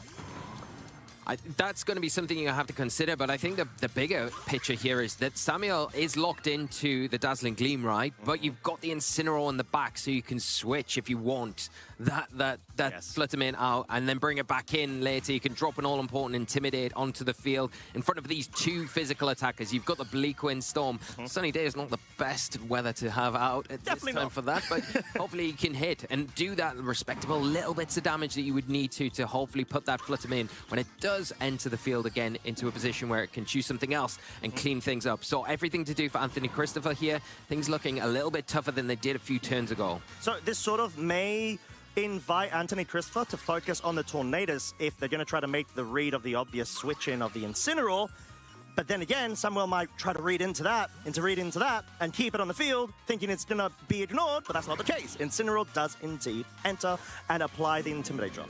It does, and that's going to be really great for just keeping these Pokemon a little bit better in check. Although we say that, the sun is up for this Ogerpon, and just to kind of extend its time on the field, we do see that Protect from the Tornadus. Yeah, it's very safe, and at this point, the Incineroar will be able to tank a lot more damage than the Fluttermane would, no doubt. However, the high horsepower is not enough, so that is quite crucial to the point where now you've got Fake Out available from the Incineroar's side. You can disrupt the Ogerpon to not allow it to pick up a KO on the Tornadus, and then even set up another Tailwind if you really want to try to make sure that you can outspeed all of the threats. Yeah, that will be a huge play as well, just to make sure that you kind of supersede everything, although the Fluttermane already naturally kind of going to be one of those speedier Pokemon anyway. But I think that the thing is to slow down this Ogerpon and maybe get some damage off onto the field as well. You could utilize the turn, get a Bleak Wind Storm off, because the Rillaboom we know cannot protect here. It has got the Assault Vest, so it would take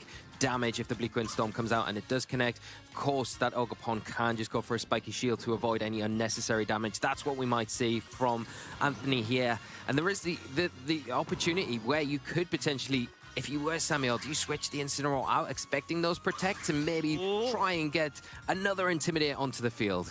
But we're not seeing that this time around. Not indeed, as the Incineroar does try to play it safe, go for the Fake Out into the Ogerpon to at least guarantee that it cannot move this turn. However, is actually going to fall short to actually not getting KO'd. That was very close and marginal because of the Spiky Shield contact recoil damage, let's say, but connect onto the Rillaboom is key here in order to whittle it down to the point where the Fluttermane can finally just pick it off at its own pace and time.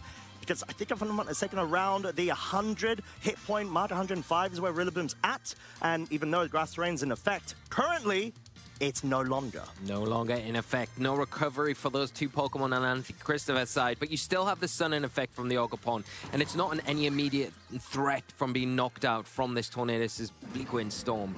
But if it is able to land an attack into that Pokemon, it will pick up a knockout with the Sun in effect, even though it has had this Intimidate dropped onto it. Yeah, and that's essentially what you need to be able to gauge in the scenario. Will you be able to just avoid any sort of immediate priority pressure from Anthony Christopher's side? And that's exactly what Samuel has been able to do. You just need to clean up with the Fluttermane, just bring it in a position where it's safe in order to just pick up a double KO. Although Dazzling Gleam, it's not going to be enough from this range on the Ogerpon, and that's why you need to be able to commit some sort of damage onto it to whittle it down. But with this Tailwind, does it supersede the Incineroar into a spot where it could maybe bypass the Incineroar? No, they have your Cudgel really smartly targeted there, knowing that the Tailwind could come out.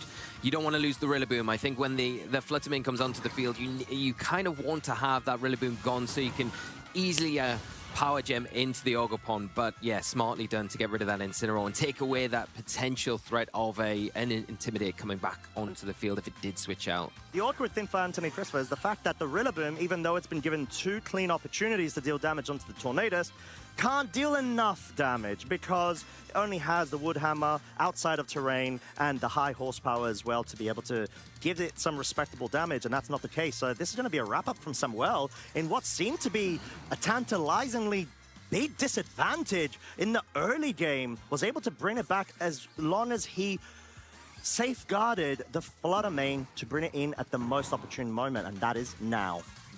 Yeah, and the Ogerpon doesn't look like it's in the best of spots here, and here we go, there is that Power Gem, it is coming out, and with that Sun up. All right. The choice specs boosting it. Going to be more than enough. And I don't think the crit really matters in that scenario. Leaving the Rillaboom to face down against these two Titans that Samuel's preserved so well in this game one. Yeah, and that's a beautiful way of being able to guarantee it. There was a scenario of maybe a spiky shield coming out from the Ogerpon, but it's not the case. There is another critical hit right now, but it's a single target attack onto what was an already weakened Rillaboom. So even if the Rillaboom was able to go ahead and get a Woodhammer critical hit KO onto the Flutter Mane, which probably would have been required due to the grass terrain not being available, the Tornadus should have been able to deal with the Ogerpon. But Samuel looking very confident in terms of understanding the sequencing and the lines required.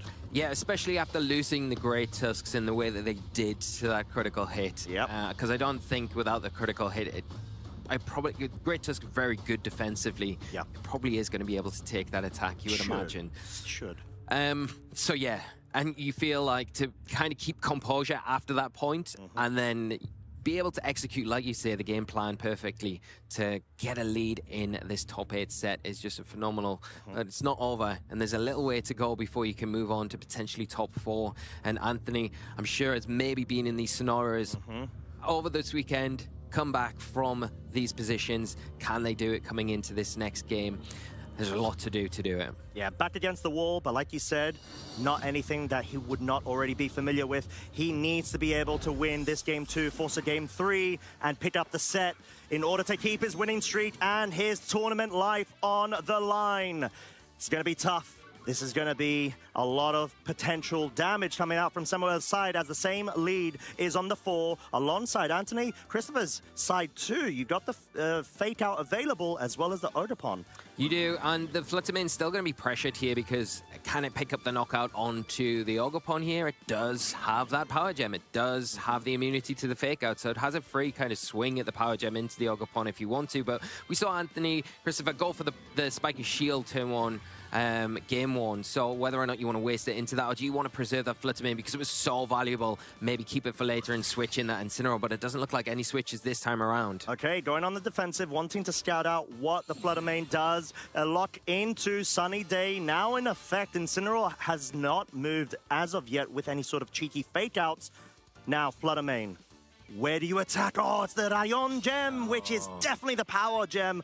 Trying to pick off that Ogerpon, failing to do so. And the parting shot, not actually into the Flutter Mane, going for the Tornadus, perhaps in anticipation of a potential switch out and in of the Flutter Mane, maybe to a Great Tusk to get things going because of the Clear Amulet.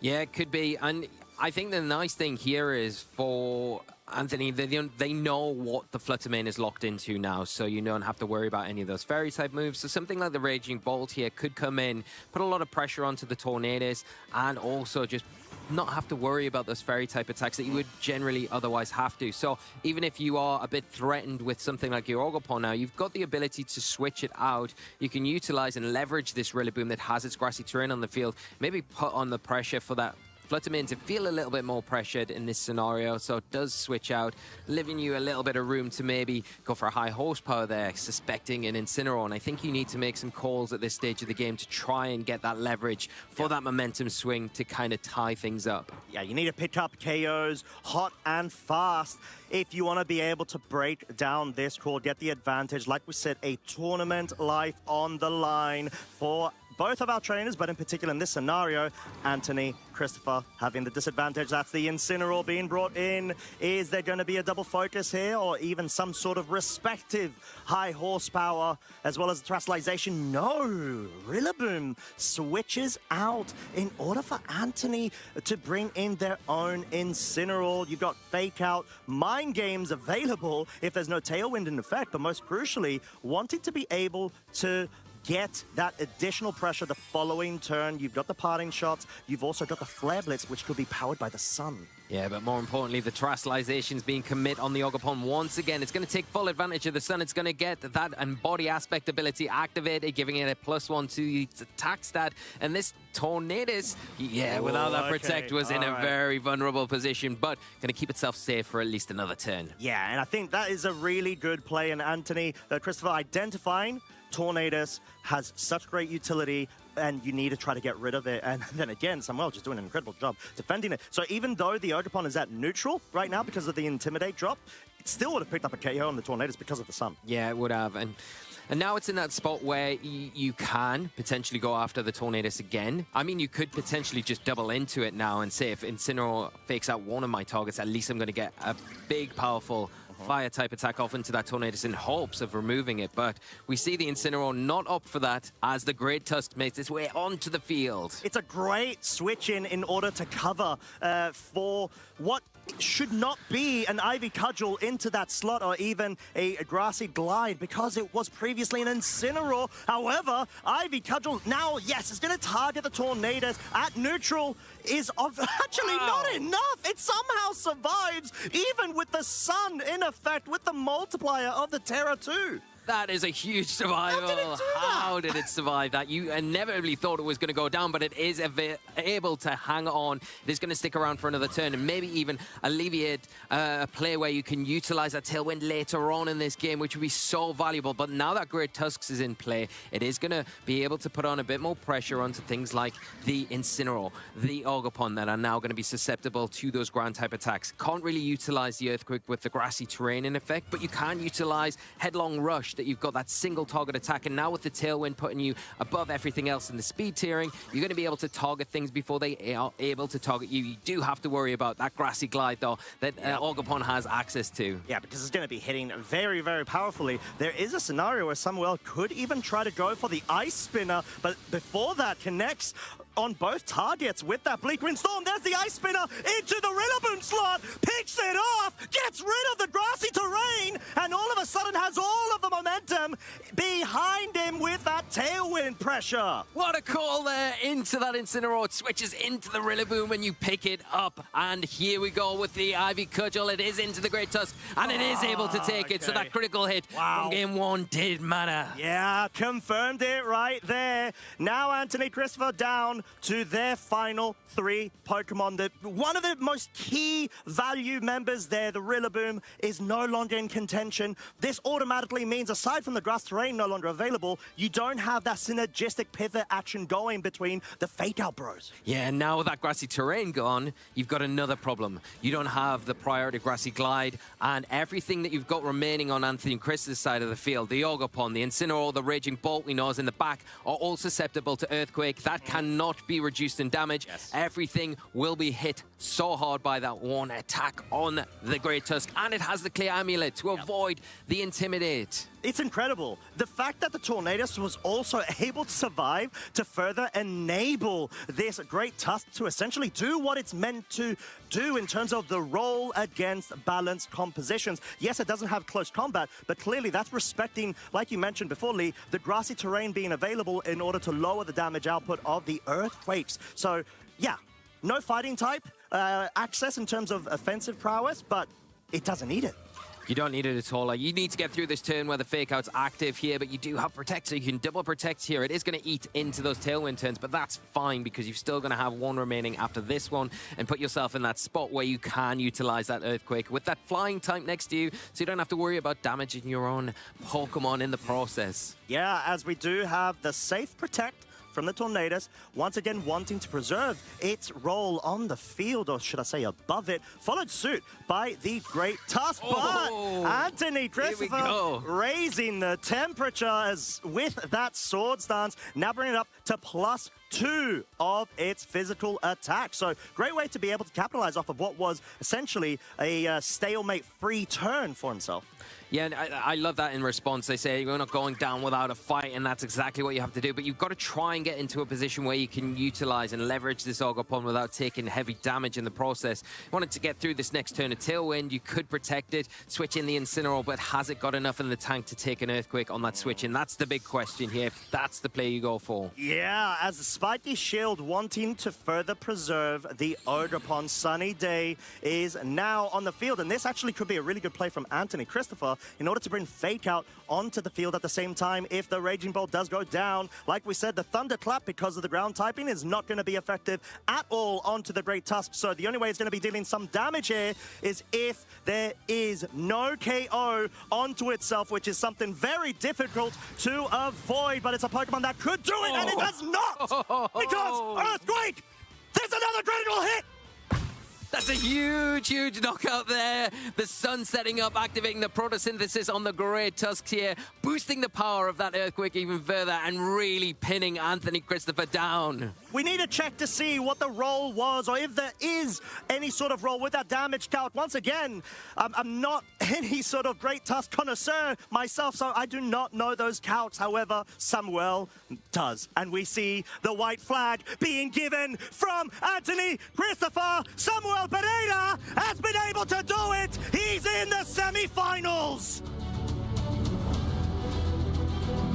We talked about Great Tusks at the top of this match, the importance of it, and Samuel executing the plan perfectly, showing why this Pokemon was the right choice coming into this tournament and carrying them into top 4. They'll be going on even further in this tournament. Can they take it all? Well, we're still yet to see. Well, I'll tell you what, Lee, I think he's got the greatest potential to be able to do it, because not only is he in the semi-finals, he beat the undefeated trainer of this event. The spotlight has been on Anthony Christopher because of his amazing progress and form, and he's been able to now get quelled by Samuel Pereira in what was just a big turnaround. Unexpectedly, I would say, because of how a couple of those early board game states ended up developing.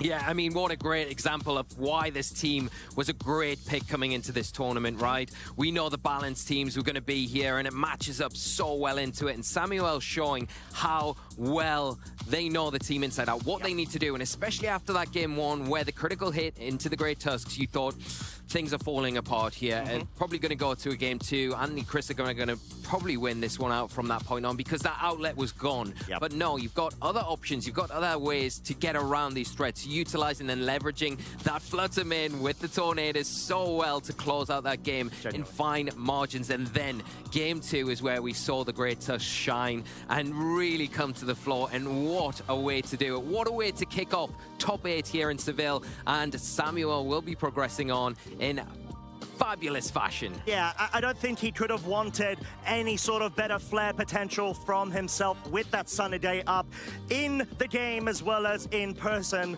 here at the lovely venue of Seville. We see his determination was so key here. There's so many great back and forths between both of our trainers there. KOs that really just came down to the wire, but the Flutter Mane was able to find itself in a position, because it was a preserved early game, to just sweep. And that's what Samuel identified, even though the Tusk had gone down earlier on. And now, game 2 is where things just flared up. That survival of the Tornadoes, and followed by the Ice Spinner read into the Rillaboom, which was an Incineroar, was absolutely phenomenal. That was definitely the swinging point of that game, right? Yeah, 100. Calling that and getting it right was just phenomenal. You could see how much it meant to Samuel when he actually clinched that knockout on the Raging Bolt after setting the sun. The Earthquake was freed up. There was no way that that move was going to be reducing damage like it was in game 1. The Rillaboom removed, and Samuel, what a way to do it. Just amazing. I cannot wait to see more of Samuel in top 4. Masterclass. What a treat. Masterclass, mate, honestly.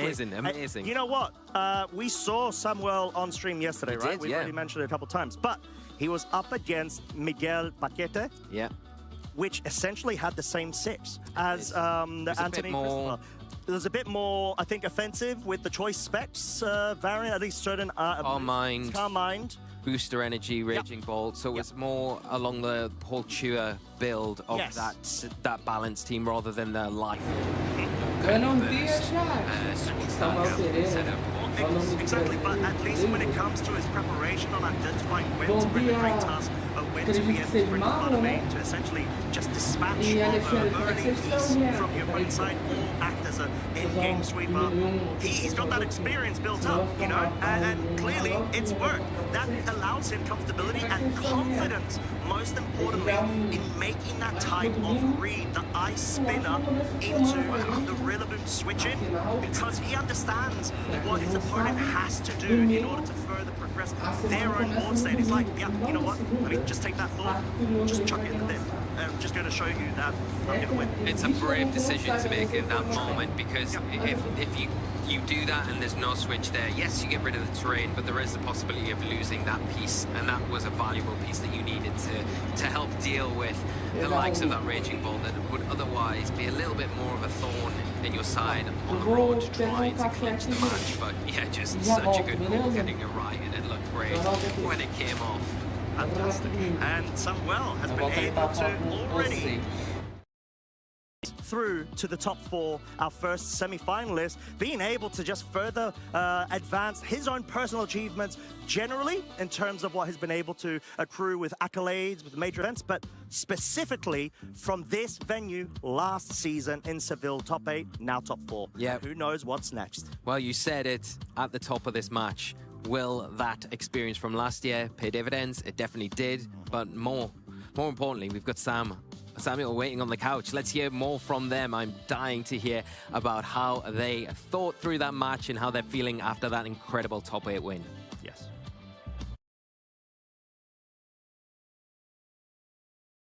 Congratulations to you. Talk about un golpe critico. There were so many in that game. You've just defeated the only undefeated player of the tournament so far. How are you feeling?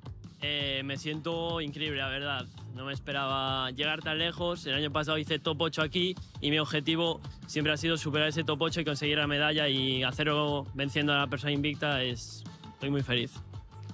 I'm feeling great.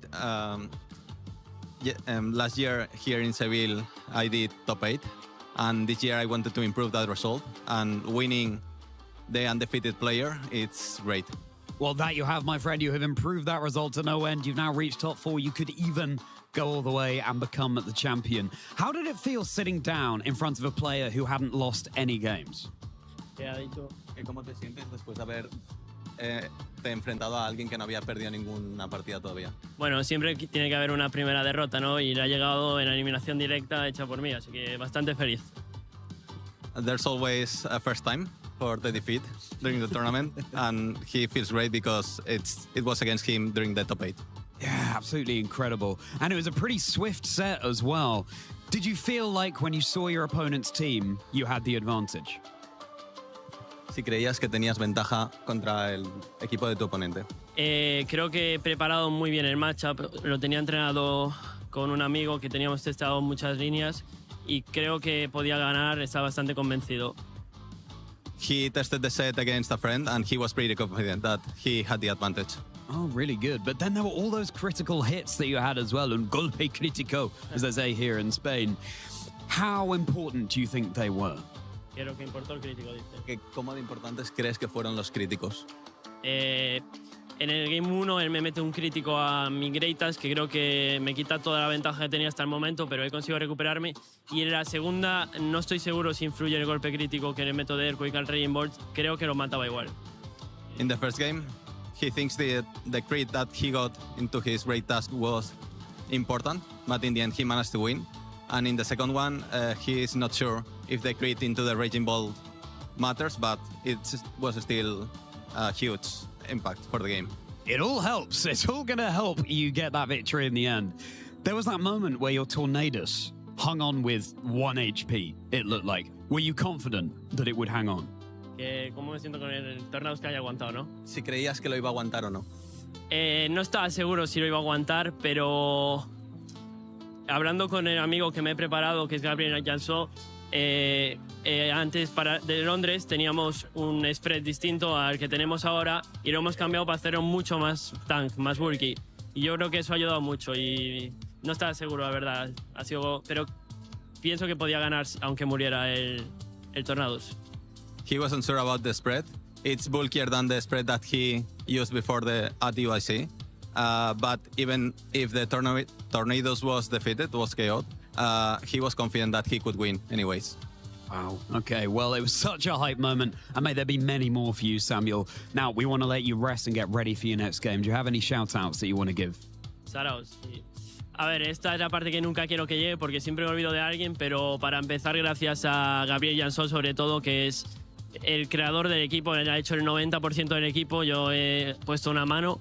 También a Adron por la preparación, a todo el mundo que me está apoyando aquí en el torneo, a la gente de Galicia. Es que si me puedo decir uno por uno me voy a olvidar de alguien, así que sobre todo a la gente que me ha ayudado a preparar y a todo el mundo que me ha visto, me ha saludado y a la que me está apoyando desde casa, y sobre todo a mi equipo que es Megas Clan, así que un saludo desde aquí.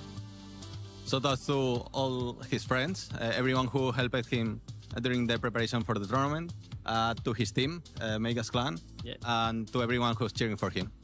Wonderful. And may you keep on cheering, everybody. Congratulations again to you, Samuel. Good luck. Very much. All right, everybody, which will be the next trainer to seal their fate? We'll shortly get into our next top 8.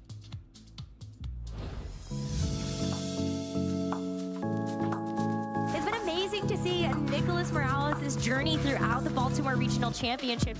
My name is Nicholas Morales. Currently, I live in Georgia. What Pokemon typing would I be? I want to say the poison typing. I think the poison typing has a really good defensive toolkit. I think they have a bad rep for being kind of bad, but I think there's a lot of amazing poison types out there.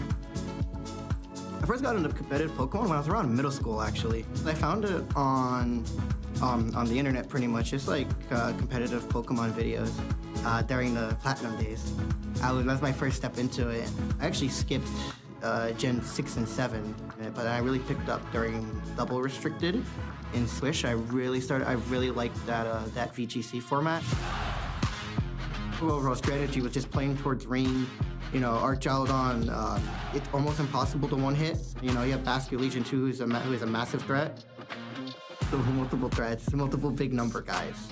The first time I was on stream, I felt like the crowd was kind of rooting against me. I could kind of hear them. He was doing really well for most of the match.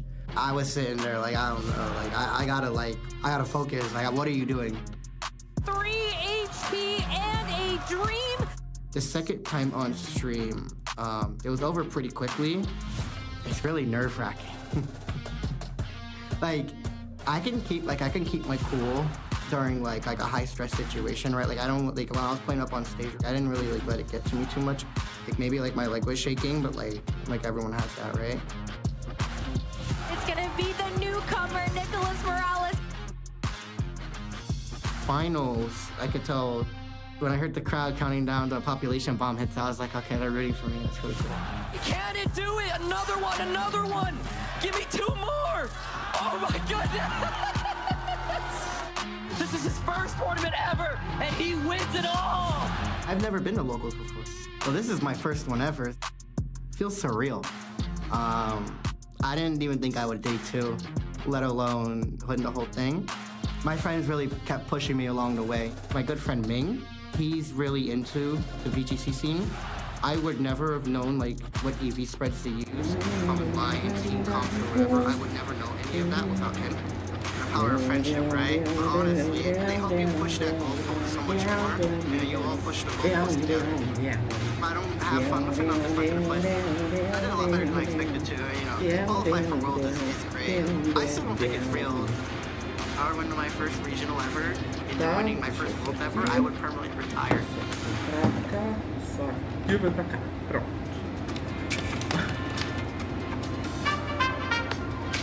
you go.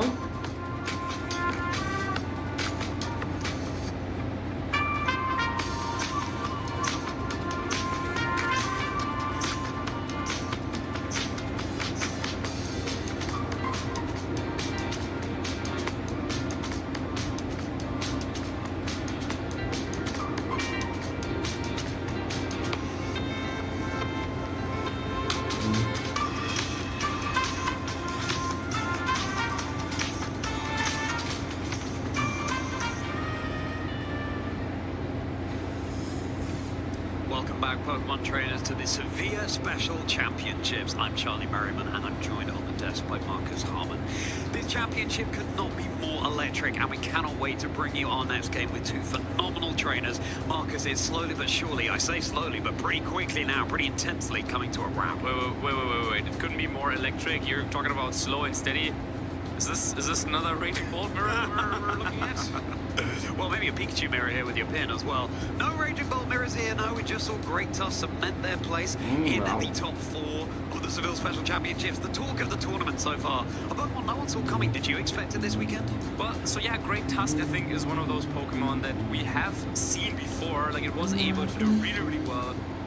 For example, in Regulation Set B, I had a really one of my favorite teams ever included Great Tusk, but no, it wasn't really on my radar because, yeah, if you need a ground-type attacker, usually you would look at Landorus, you would look at Ursaluna, but Great Tusk, with that little bit of extra speed, actually making quite the difference there, and with Clear Amulet also, yeah, just proving to be really, really valuable. Having Ice Spinner to remove the grassy terrain so your own Earthquake is more powerful. Also, very, very unique kind of set of moves that it can learn. So, not something that I had on my list, but yeah, definitely very, very deservingly doing so well in this tournament. Is it going to be surprising all of us this weekend? Now, the next match we'll be able to bring you will be between two, of course, fantastic trainers. It's top lane. What else would you expect?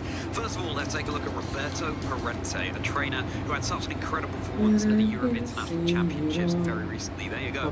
Top 4 there, just a month ago, running this DDI Crown team, which, to be honest, I expected to see far more of this weekend, Marcus. Yeah, I think it was doing quite well. We saw it on our graphics time and time again, but now we get to see one of the absolute best players in the world with this archetype. EUIC top 4 was the most recent of their big accomplishments with that exact team, and then also in the past. And it seems like every 2 years there's going to be a big event and a big result for Roberto. Top 8 in Liverpool in 2024, then a World's top 16 in 2022, and also in Paris another top 8. So yeah, maybe now is finally the time for Roberto to make it into that big finals after coming off of their very, very best event now from EUIC. Top 4 there. Let's see how far he can go now. Love to see that hyper offense with the Regidrago on the team as well. But their opponent, Santiago. Let's remind ourselves of the composition Santiago themselves is bringing, as well as the achievements they have so far to their name. And of course, top 8 in the Sevilla Special Championships at least will be prime. Fascinating matchup. We have Tazakiri and Nondozo and Glimora alongside Chiyu and Dragonite, which is a Pokemon that really has been rising throughout the Sevilla Special Championships. Seen more Dragonite than I was expecting. Got a lot of top cuts here, and top 4 at EUIC is a senior, so a trainer who's been playing for a good proportion so far, but still looking for that major win. Absolutely, yeah, just recently aging up into the Masters division. In the most recent tournament, Birmingham, top 32 actually played him there in phase 2 as well. There he was using a completely different team, so switching things up here and bringing the Dozo to Seville. But on Dozo and of course the Glimora that can poison your opponents while you're waiting to get Stoolie with your Nondozo and Tatsugiri. And that really is the name of the game, and it's will be fascinating seeing Roberto go up against this, because of course stalling is exactly the opposite of what Roberto wants to do here. Roberto wants to tear through, claim those decisive knockouts, and get us swiftly into our next, well, top 4 game that will be next at the Sevilla Special Championships. But is Santiago going to enable them to do that?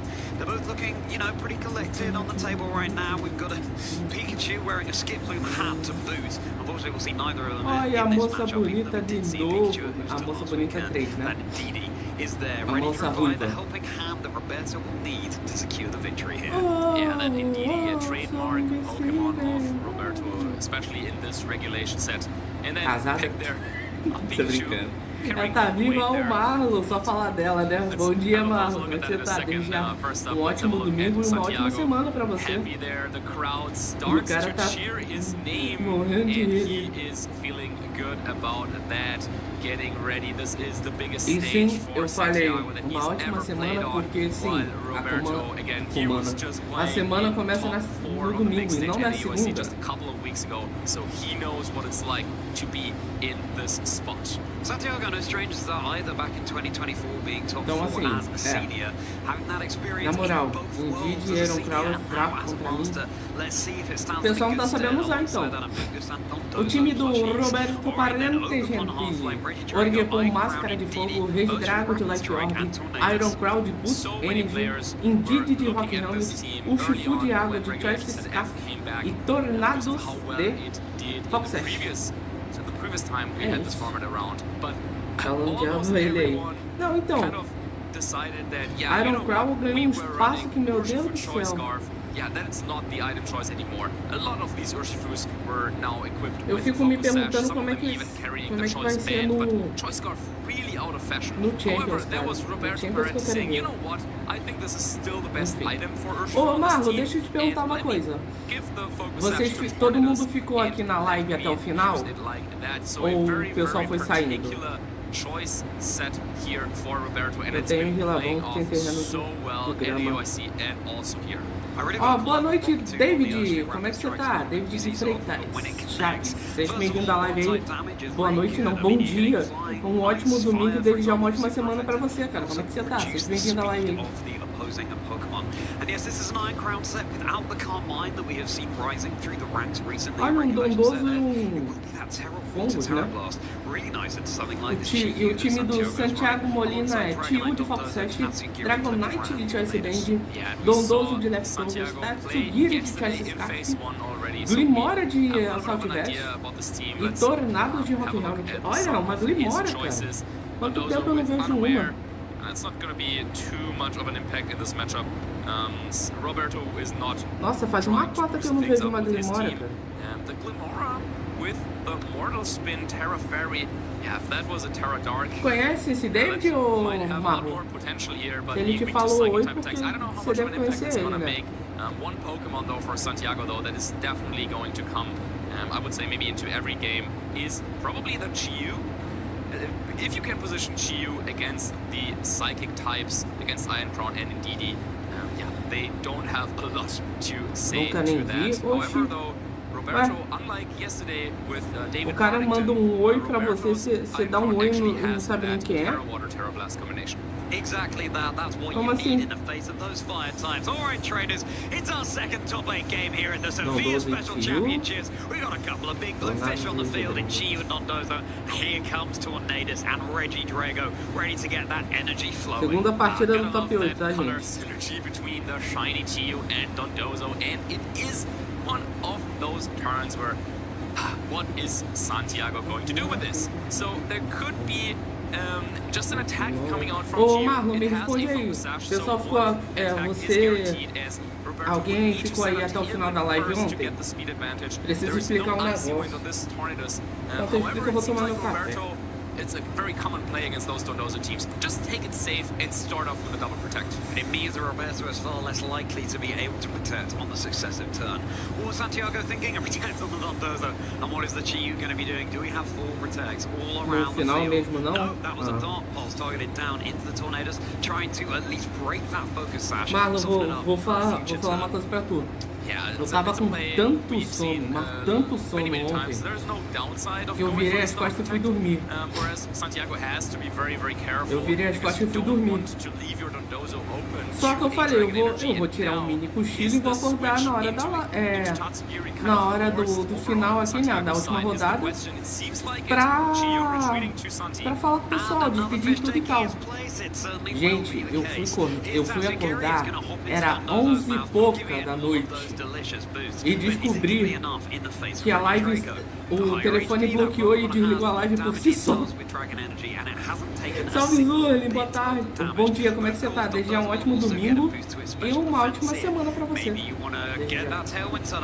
Gente, eu tava tão cansado que eu apaguei completamente, eu só acordei 11 horas da noite. Lindras inteligentes. Pô, mano, eu tava com muito sono, Yeah, and it's going to strike back here with order up, and it's going to be super effective. Olha o lado bom. As horas do canal estão lá nas alturas.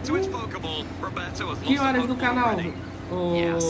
Marlon, se o YouTube não liberou o meu acesso para eu fazer um Seja Membro e pegar o resto da meta.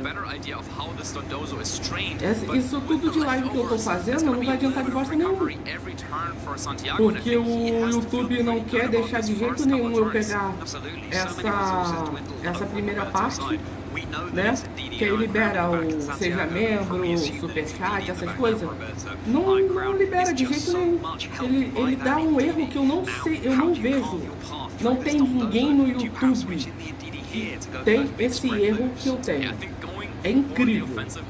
E aí eu não consigo passar para a próxima meta, que é os mil inscritos e tal.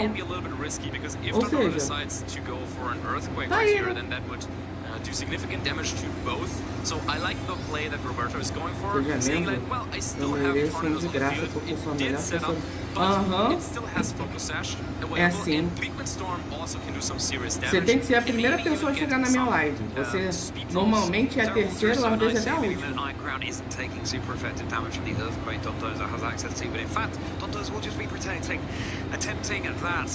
Enfim, Marlon, me responde uma coisa. Por que o pessoal não começa com a lead de tá seguindo do 12? Não, Zuri, você não, o Marlon que eu tô falando. Você ainda consegue chegar primeiro que o Marlon às vezes. Eu tenho que fazer boia, né? O quê? Eu tenho que fazer boia. Boia seria o quê? Comida? Se for assim, eu também, querido.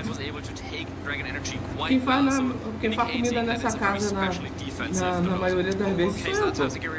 E ainda assim eu faço live, aí. Qual é a sua desculpa? Eu quis dizer que eu cheguei primeiro hoje. Ah, tá. Ah, eu não vi, porque eu tava fazendo um negócio pro vídeo aqui no canal. Aí eu deixei a live rolando e falei, bom, como o pessoal não vai aparecer tão cedo, deixa eu ir adiantando um negócio de vídeo aqui, que aí eu já me facilita, entendeu? Só falta um negócio pra eu fazer. Focus Sash still an effect for tornadoes, cannot be knocked out that easily, but the threat of another earthquake. Pô, a Pokémon Company me trollou 2 dias, cara. Ó, gente.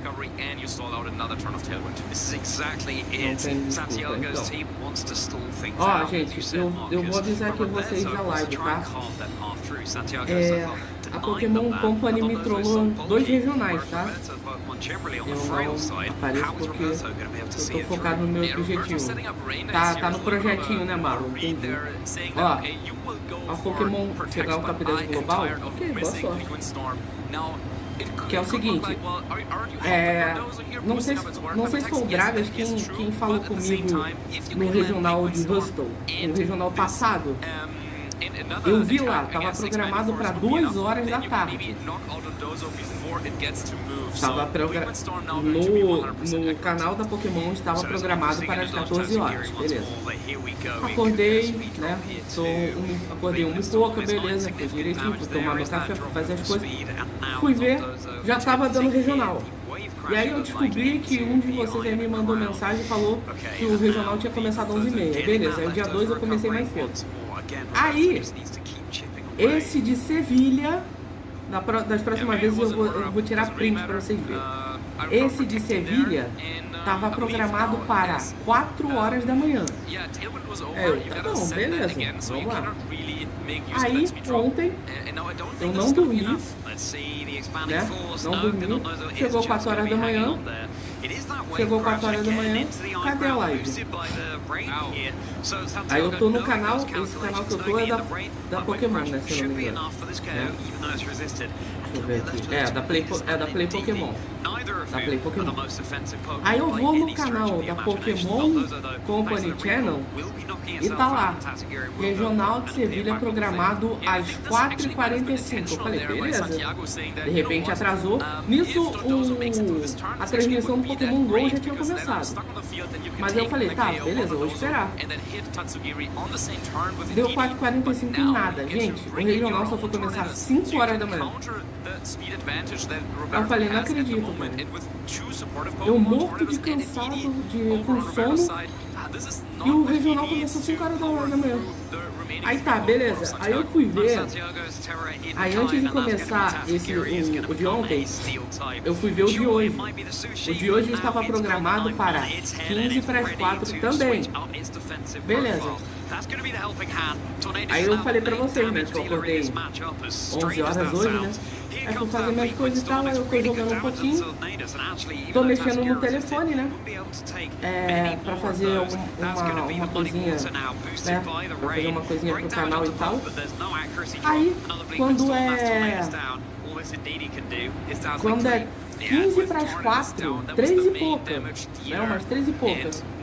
Eu abro meu YouTube, né? Que eu tava vendo no YouTube, eu tive que parar. Aí eu voltei, eu falei, bom, vou voltar aqui a ver o vídeo que eu não sei o quê. Eu olho, o YouTube tá lá. Regional de Sevilha, VGC dia 2 ao vivo. Eu, hã? Não era 5 da manhã? Não era 15 para as 5, na verdade?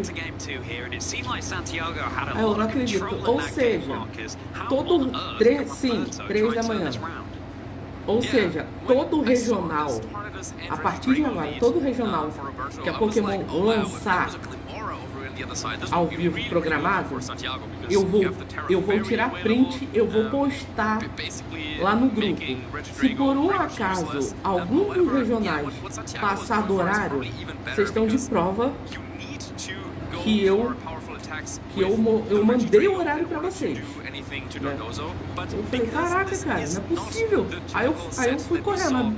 Por sorte tava na contagem, mano. Tava em 15 minutos ainda pra abrir a live, mas tava em 15 minutos. Aí eu falei, aí eu já abri logo, já deixei logo. Aí enquanto isso eu fui adiantando uns negócios do vídeo pra mim, entendeu?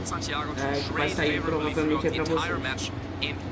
Special damage coming out from Roberto's team, he just wasn't able to break through. That's exactly it, Marcus. The trading of favorably Pokemon is a game of resources. Which of these trainers can manage it better? The run back of the leads over on Santiago's side, and this time it's going to be Tornadus and Urshifu for Roberto. Yeah, I like that adjustment. I think that's also what I would have done here, because it means that, well, you put a lot of pressure on Chiyu right away. Is Santiago really risking Chiyu going down right away? Ô, Marlon, será que esse... Ô, Marlon, será que esse David aí é o Dragapult disfarçado? Ia ser engraçado se fosse.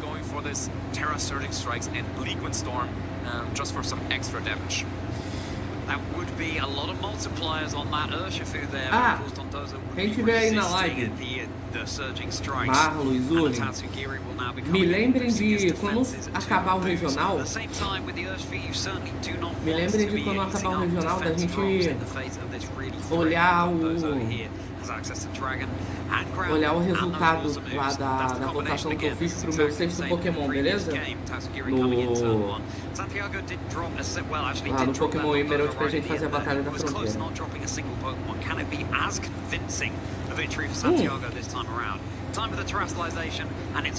Aliás, Marlon, eu preciso falar um negócio contigo.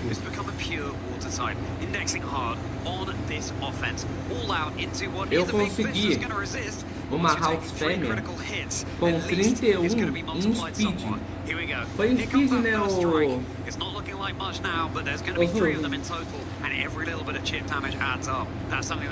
Foi 31 em Speed. Aí eu perguntei se era bom. O Zuri me falou que era ótimo, que ele gosta de usar Gardevoir com Speed. O que tu acha? Eu mantenho essa House Fêmea mesmo com 31 Speed? Lindras, o que você faria com um cara que você nunca viu na vida que pede amizade? Primeiramente, não é assim, né? Se ele tiver num grupo em que você tá, era no máximo conversar, né? Começar a conversar pra ir pegando uma certa amizade, né? Mas não é assim. Quer ser direto amigo, entendeu? Não sabe quem é a pessoa.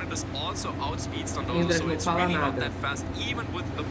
Essa pessoa é alguém do canal, sabe? Ou, sabe não? Marlon, é alguém do canal. Que Lindras não fala nada? Só vocês me chamam de Lindras. Mas é o nome do seu canal. Não. Ninguém assim. Ninguém novo ia falar isso. Então. Eu tenho. É o Dragas. Será que é o Dragas? Mano, ou é o Dragapult ou é o Dragas. É algum dos dois. Yeah, this time though, it's going to be really tough. I think maybe once again Santiago was going for the wave crash intentionally to potentially knock Dondozo out. But now we're at a very, very close range where Bleak Wind Storm Receba a escada de Jacó. Ô, Marlon, tu não respondeu a minha pergunta. Por que o pessoal não começa de... Por que o pessoal normalmente não começa uma lead de Tatsugiri Dondoso? Começa só com Dondoso. Tem algum problema? I'm thinking maybe just going for the Tailwind and Dragon Energy is the safer one of the two options, because that way you guarantee that it will connect. Porque até onde eu sei, you have Tailwind up for the next couple of turns. Só o Easing de Galar, ou só o Easing de Galar para o Tatsugiri, né? So safe to set up the Tailwind here in the face of an Dondozo that is likely protecting from all left over. Enquanto isso, eu tô transformando o Firehead em jogo bom. Como assim, Zuri? Firehead não é bom? Oxi. Hopefully we'll still have enough gas in the tank to be able to take care of Santiago's team. This is a better position for Roberto than it was in game 1, even though we had the miss of the Bleakwind Storm. Yeah, so now Roberto can take the time to swap out Tornadus. Since Tornadus will move before Regidrago, it doesn't really matter what it does, because, well, it's not enough to knock out Dondozo, and then the follow-up attack from Regidrago will knock out Dondozo either way. And so, repositioning into this position não where you tem, have Regidrago o Tatsugiri não vai tomar nada. Psychic terrain is set up, and you can use that for porque later. Ele vai entrar I like the kind of na defensive barriga do play, Dondozo. taking the time here to switch an Ndidi.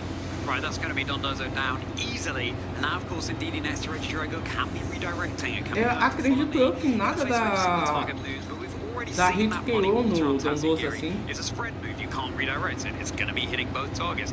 You also have the Chi-Yu with Heatwave, another spread move you can't redirect, but it's not like a Dark Pulse, you certainly can, but Indeed is certainly not going to appreciate taking one of those. Dondozo down 3 Pokemon apiece. If Santiago wins this, he will move on to the top 4. So sending in another fish, one blue fish down, another one enters the battlefield. And now, though, you have the speed advantage over Roberto's side. If you can go for another Dragon Energy and Dazzling Gleam, this might be enough for a double knockout. However, like in the previous game, this Tatsugiri could go ahead and go for the Terra Steel. Terra Steel, and it's also got the Choice Scarf, so it's acting faster than it would before. Eu só penso no Raging Bolt. Mas o Raging Bolt não deita o... Não deita o Dondozo de primeira. Ele teria que dar o quê? No mínimo 2 Calm Mind pra deitar um Dondozo, pô. Até lá o Dondozo já bateu em alguma coisa. The Earth Power Call into the Tatsugiri, calling out that Terra Steel. Masterful from Roberto there. The one-hit KO, predicting the terrestrialization. Além de não começar com o Tatsugiri para meter um bait. Mas se tu tem a lista... Mas se tu tem a lista dos poucos que o teu adversário tá... É fato que o cara não vai trazer Dondozo sem Tatsugiri, entendeu? Now we're stepping on the gas trainers. What a big play there by Roberto. It was so risky, but o Santiago leva isso aqui, não? No more terrestrialization. Tailwind e Hitwave. É isso? So Santiago could set up Tailwind, go for a Dark Pulse, this time into Regidrago. However, well, Pokemon is so cara, esse é o Tio mais tanque que eu já vi no planeta. If you can withstand that, you can fire back with a Draco Meteor and Bleakwind Storm combination. Normalmente os tios já teriam caído já, mas esse daqui, meu Deus do céu. Ó, tem Wind. E agora? A gente wave? That's going to be the connect on the Bleakwind Storm. Fortunately, that Tornadus is treating his trainer much better this time around. The Dragon Pulse into the Regidrago is 22 HP. Is it going to flinch? No, it's not. The Dragon Energy is kind. Of course, the lower the HP, the less damage that move does. So really, Tornadus is the biggest damage dealer. Well, now the Regidrago is still down. Once more, Roberto is relying on these Bleakwind Storms connecting. Bleakwind Storm. E qualquer coisa que o bait, eu digo, dá golpe dragão no Raging Bolt, você não quer usar Terra, aí você troca o Raging Bolt pelo Tatsugiri com Dondozo do lado, aí vai bater no nada. Bleakwind Storm miss, and of course the Tailwind being stalled out over on the other side. That's going to be Dark Pulse. The Tornadus brought down to 17 HP, but the Bleakwind Storm connects, and that's it. Roberto Parente is out. Ó, temos espanhol no top 4. Game is going to be Santiago Molina. Casada. And the Spanish Desculpa, gente, não crowd, podia of perder a course, piada. supporting Santi over here. What a big win for him. Calma aí. Defeating Roberto Parente. É, eu vou bem mid-game pra explicar. Ó. And the Spanish crowd, Calma lá, of course, chat, um supporting momento.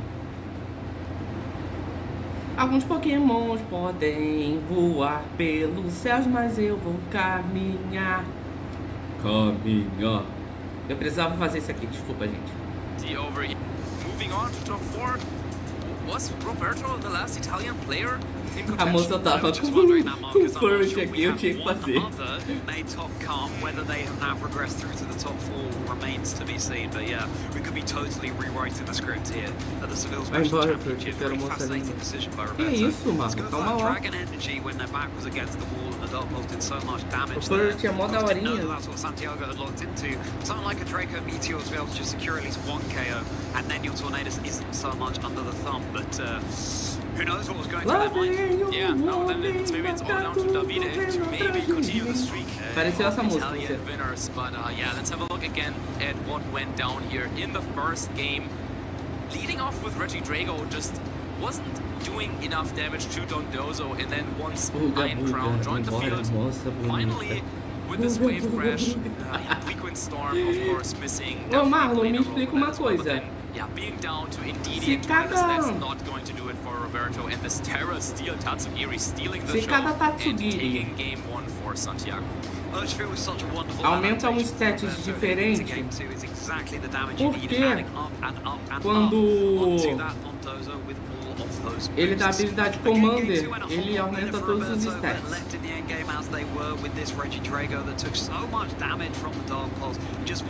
Chat, bebam água, não esqueçam de se hidratar.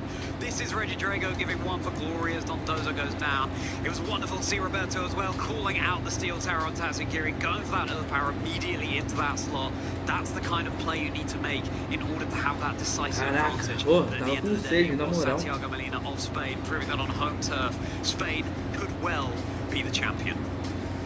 Yeah, and Eu in the end, estava it com was that sede. Chiyu we were talking about before the game, but it never really came down to this Chiyu versus Iron Crown kind of stand down. Instead, yeah, Chiyu was mostly facing down Indeedee and facing down Reagindo and Tornadus, but yeah, proving to be a little bit too difficult to knock out. And yeah, with that concludes our top 8 games. Sim, dependendo da And, cor, wow, tá now subindo. only 4 players are left. I think maybe some games are still going on, but wow, it's always amazing at this stage tá, of the então tournament. We started with 600, o stats and da... narrowed it down to 12 O stats when que the top cut phase o... began, and now there's going to que be o buff vai receber não é no Commander, é no ataque Ordup. Ah tá, agora eu entendi. Porque eu falei, cara, qual é a lógica de você ter um bicho que vai aumentar um status em específico se quando ele entra no Dondozo, todos os stats são aumentados, entendeu?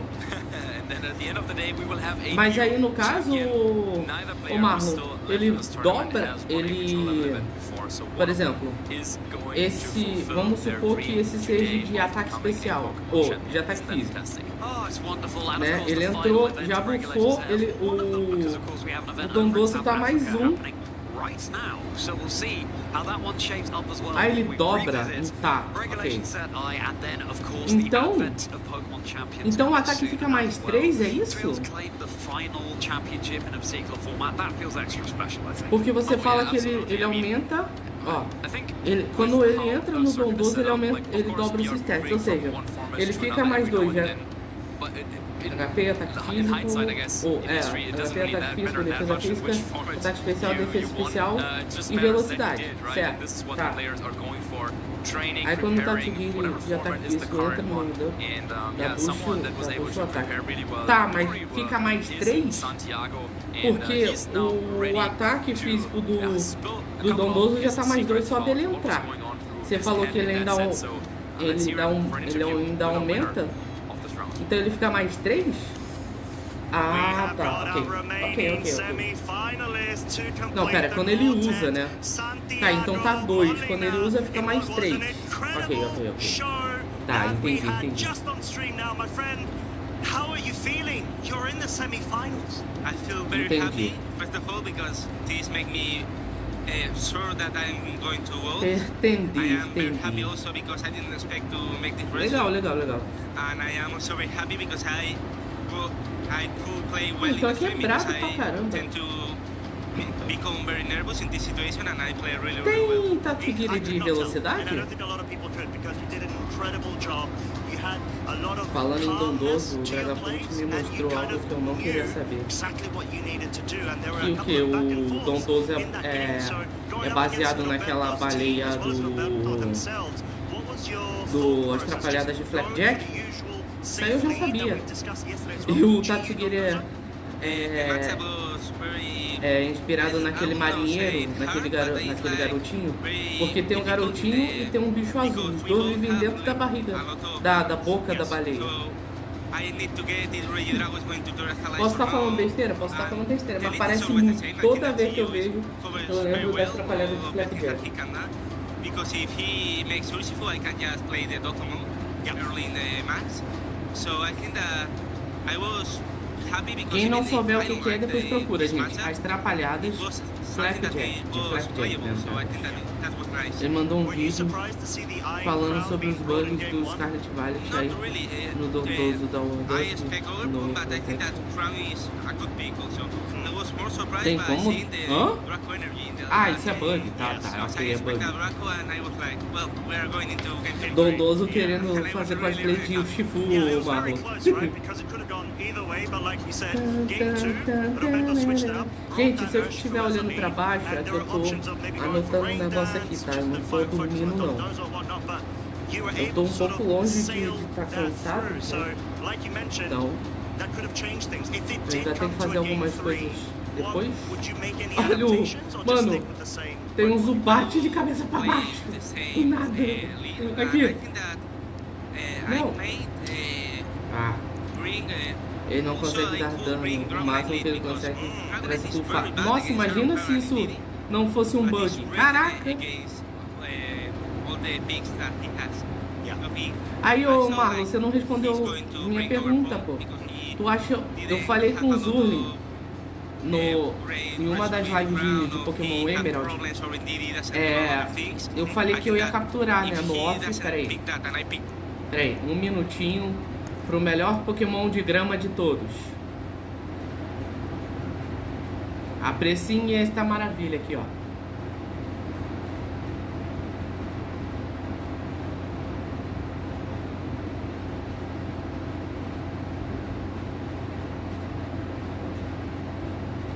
Mano, a cara fofa dessa Flora, na moral. Pronto, agora pode voltar. O Giras. Exatamente, é o Mano Giras, pô. Enfim, voltando, o Marlon. Voltando, o que acontece? Eu falei com vocês que eu ia tentar achar uma house fêmea, né? Pra fazer breed e se ela não viesse boa, né? Aí eu achei uma fêmea. Eu fui lá no Judge, né? No vídeo lá pra ver se ela era boa ou não. Ela veio com 31 de speed. O que acontece? O Zurlin falou que ele super usaria ela. Entendeu? Porque ele gostou da House ter vindo rápido. O que você acha? Marlon, eu quero ver você ganhar uma luta de Regulation F com o Flareon. Vamos lá, Flareon, Turtle. Vamos lá. O Shifu de água. Eu super usaria o que eu não escutei? Eu falei da Hawks com 31 de speed, ô Zuri. Você falou que super usaria. Vamos lá, ó, a gente faz um aqui rapidinho. Vamos lá, Flareon.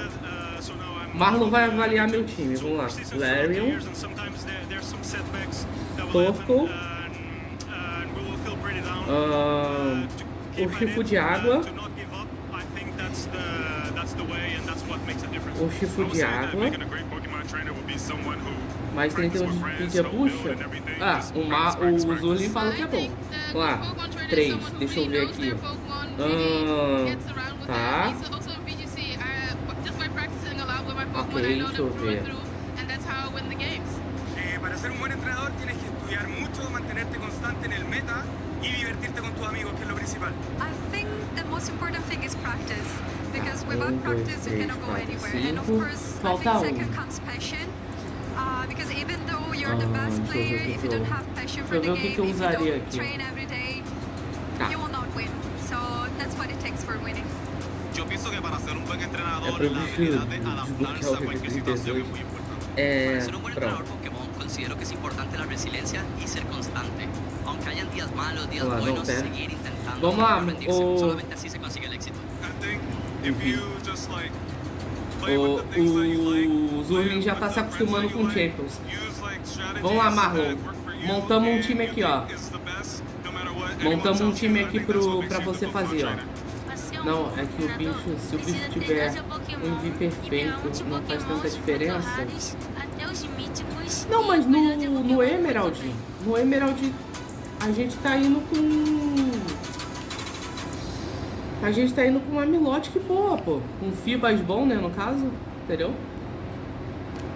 Mas vamos lá, ó. O time... Vamos ver se o Marlon consegue se virar com esse time, o Zurlin. Flareon, Torkoal, o Chifo de Água, Tornado, Orgepon de Fogo e Among Us. Que Speed é o único envio que a gente sabe.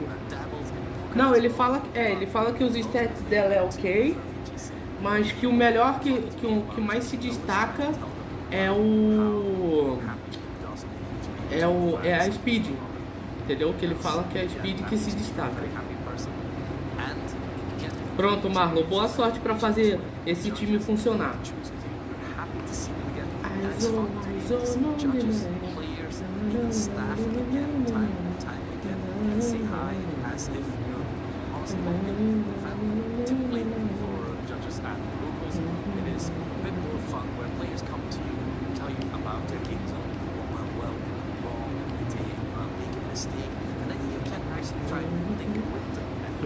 Isso, o Chifo de Água, Torcas e Among. Sim, esse é o time. Esse é o time que você vai ter que jogar Regulation F aí, ó. Eu acho que ainda fui legal com o Marlon, porque eu trouxe 1, 2, 3... 5 dos 6 Pokémons aqui, eu acho que eu dei muito de sopa aqui pra eles, sinceramente.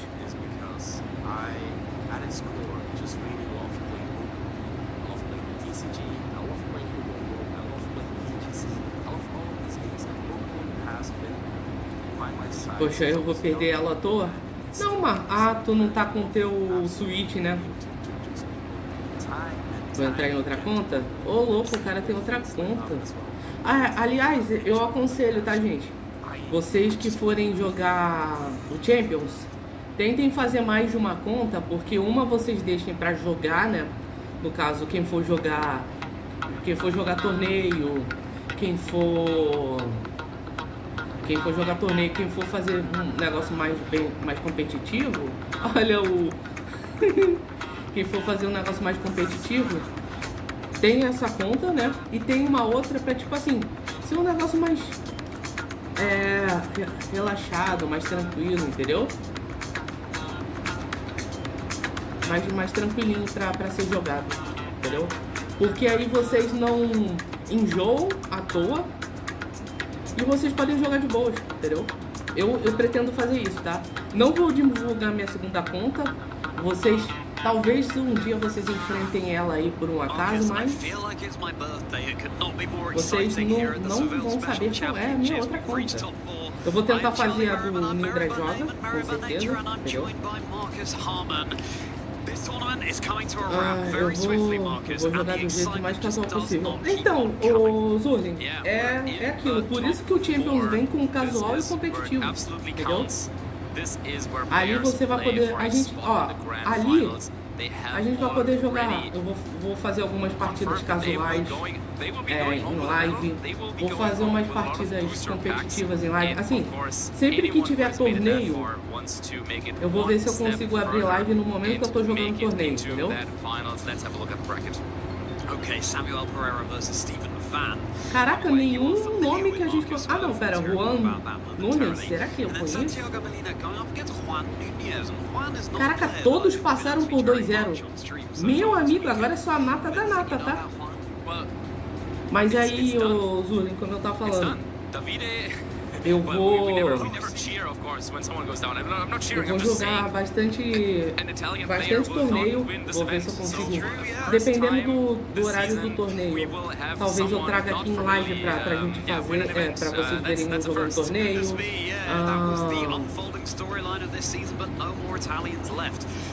Uau, intenção, meu Deus do céu, Zone. E aí, eu vou jogar casual também, aqui em live. Vou fazer partidas.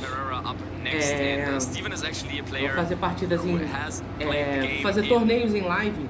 E pra não qualquer um não entrar, o que eu vou fazer? Eu vou organizando desde lá no Discord, beleza? Então eu vou falar assim, ó, vou fazer um torneio aqui, tá, gente? Quem vai querer participar? Aí eu faço uma call lá só pra quem for participar.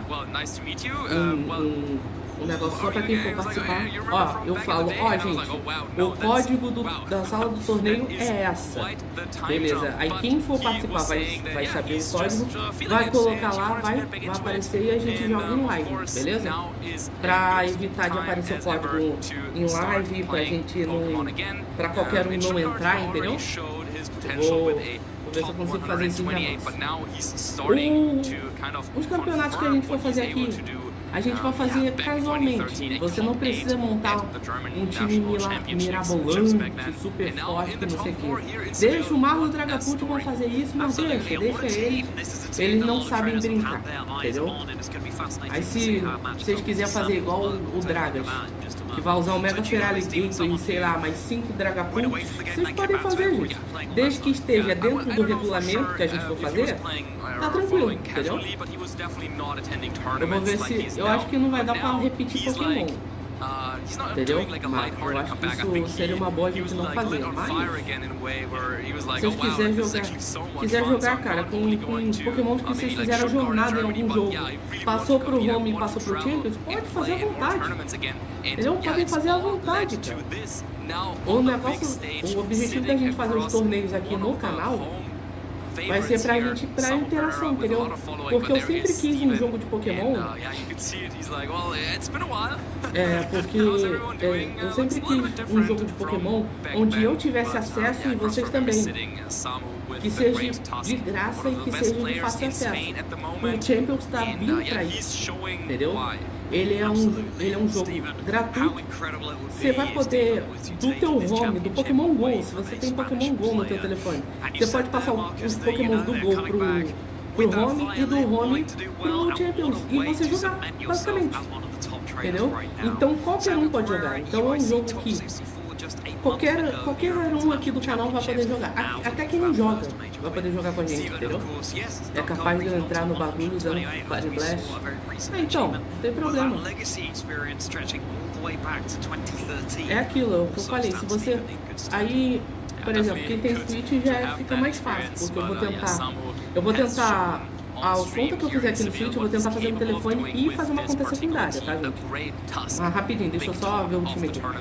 O time do Samuel Pereira é Incineroid de Assault Vest, Orgrimmon Máscara de Fogo, Fluttermane de Chest Specs, Great Tusk de Clear Amulet, Goldenko de Metal Coat e Tornado de Covid Cloak. Olha, esse mano tava ontem, cara, será que o Great Tusk vai mais longe? Já tá top 4. Então significa que esse bicho já tá bem forte. Se o Great Tusk for campeão, ia ser muito engraçado. Samuel Pereira BR, não sei, Zuni. Tu consegue ver se ele é, Zuni, pelo link fixado. O link fixado aí tem o link com todos os pessoas, todo mundo, né, que tá registrado nesse campeonato. Aí você vê, confere aí rapidinho se você consegue ver. E o time do Steven Fan, Incineroid de Safety Goggles, Orgrimmon Máscara de Água, Fluttermane de Boost Energy, Chimpaoy de Fox Sash, Reagindo de Assault Vest e Lando de Life Orb. different, in a little bit of a like different combination. I don't actually think I've seen those exact same 6 Pokemon. Espanhol? Because Ok. usually when you see a Jianpao, usually there is an Urshifu. Então tem dois espanhóis na semifinal. O que acabou de ganhar também é espanhol, Zuri. O mano que acabou de ganhar. Será que vamos ter uma final de espanhóis? O Pereira tem que ganhar agora e o outro precisa ganhar, e a final vai ser espanhola. Well, Thunderwave won't do anything against the opposing Great Tusk, this star of Samuel's team, because of course it is a native ground type Pokemon. Lembrando, gente, faltam 3 partidas, tá? Falta o top 4B? Não, pera. Não, faltam 2. Sem contar com essa, contando com essa, faltam 3. Mas sem contar essa, faltam 2, tá? Que é o top 4B e a final. Mas com essa é top 4A, top 4B e a final, beleza? Quem vencer daí já tá na final. E a gente espera o vencedor da outra partida. Let's go. Tá, Flutter e Chimpaon. Flutter e Tornado. Zurlin, tu já jogou o Pokémon Black and White? Even faster when that booster energy is going to boost the speed, but Samu is ready for this. Tornadus there, ready to set Tailwind. We've seen this lead from Samuel before. You can set up the Tailwind and then have that choice Specs Flutter Mane dish out so much damage. So, yeah, where do you want to go with this, though? You could try and set up Tailwind to go for Dazzling Gleam, but that would not knock out either Pokemon, and then, yeah, you are under a lot of pressure. Maybe Ice Spinner takes down Tornadus, and then Flutter Mane over on the other side can also do some significant damage. So, yeah, it's really already coming down to this important decision here on turn 1. Turn 1 can be so crucial in Pokemon VGC, and Flutter Mane doesn't want to have anything to do with it. Switching into the back of Raging Bolt coming out. And really bold switch there. Bold switch, yeah. Piece of a Dazzling Gleam that would be super effective now against both targets. Of course, Jianpao holding the Focus Sash will stick around on the field no matter what. Going for the Terra Stella. Normalmente o que usam no Chimpaon é isso, né? Terra Stella. Mas ele vai usar o quê? O Cycle Crash? Tá, Tailwind. Did Sammy look into? Was it going to be a Dazzling Gleam? It's going to be the Shadow Ball. Great call here from Steven. Into this Raging Ball. It's holding the Assault Blast. It can take that so much better than it might do already. That's going to be the Stellar boosted Ice Pirueta gelada. O nome do ataque, Pirueta helada. Mano, na moral. Mano, ela pirueta helada. Ai, cara, na moral. Check the Jianpao here cannot intimidate it. But there it is, star of the show, the Great Tusk on the field, and it's staring down on Raging Bolt. That's definitely kind of the positioning that you want, but it will be difficult to go up against that Jianpao. So, are you thinking about going for a Terra Ghost? But that would leave yourself susceptible for Sucker Punch and Thunderclap if that is what Steven wants to go for. So, a very, very crucial turn once more. Raging Bolt cannot protect, it's the Assault Vest set, but this Great Tusk really needs to do a lot of damage. They say an elephant never forgets, but let's see if this Great Tusk is going to prefer to forget this game. Mano. You've got to fear the ground type moves the Great Tusk can go for, running that Raging Bolt on Steven's side. Steven already has the early advantage, but it's going to be switching out that Raging Bolt. Came in to take a hit, and now it's going to get in on out. Wow. And this is going to be the Landorus coming in here. Another Bolt switch because this Great Tusk has access to Ice Spinner that would have been super effective into the Raging Bolt as well. That's going to be the Sunny Day now. That's going to be the Photosynthesis onto the Great Tusk, boosting up the attack stat. This Great Tusk going to be hitting oh so hard. That's going to be the Earthquake. It's going to be bringing down this Jianpao oh so low. And of course, the Landorus immune. It's got the Focus Sash anyway. But it's going to be the Ice Spinner now super effective into this Great Tusk. It's able to hang on its Pokemon with a huge physical defensive stat. Yeah, once again, Steven showing that he is ready to make those switches and take those risks. Time and time again now, calling out Samu's move very, very well. And yeah, stalling out these Tailwind turns. Jianpao still on the field, now threatening a Sucker Punch. I don't know. With Sucker Punch, yeah, with the Terra Stella boost, I think it might be enough to knock out the Great Tusk from this range. A very, very tough, but with Terrestrialization already committed from Steven, and if you look at the rest of his team, yeah, you can go for some Ice-type moves, for example. Landorus won't be able to Terra out of that. So, yeah, if Samu can find a couple of turns to establish a positioning, then Steven's team might kind of crumble under the pressure. I love the way Steven's playing this, though. Really going all in on that offense. That looked like a Fred ball Ogre for the style points. Joining the fray as well. Chien Power is going to be keeping itself safe this particular turn. The sun is beaming down, and that's also going to be boosting the firepower. Half lane in the back. Just going to be the double protect to stall out this sunny day. Yeah, this was a great turn, though, for Samu. Switching in Ogerpon means that now he has offensive pressure, and Sucker Punch is not going to be a KO on either target. And yeah, you can go for example, for Bleakwind Storm and Ivy Cudgel into the Landorus slot. That would guarantee a knockout onto the Chien Pao as long as Bleakwind Storm hits. And then also would do a ton of damage into the other slot. Landorus could try and swap out into that Raging Bolt potentially, but maybe you want Raging Bolt around actually for later on for some Thunderclaps. Or, yeah, maybe you are fine giving up a Pokemon in this spot, but since it's just double protected and both could go down, I think we're looking at a big turn for Samu. Steven is going to be switching out that Chien Pao. It's only got a bit of HP, but it can still battle. As Raging Bolt is going to be joining in its place instead. Activating the Protosynthesis thanks to the sunny day set up by the Tornadoes, benefiting from the opponent's play. Now time for the responding terrestrialization over on Samuel's side of the field. The choice will be this Ogapon. Its master's going to be showing brightly on the field right now, traders. It's going to get a boost to its attack. And you've already augmented the firepower thanks to the sunny day. This means business. Samuel sees the hyper-offense from Steven's end and wants to match it. Here comes a massive Ivy Cudgel. It's going to direct straight into this Landorus. Can it take it? It's going all the way down. Yet another one-hit KO. And Tornadoes will follow up with a Bleakwind Storm. Does connect, but yeah, with Assault Vest and the Resistance, not a lot of damage on Raging Bolt. Speedrun doesn't really matter at this point.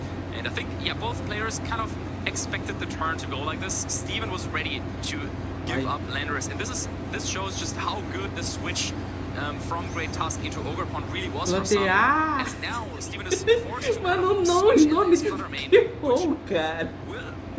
Meu Deus do céu, cara, os nomes dos Pokémon.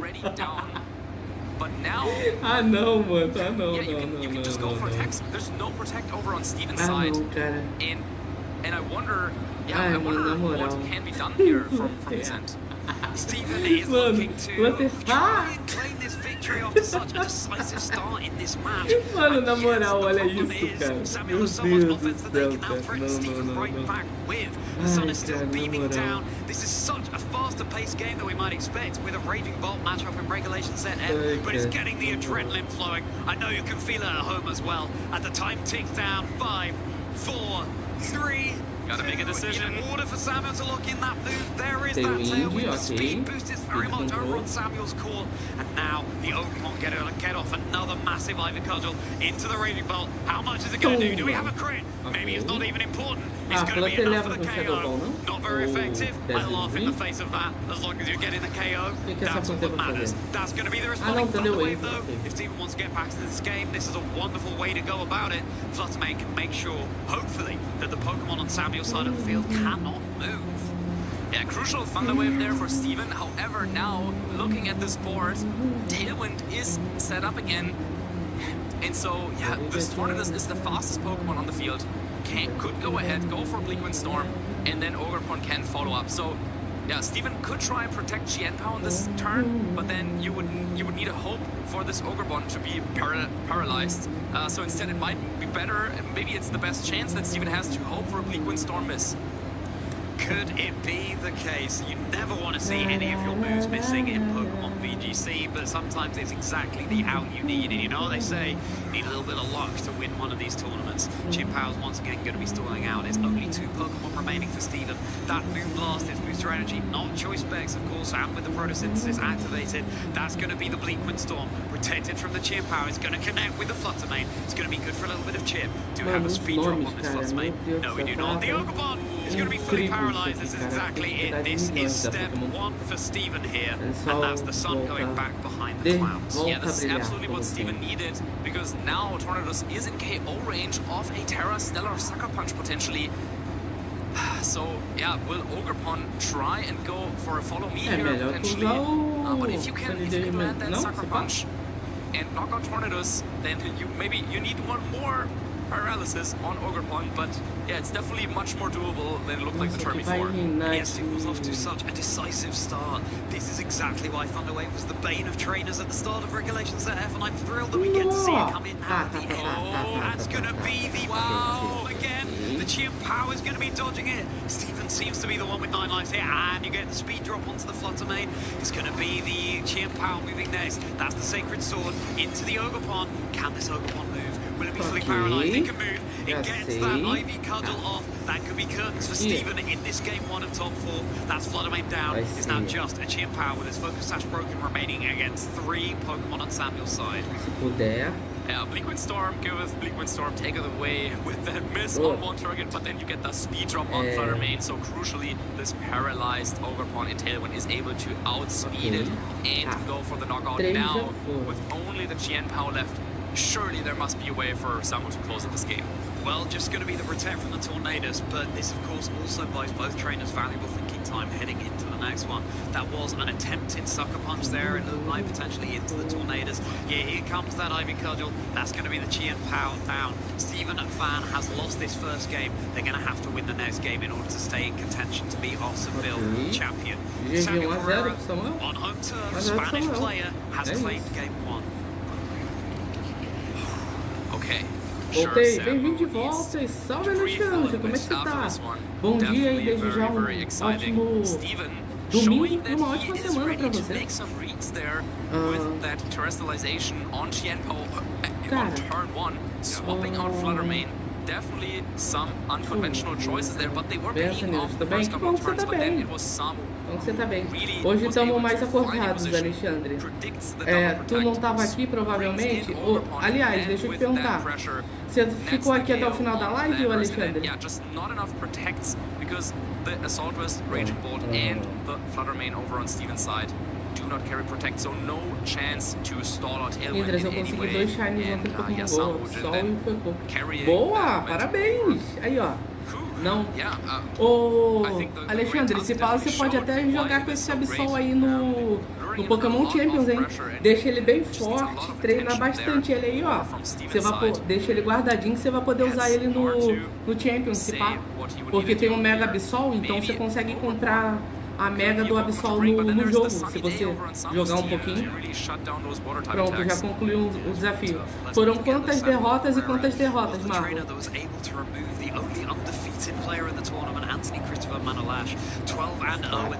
Cara, eu tô montando meu time aqui pro Champions, inclusive. Eu tive uma ideia aqui muito boa. It's game 2, everybody. That's Fluttermane and that's Chien Pao coming out for Steven. Here comes the Fluttermane in kind coming out from Samuel's side of the field alongside Marlon, uma vitória e 0 derrotas? Ou tu demorou esse tempo todo só pra uma vitória? Meu Deus, Marlon, o que tu tá pensando em usar ele mesmo aí, ó? Já tem um dos 6 Pokémons aí pra tu usar, ó, Alexandre. Aí vai atrás dos outros aí. Ó, de preferência, ó, Alexandre, vou te dar uma dica.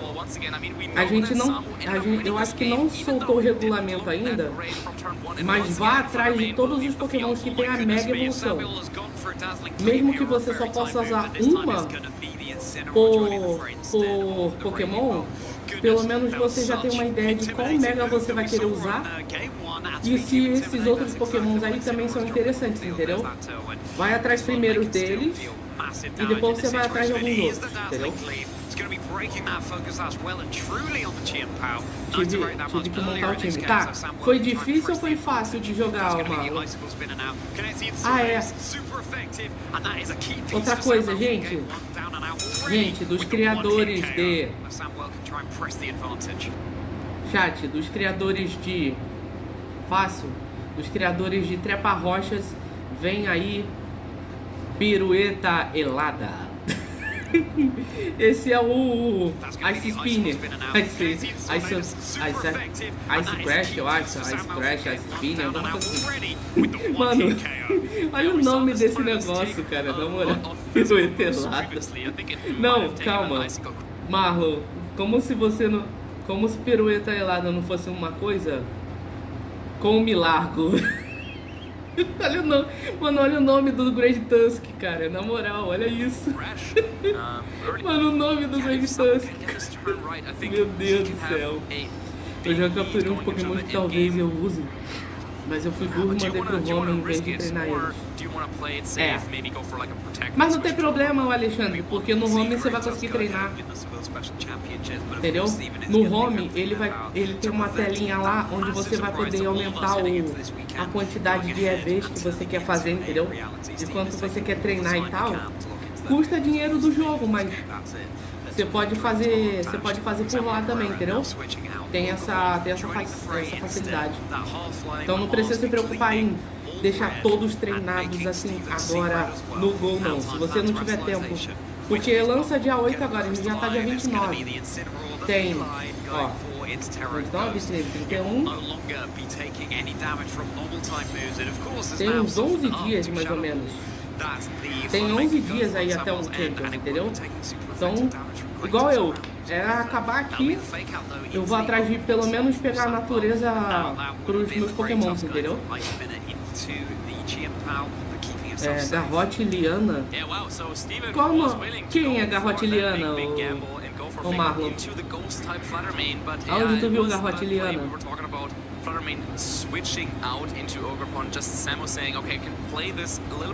Eu vou ter que voltar. Cadê Garrote Liana? Garrote. Os movimentos estão... tá, peraí. Garrote Liana. Vamos ver. Vamos tentar adivinhar qual é o Garrote Liana aqui. Vai.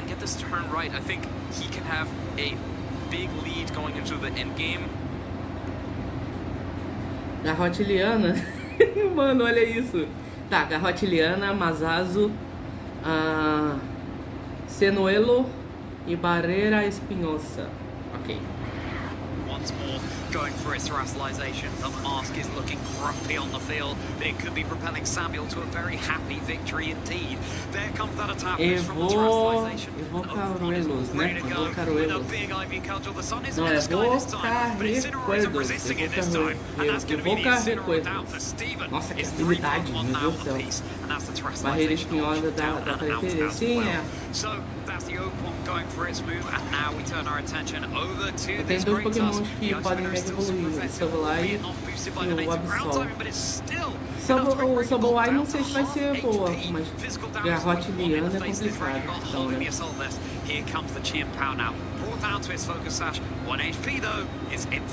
Não, mas o Marlon, presta atenção no nome do Great Tusk. Olha o nome do Great Tusk, cara. Esse me quebra, tá? Na moral. O nome do Great Tusk me quebra. O Sableye tem normal, tem porque eu não sei se o pessoal vai estar usando ele no atual meta do Champions, entendeu? Mas se você quiser usar o Marlon aí, entendeu? Como acredito eu que você não vai querer adentrar ao mundo competitivo, se você quiser jogar, entendeu? Jogue. Se isso vai te fazer gostar do jogo, se isso vai fazer você... Jogue do jeito que você quer, essa é a real. Eu tenho um elogio com realidade. Verdade, né? Verdade, né?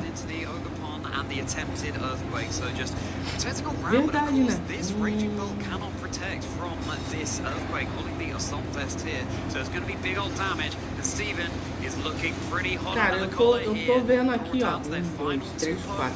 Eu já tenho 4 dos 6 Pokémons que eu quero usar no Champions. Eu vou atrás deles aqui. Pode queimar o Mega Feraligatr e deixar a bruxa do que já é. Ô Marlon, só pra te avisar, o Mega Feraligatr realmente, ele é horrível em design. Mas ele tem a habilidade que transforma os golpes em dragão. O pessoal tava colocando lá Hyper Beam, Hyper Voice, esses ataques que são bem fortes. Imagina no tipo dragão ganhando step. Tá? Tem que lembrar disso. Os dois são meia boca, Alexandre. Tô pensando em usar o Vapor ou o Joker, o pior dos casos. Cara, ô Alexandre, se pá, mas ó, como você vai... Dragão dá super efetivo em quem? Não sei, mas pelo menos fica forte, né? Ô Marlon não, Alexandre, se tu for jogar só casual, cara, joga com quem você quiser, entendeu? Agora, se você quiser jogar competitivo, tu tem que olhar os metas de como vai estar, entendeu? E o Salamence faz a mesma coisa, só que melhor. Então, né? 2-0, GG. Tá, temos um espanhol na final, gente. Falta um. Se mais um espanhol ganhar, teremos uma final espanhola. Com 2 espanhóis, hein? Um já foi, falta o outro, gente. Caraca, os caras estão fazendo jus na casa deles, hein?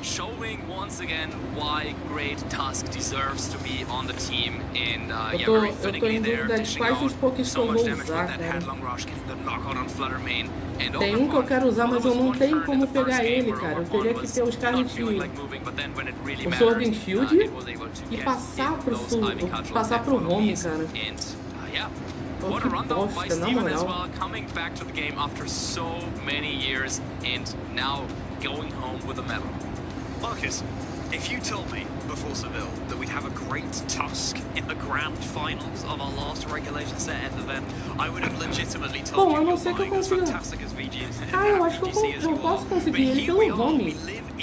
Cara, eu vou trocar alguns pokémons, vou ver se eu consigo pelo home.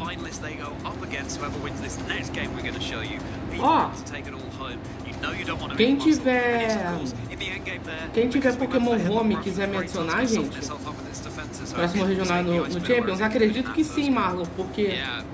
Não é não. O próximo é dia 5, o Champions vai ser dia 8. É no segundo regional de abril que deve ser no Champions, provavelmente.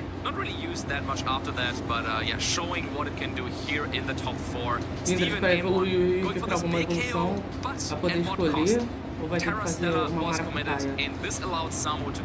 Evoluir ele dentro do Champions, eu acho que não dá, Alexandre. Ou você já leva ele evoluído, ou você joga como Eevee mesmo, entendeu?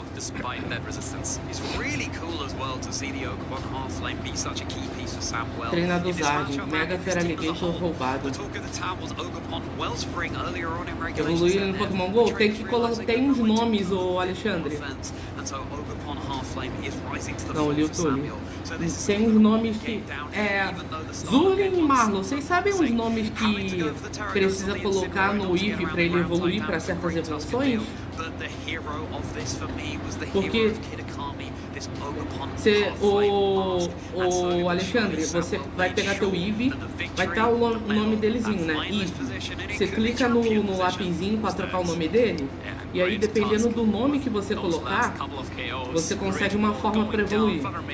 Eu só vi que é Sakura para Espanha. Ó, provavelmente quando você colocar o nome, ali na hora de evoluir, ele deve aparecer como é que fala? O sombreado, né? Como é que fala, gente? Não é forma, como é que é o nome do negócio? Não é sombreado também, como é que é o nome, caramba? Do negócio, eu esqueci, cara. Caraca, como é que é o nome?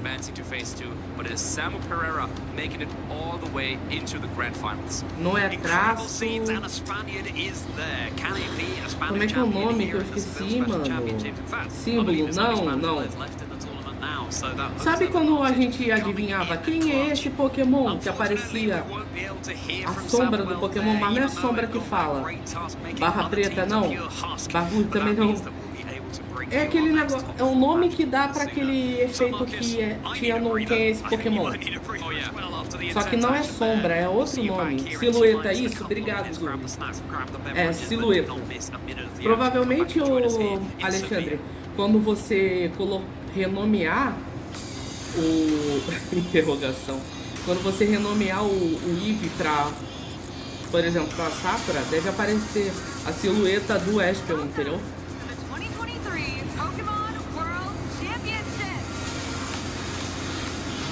Aí você, é só você procurar, o Alexandre, no Google. Quais são os nomes, coloca assim, quais são os nomes que eu preciso, que precisa colocar para evoluir, para ter as Evolutions no Pokémon GO. Aí o Google deve te responder, entendeu? Já tá montando seu time também pro Pokémon, pro Champions ou Zurli? Eu já tô com 4 em mente aqui, faltam só 2. Um deles eu acho que eu vou ter que pegar do home direto. Eu não faço ideia de como eu vou fazer isso. Eu vou tentar fazer uma Lopunny só pela zoeira. Faz. A Mega Lopunny é boa pra caramba, pô. Acho que é... Não sei se é High Jump Kick ou Mega Kick. Tem um ataque lutador que ela usa que é muito forte, cara. A Mega dela é muito roubada, pô. Muito quebrada. Eu não duvido de ter gente, não. Pra montar o time que eu vou usar no time vai demorar pelo menos um ano. Não, Zurli. Você pode, se você tiver algum dos jogos no Switch, você pode pegar, dependendo se você quer de algum deles. É o Dream Team que eu uso em singles. Ah, tá, ok. Você consegue passar do jogo que você tem pro home e do home pro Champions, pô.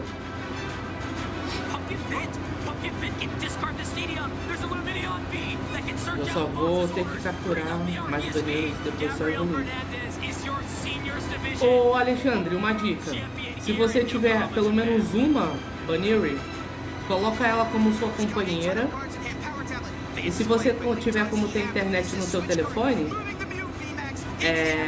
anda com Pokémon GO aberto e anda com teu telefone no bolso e sai andando. Que aí você vai ganhando doce a cada 1 km, eu acho, se eu não me engano. Acho que eu não sei se é cada 1 km ou depende de qual é. Entendeu?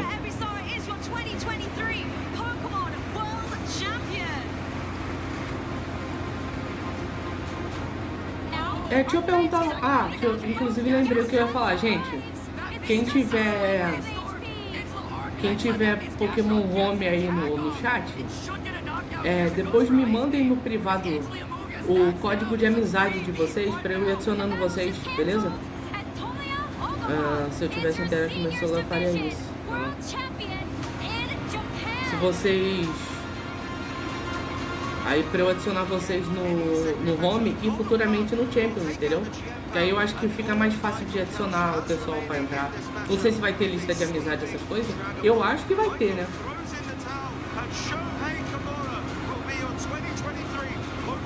Eu acho que vai ter, né? Eu acho. Chat, bebam água, não esqueçam de se hidratar. Olha o Shohei Kimura.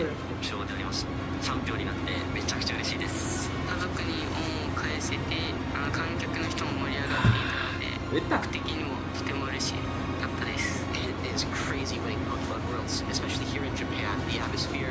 Oh my god! It still hasn't really set in that it's real, but it's really exciting, and it was super cool seeing my friends in the audience. And Marlon tá no chat ainda, Marlon?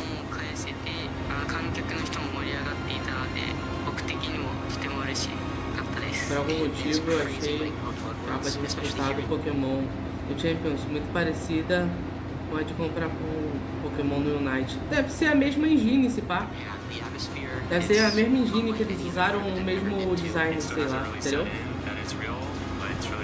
Cadê o Marlon? Marlon tá aí? Se pá. Porque como é da mesma empresa, então pra eles não faz diferença. E eu achei legal que a de recrutar é uma mocinha fazendeira. Tem ela no Brilliant Diamond. A silhueta dela lembra muito a do Brilliant Diamond. Eu enfrento ela direto no Pokémon Brilliant Diamond pra farmar dinheiro. E será que vai ter um negócio de Ribbon? Tomara que tenha, né? Rapaz. Então, ó. Casada? Marlon não tá aqui, que pena, ele perdeu.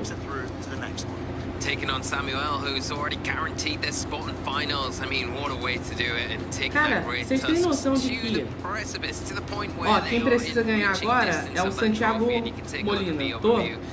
Ó, se o Santiago Molina ganhar, gente, teremos uma final espanhola num terreno espanhol. Olha que legal. Ah, ó, Marlon, tem uma coisa pra te falar. Casada? É isso. Being able to be showcased in the top 4. What a way to go about it. First moment to appear on stream. Mano, se o Santiago Molina ganhar, gente, vocês têm noção de que teremos uma final com 2 espanhóis casados. Então, né? Morri aqui. E ela tá de Michi. O pessoal que gosta agora. O pessoal que gosta da Michi ficou.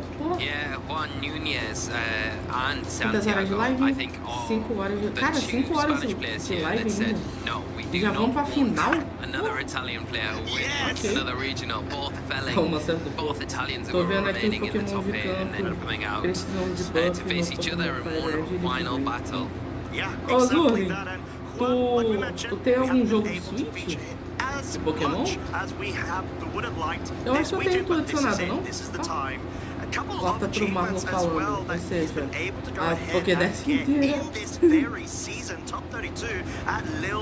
Não, quem eu queria muito que tivesse nesse meta era o Execute, cara. Eu acho muito legal ele.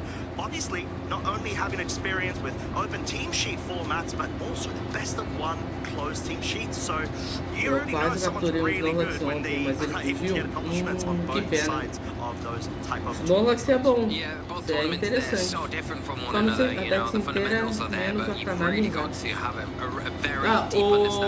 Calma lá, Marlon. Não fala do Articuno não, porque o Articuno já chegou longe, tá? O Articuno já chegou longe aqui nos regionais. Yes. You can see a very similar one to the one that Zachary Weed had a great run, successful run in the UIC, taking all the way to the finals. So one replicating that, hoping to take it one step further, but é interessante, guarda ele, vai que ele é útil, entendeu? Cara, eu vou tentar usar muito, tá? Ele é de nicho muito específico. Eu vou tentar usar muito, tá, gente, o negócio de capturar Pokémon dentro do jogo, porque eu vou ver como é que eu vou fazer, cara. Alguém aí sabe se dá pra trocar Pokémon pelo nome? Amigo, bota o Spore nele, sim. Spore, follow me. Spore, follow me. E não sei mais o que. Of course, and both of these players have got a lot of support here in the venue. As you Spore, follow me Santiago's been on, and it's brilliant to hear, and I'm sure they've got a lot. So you can hear them now. Here's the crowd. Sei lá, ele é bom, não sei se ele aprende. I think we've seen Santiago go up against a similar team.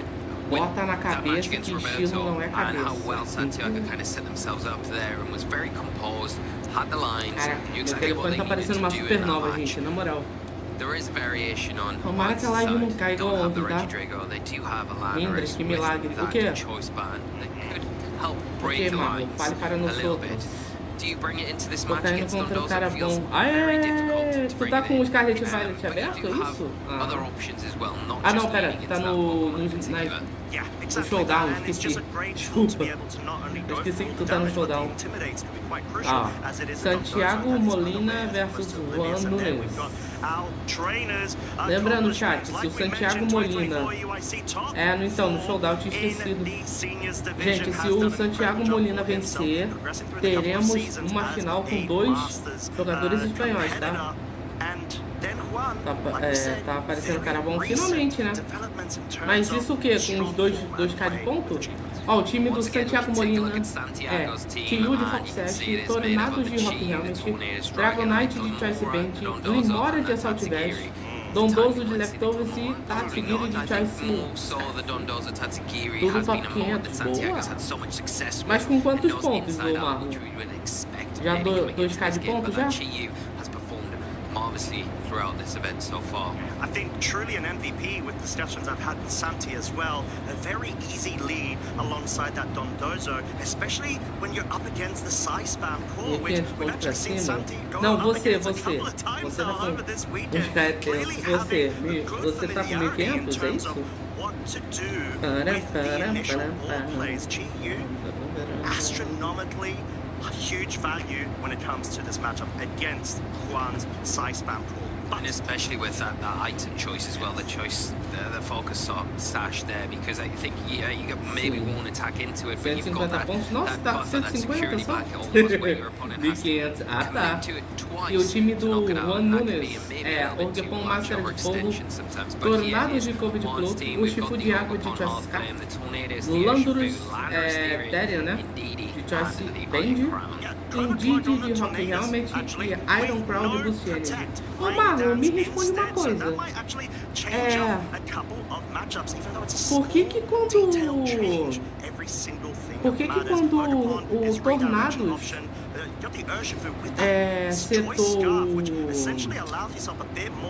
ele setou o sol pro Raid Tusk, o Raging Bolt se bufou. É qualquer terreno que o Raging Bolt se seta. One of the leads that Roberto led into Santiago was that Tornadus and the Urshifu, and I feel like that could be a strong option here for Juan. You've got the ability to set the rain up and then lead into Surging Strikes after Terastallizing. Sim, sol, foi sol. O Raging Bolt quando o Tornado setou o sol, o Raging Bolt saiu partícula do Raging Bolt, tipo ele se bufando. Incarnate already has a mode of earthquake being available, as well as the todo paradoxo do passado. Tá no sol da bucha. Ah, tá. No caso do Raging Bolt é do passado. Entendi. Ah, então é por causa do Coraidon, né? Por causa do Coraidon. Então todo do futuro se bufa no terreno elétrico por causa do Miraidon, né? Por causa do Quark Drive, né? É Quark Drive, né? Eu não sei. É pratossíntese do passado e Quark Drive pro futuro, né? Se eu não me engano. Sim, tá. Tatsugiri Dondoso. Pelo menos eu acho que eu decorei essa parte das habilidades. Chat, peraí, só tem o Marlon, só tem tu, né, Marlon? Tu e o Alexandre esse papo. Quem tá no chat além do Marlon, gente? Só pra eu saber. Eu acho que é só o meu retorno e vocês. Ensuring the speed advantage is in Juan's favor, especially because you don't need to rely on tailwind. Voltou bem de volta, Alexandre. Já que você voltou, Alexandre, deixa eu perguntar uma coisa. Você e Marlon,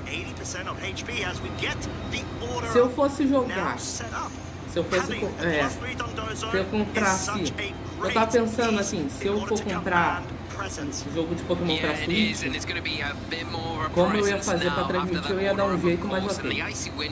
Mas eu tava pensando, se eu fosse comprar um jogo pra Switch, eu tava pensando em comprar 2. Era mais pra eu completar a Pokédex e me facilitar alguns jogos, certos jogos de Pokémon, pra eu trocar essas coisas e tal, e o outro seria pra jogar. O que eu compraria pra me ajudar a completar a Pokédex no Brilhante Diamond é o Arceus, certo? O Legends Arceus eu compraria pra isso em específico.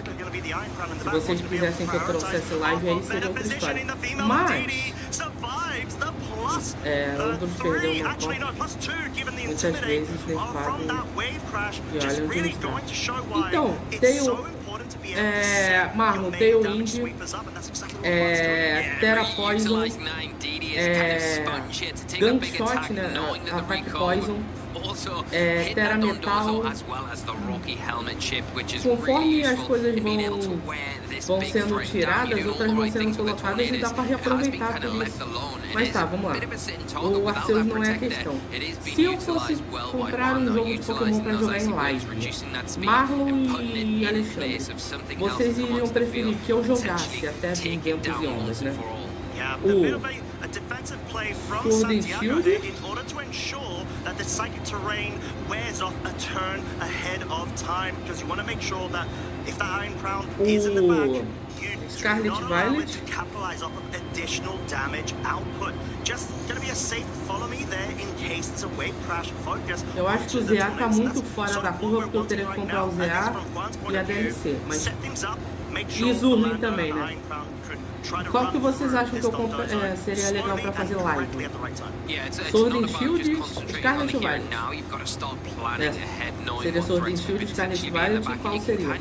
No caso, eu queria comprar dois, né? O Arceus, eu compraria para fazer as trocas dos Pokémon que eu não tenho como trocar no brilhante da Michelle Pearl, para completar a deck e para jogar. Sword and Shield. Vocês acham que eu seria melhor comprar? Sim, bela resposta, exatamente, né, o Zuri. Tá. Eu provavelmente, se eu conseguir comprar, gente, eu vou fazer essa enquete no canal, claro.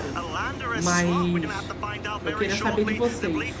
Se eu fosse comprar, vocês acham que seria melhor Sword and Shield ou Scarlet Violet? O Zuri acho que é... O Zuri não, o Marlon acho que é Sword and Shield. O Alexandre qualquer um, sendo que são 4 jogos, mas seria ok. E tu, Zurlin? Nem eu sim. Mindres, só eu falar que apareceu um cara bom, me parece um cara usando um UP.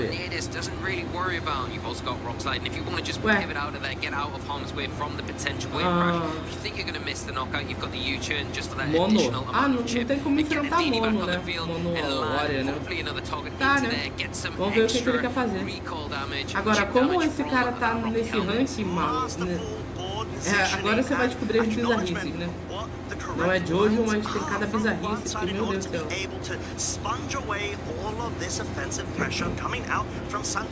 Aliás, aproveitando que o Zurlin voltou e o Marlon tá aí, Zurlin e Marlon, vocês já jogaram Black and White, né? Pokémon Black e Pokémon White, né? Certo? Just be able to better position yourself with the Iron Crown. There could be an earthquake, but at this point, you're just playing around with the potential 50-50 flips and the baits. Let's see if this Dondozo has indeed bit the bait. No, it's going for the wave crash. It deals good damage there. Not something that I would say Juan necessarily would like to see. However, now that Ndidi is in the back, the site terrain may end in a couple of turns. Maybe it's just about the preservation to reset it back on the field. Yeah, you've got that as well, and I think that the recall damage taking down the Dondozo definitely helps there. Removing that gets the Tatsugiri out in the field. But the whole time, this Tornadus is sitting pretty healthy right now. It's got the ability to set up a tailwind and really help out its partner Pokemon. Iron Crown not in the best of spots in front of the Chi that's just entered the field, so it does have to be a little bit careful around that because it is going to be susceptible to being knocked out if a Dark Pulse connects into that slot. And at this point, Juan has confirmed the Iron Crown is in a good spot to at least be able to threaten neutral damage, if not an outright KO onto this Tatsugiri, unless there's a forced terrestrialization that Santiago may have to consider.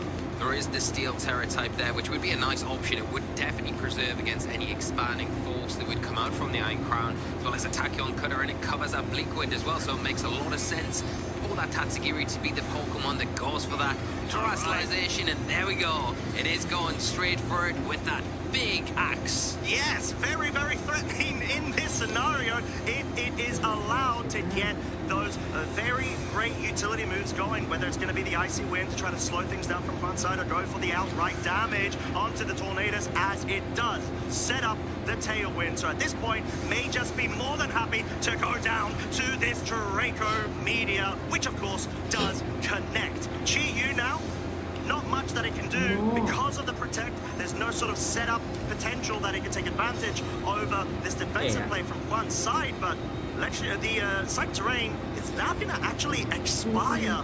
Female Ndidi back online. However, what we're talking about, it's a bit awkward for this Iron Crown to really take advantage of, and that's why Juan's opted to bring in the Landers. He needed to take advantage over the Tailwind in the next couple turns. Oh, Alexandre, tu já zerou o Pokémon X?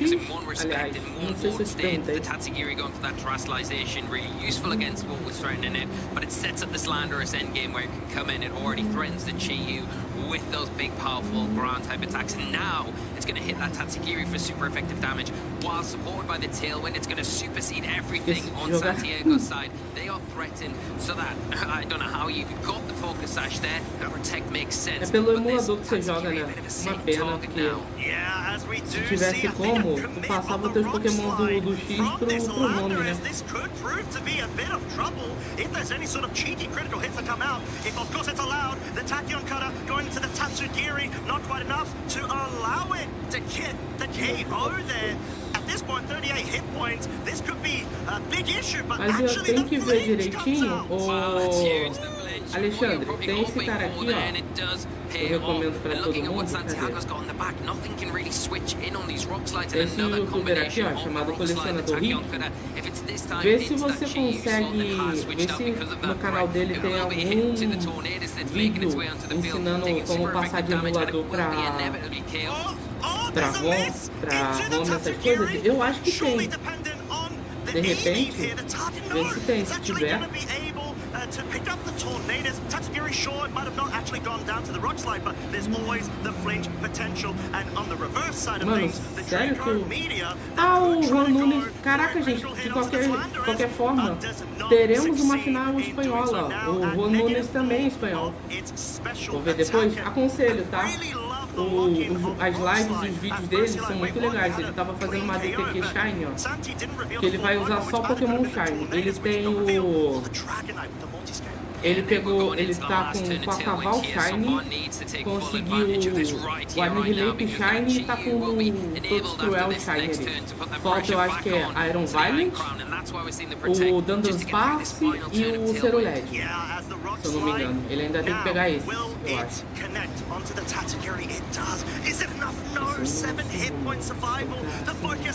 Ok, que tá com qualidade. Messing about from one side, he needs to establish the Tatsugiri olhando pra baixo, tipo, não deu pra mim. Muito engraçado ele, não deu pra mim. However, Chi-Yu, like we said, it still has the focus sash intact. Is there a way to be able to outlast the Tailwind and maybe find a way back? Mano, toda vez que eu pergunto de BW, o Marro e o Zurlin some, cara. Meu Deus do céu. Eu preciso perguntar um negócio pra eles e eu não vou saber. Os dois estão saindo.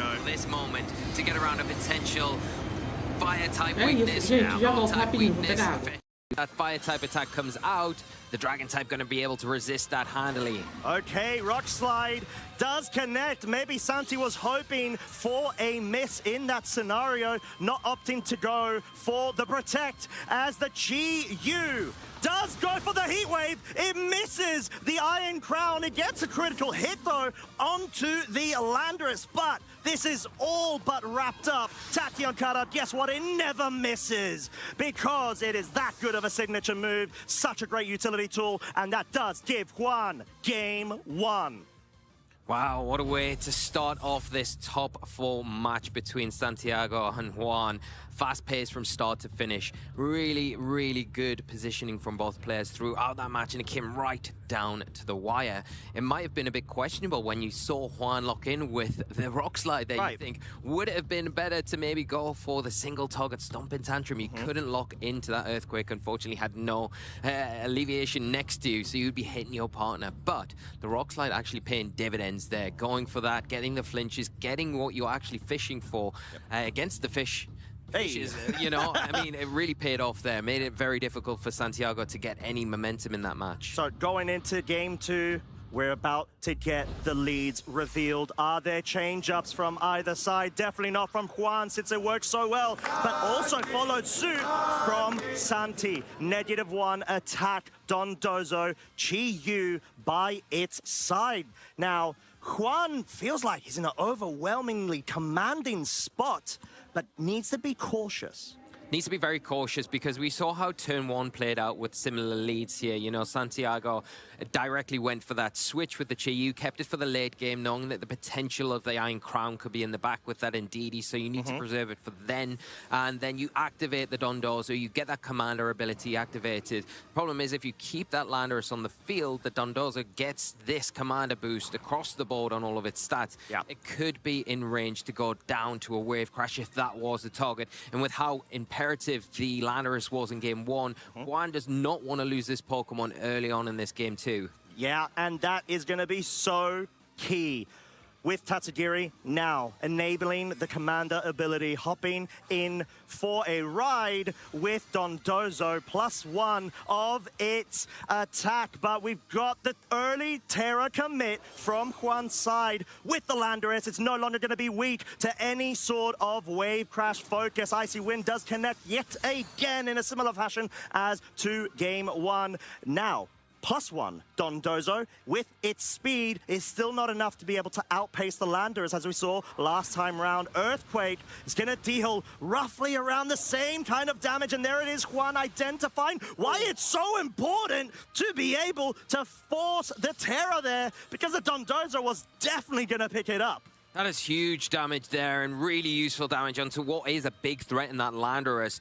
The Tornadus, once again, has been a little bit ignored. It's allowed just to freely go for those Icy Winds, which are going to be the detriment of that Dondozo. So I think at some point now might be the time to target that Tornadus, knowing that the Landorus was so pressured that it is likely to switch out because Juan needs to preserve it for later. Yeah, and this does mean Juan's not going to be able to commit with a terrestrialization, similar to what he did in game one, onto the Iron Crown.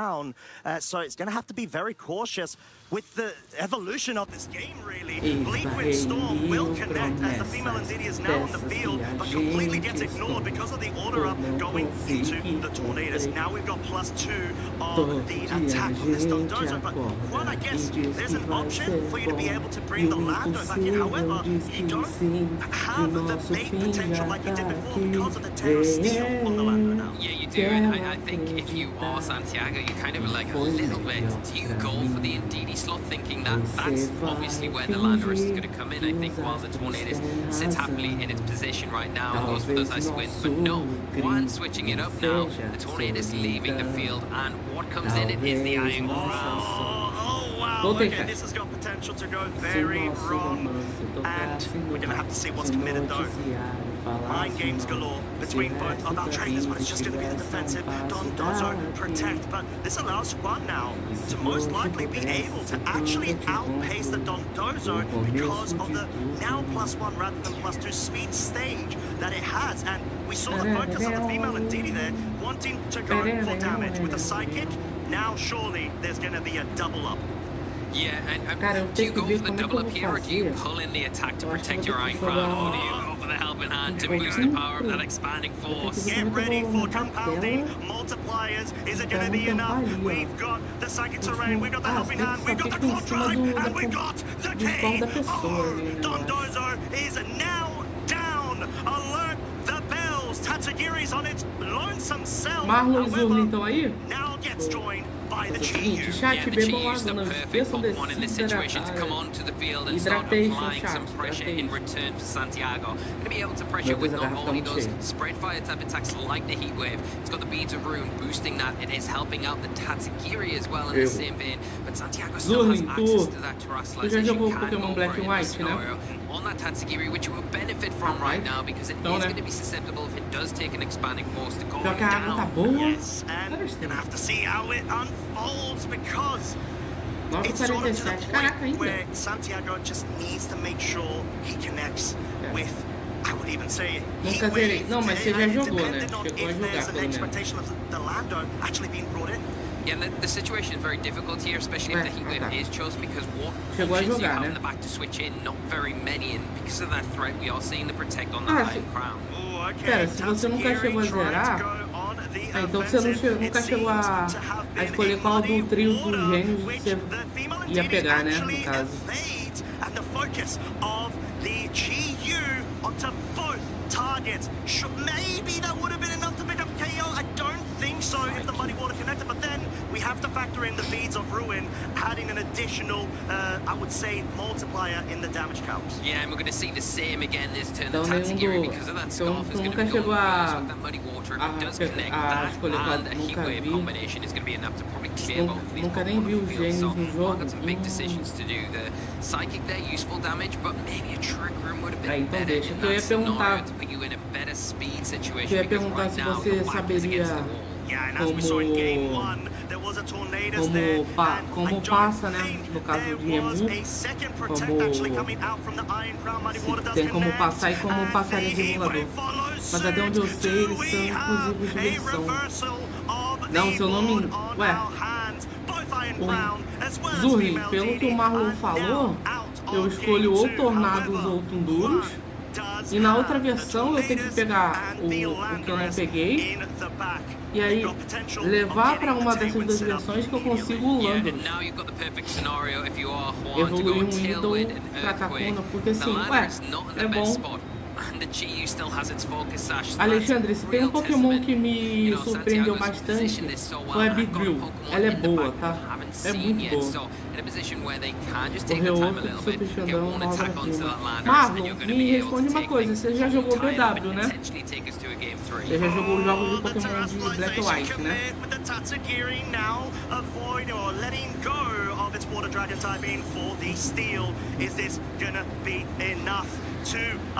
Rapaz, claro. Me responde uma coisa. Você já jogou em emulador, né, no caso? Emulador. Muito bom que quando você chega perto do Tatsugiri, tá fazendo aquela cara de The Rock. Então, né? Tipo, aquele som de padzinho que o pessoal coloca, né? Vamos ver se eu consigo fazer. Deixa eu chegar perto do Tatsugiri pra fazer. Não esperem muito, tá, gente? Vamos lá.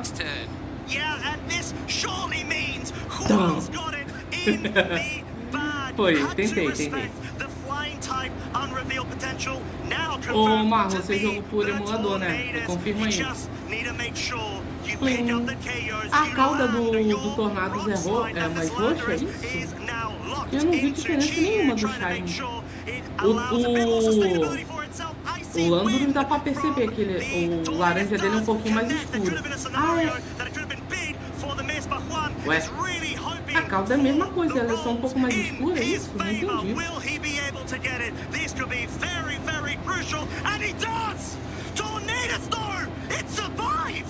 That's a huge survival here from a choice band and Lannerers, but now that Icy Wind is so pivotal here because if the Tailwind gets set up, we know the speed interactions from game 1, the Lannerers already outspeeds the Chi-Yu, so the Tailwind, it's still gonna have that ability me responde uma coisa.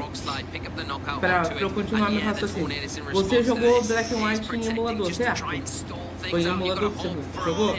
Yeah, and Santiago is willing to sacrifice the Chi-Yu in order for a late game sweep of the Tatsugiri, which has the choice scarf and will Landorus on the other side of the field, accompanied by the Tailwind Rock Slide, only met with a protect on the Tornados. That one failed to pick up a Kaon. Now Tatsugiri, the little sushi without its buddy by its side. Will this be able to win the game and force a third one for Santiago to try to win this out, get into the final? Well, here we go. We're Como going é to que find out você very soon fez? because the Me Tailwind responde will be set by the Como é que Tornados você on fez Santiago's side. There it goes. Passar o gênio que você jogou em uma para outra versão, e se você por um acaso pegou o Landorus, né? Você pegou o Landorus, e se você pegou esses três alguma vez e passou para algum outro jogo.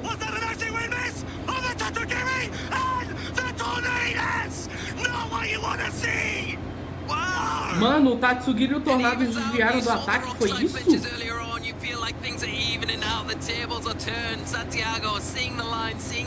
Nunca passei? Ah, então você jogou o Black e você jogou o White e cada um deles tem um Pokémon.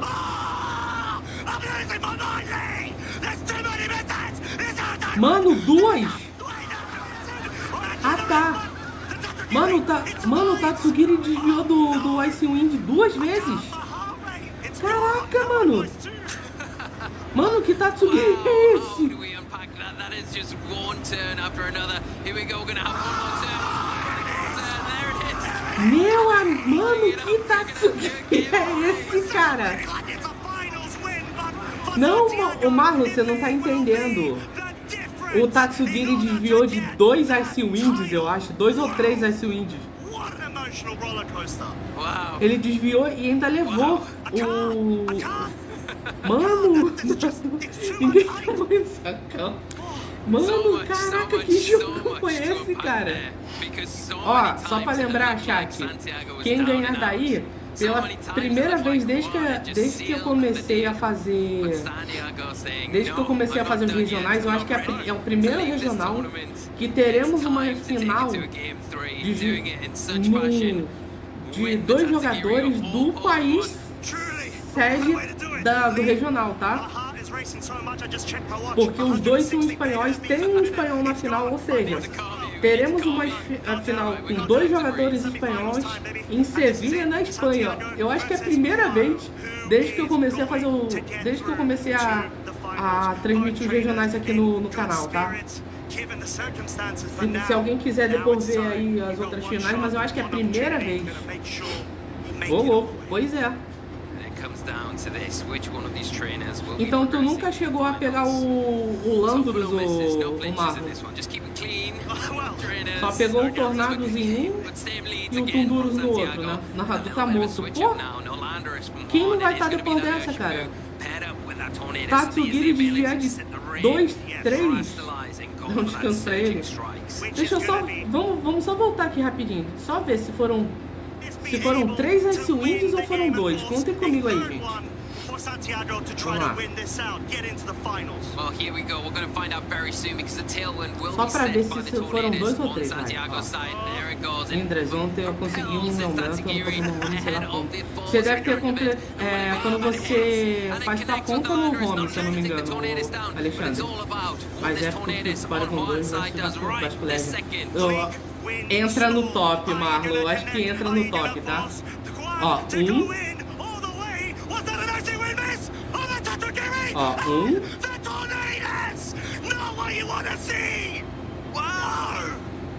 Deixa eu ver se foi só 1. Eu acho que foram 2, tá? Vamos lá. Ó. Tá, o Tornado desviou. Aí o Ice Wind.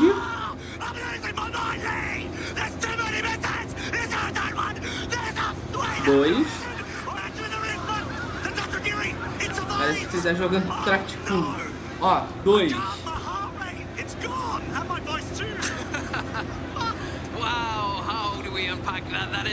Ele desviou de 2. É, foram 2. Foram 2. Caraca, 2 Ice Wind, cara. Só bastava um, eu acho, pro Tatsugiri cair, pá, não? Ô, Alexandre, assim que tu faz a conta no home, você ganha um inicial, você escolhe um inicial, né, se eu não me engano. Você ganha um inicial, um Pikachu, um Pikachu e um Melton, se eu não me engano, Alexandre. Não? Ué. Com a vida que ele tava, ele não caía não, pô?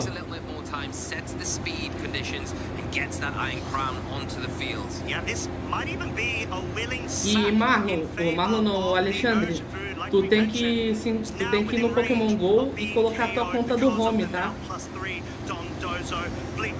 Pra transferir direitinho. Conforme você vai, inclusive, se eu não me engano, Alexandre, quando você transfere os Pokémons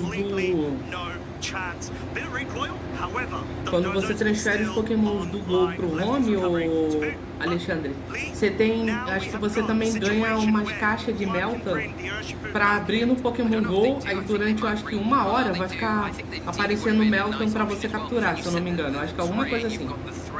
Aí dá pra você capturar alguns Meltons também no Pokémon Go. Acho que é alguma coisa assim, se eu não me engano. Chat, bebam água, não esqueçam de se hidratar.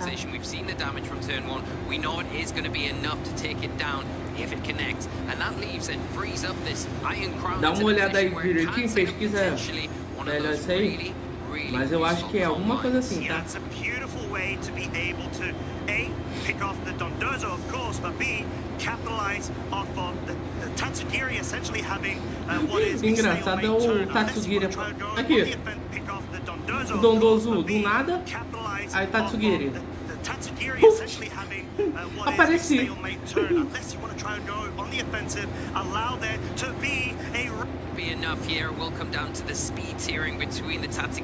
Mano, é o Tatsugiri tanque, né? Esse aí? É o Tatsugiri tanque, esse pai, esse aí. Ah, tá explicado. E aí, a Swing é 95 de accuracy. E o Tornado esquivou. O Tatsugiri e o Tornado esquivaram 2 vezes. Caraca! Tá. Iron Crown não pode vencer esse regional, então você vai torcer para um Great Tusk, ô Marlon? O cara que tá na final tem um Great Tusk. Será que ele vence? Eu tô torcendo pra ver como é que vai ser a reação do pessoal. Do Great Tusk vencer. Ah, as manchas em amarelo, né? Deixa eu ver. As manchas em amarelo? As manchas do braço do Tornados é amarelo e a Shine é roxa, é isso? Eu não vi diferença ainda, sinceramente. GG. Prefiro cair contra a Reagindo Calm Mind do que a Iron Crown. Não, você vai cair agora contra a Great Tusk, ô Marlon. Pode ter certeza. E aqui é GG. Só tem o Tiu agora. Temos o Juan Nunes na final, gente. Vou tirar a prova. Vou entrar no showdown. Wave. Pô, tá bom, Santiago. Tu chegou top 4, cara.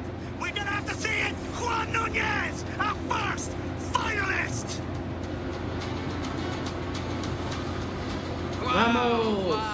Wow, Juan has done it, making their way into the finals, and what a way to do it. Making decision after decision, getting everything right along the way, taking down what is a tough opponent in Santiago, who's been phenomenal throughout this event this weekend here in Seville. But bem, são 6 horas já de live, eles têm mais 2 horas de live, eu não sei se... Eu não sei o que eles vão fazer. O Tornado fica mais claro. O verde fica lima? É isso, Marlon? Então eu acredito que os 3, né? E a cauda fica roxa. Ué, mas a cauda já não é roxa? A cauda do verde fica lima. Ele fica verde lima. Tá, então vamos lá. A cauda fica mais roxa ainda. Ah, tá, então ela fica mais escura. É o que acontece com o Gengar, só que reverso, né? O Gengar, em vez de ficar mais escuro, ele fica um tom mais claro do rosto. Meu Deus do céu, quem fez isso ainda vai se ver comigo, mas enfim. Então vamos lá, Marco, deixa eu ver se eu entendi. O Tornados fica verde lima. O Landurus fica laranja e o Tundurus fica azul blueberry. É isso? It's going to be an incredible match, but let's take a recap of that last top 4 game between Santiago and Juan, because it had all the aspects to make this a historic top 4 match. What you always want to see. A cauda tá mais para um azulado do que um roxo, mas ok. É que a cauda não decidiu se ela quer ser azul ou se ela quer ser roxo. The Terra Steel there was so crucial in that game too from one side in order to be able to allow the survival of the wave crash. However, even though we thought it was going to be all over because this expanding force focus helping hand into the Dondozo surely azul com detalhes em roxo. Então, o Tundurus fica azul blueberry. Por isso que eu falei. Então, ó, já temos Então lembrem, tá, chat? Me lembrem. Quando a gente for jogar BW, eu for capturar o trio gênio, eu tenho que chamar o Tornados de Verde Lima, ou de Lima, né, no caso, Verde Lima ou Lima, o que vocês acharem melhor, o Landurus de Laranja e o Tundurus de Azul Blueberry ou Blueberry, né, no caso, entendeu? Oh meu Deus do céu, será que vai tancar?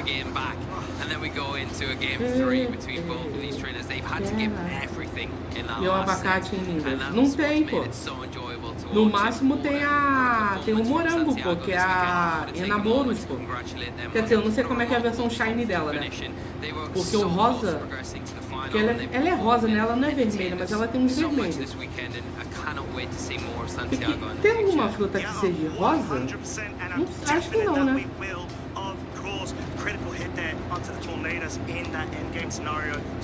A gente pode chamar aí namoro de morango do amor, então.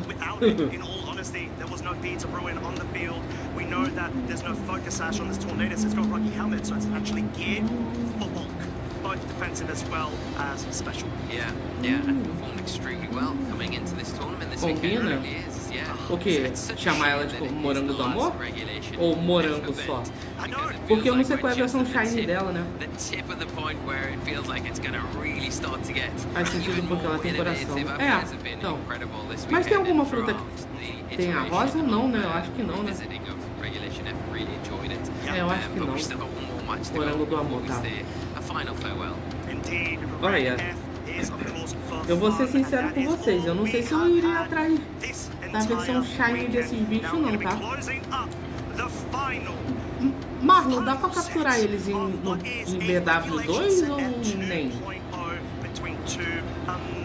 E outra dúvida que eu tenho, se o Orgepon é abacate? Não. A Orgepon é alface, a verde é alface, a de fogo é tomate, a de água é, deixa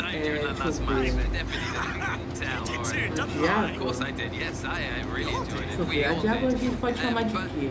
I think the one thing that we could say as well, you know, there will not be another Italian winning another European regional, at least not at this event. Yes. Not yet. The Spanish players have done their part in saying, no, you're not taking our title this weekend. Cara, we're here, we're going to reclaim it. É. And it looks Não, mas aí são legumes, né? Voltou, bem-vindo de volta, Azul. Então vamos lá. A Azul a gente vai chamar de mirtilo. E a de pedra. A de pedra a gente pode chamar de quê?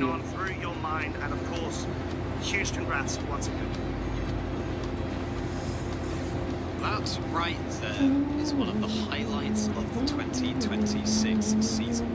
Juan, you have just won against your opponent there, Santiago, who had so much cheering going on from the crowd.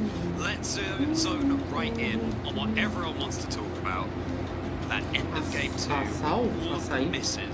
A pedra a gente chama de açaí? Não tem o menor sentido. Todos los Pokémon en general evitaron los ataques. No parece um açaí não, não é roxo? Pienso sinceramente que jugamos a esto y tenemos que estar adaptados a estas cosas y sinceramente lo he disfrutado. Eu acho que ele quis dizer açaí, Ozuri. Mesmo gosto? Que açaí tem gosto de pedra aonde, Marlon? Tu não comeu um açaí de verdade, Marlon. Aí tu nunca comeu um açaí de verdade, então. Porque, pô, falar que o açaí e pedra tem o mesmo gosto, aí não. Aí viajou, na moral. Santiago had so many people cheering for him in the crowd just then. Did that affect you, or were you able to ignore it? ¿Te afectó escuchar tanto açaí daqui tem gosto de pedra. Que açaí é esse que tem gosto de... Então, o Marlon nunca foi... Marlon, vem pro Rio de Janeiro. Vem pro Rio de Janeiro que você vai ver o que é um açaí de verdade, tá? Não é esses açaí que você compra aí, não. Vem pro Rio de Janeiro que você vai comer um açaí de verdade. Tá morando no Acre. Tá arriscado, eu acho que até no Acre isso é bom, pô. The Spanish community really gets everyone going. My goodness, the energy in the venue right now is açaí estranho isso aí que você tá comendo, hein? final, so we'll leave it there. But Juan, any shout-outs do you want to give? ¿Alguna persona a la que quieras darle Ô, Zuli, o Marlon conseguiu ganhar um jogo com um time que a gente montou aqui, tá? Y nada, poco más y a tope. Ele falou que conseguiu ganhar um jogo. Ele ficou 2 horas fora pra falar que ganhou um jogo. Eu vi? Ah! Ele montou então deu trabalho a sair dos dinossauros. Não, mas esse aí é a sair de petróleo, Ozone. Please give Juan a hand. Get ready for the finals. It's gonna be grand. Isso prova que eu sou o mais forte por ser Marlon? Não. Você é Marlon por ser o mais forte. A saída de esgoto, então, pô, 5 minutinhos pra próxima negócio. É isso.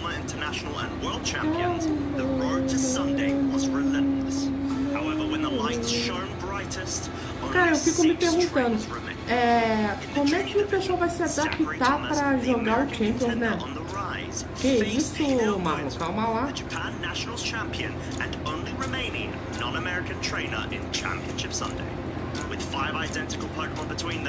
Zurli nunca chegou a jogar um campeonato em alguma loja não, né, Zurli? O Marlon já chegou a jogar, mas o Zurli eu acho que não chegou a jogar não, né?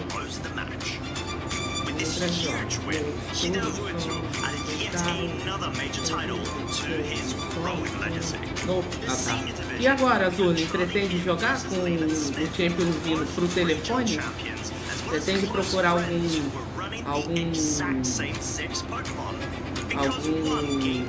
lugar, alguma loja que venda coisa de Pokémon e tentar jogar algum pra um time do campeonato?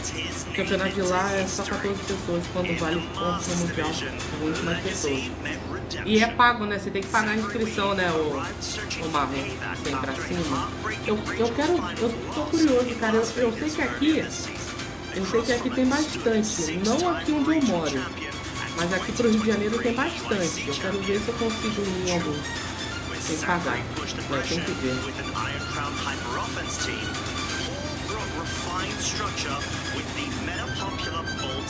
Eles, no caso,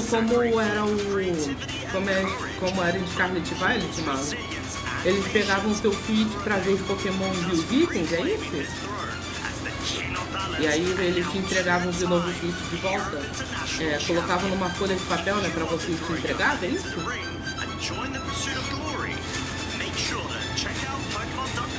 Eu não sei como é que é, eu nunca participei de um. Chat, bebam água, não esqueçam de se hidratar.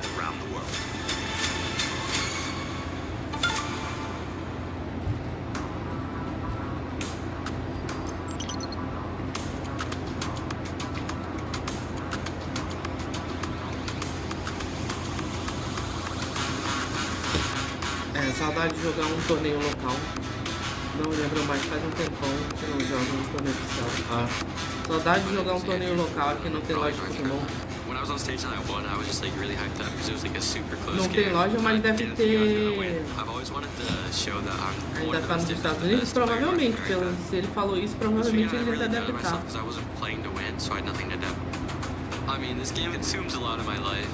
Só lembro que ele vê os seus Pokémons. I'd probably be considered the best player in the world, so it would be what I've always wanted. My name is Cyrus Davis. I'm from Niagara Falls, Ontario, Canada, and I just won the North American International Championships 2023.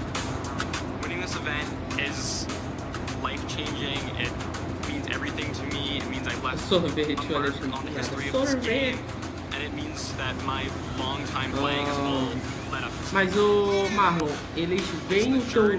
Eles devem pegar teu Switch e ver os Pokémon e aí deve colocar num papel, né? Por isso que o pessoal ganha. Por isso que o pessoal ganha aquele papel amarelo, né? Ali deve ter os Pokémon e os itens, né? Então acredito que seja isso, né? Não sei se você leva eu acho que eles devem fazer, né, um papel lá na hora, né? Na tua inscrição, deve ter. nome Marlon, ID tal, ID de inscrição, tal. E aí deve estar time, né? Você que faz sua lista. Ah, eles te dão aquele papel amarelo. E aí você coloca Reagindo, Assault Vest. Eles só anotam os pokémons que você usa. Ah, tá. Então eles colocam lá Reagindo, Tornados e todos os pokémons. E a gente que coloca o item. É isso? Tive que vir pro preto por causa da minha avó tava no hospital. Espero que ela esteja melhor. E desde já melhoras pra ela aí, tá, Marlon? Tudo de bom aí pra ela.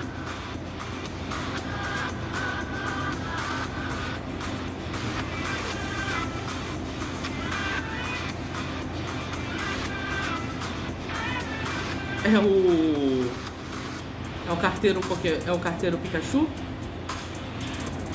Eles anotam pra eles guardarem. Eles só anotam os pokémons que você usa. Tá. Então eles anotam os pokémons, mas eles anotam os itens. Tu lembra disso? É nós que faz a lista. Nós vai ali no Switch e faz a lista.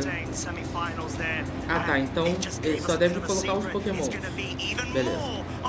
Então deve estar lá. Eles anotam tudo?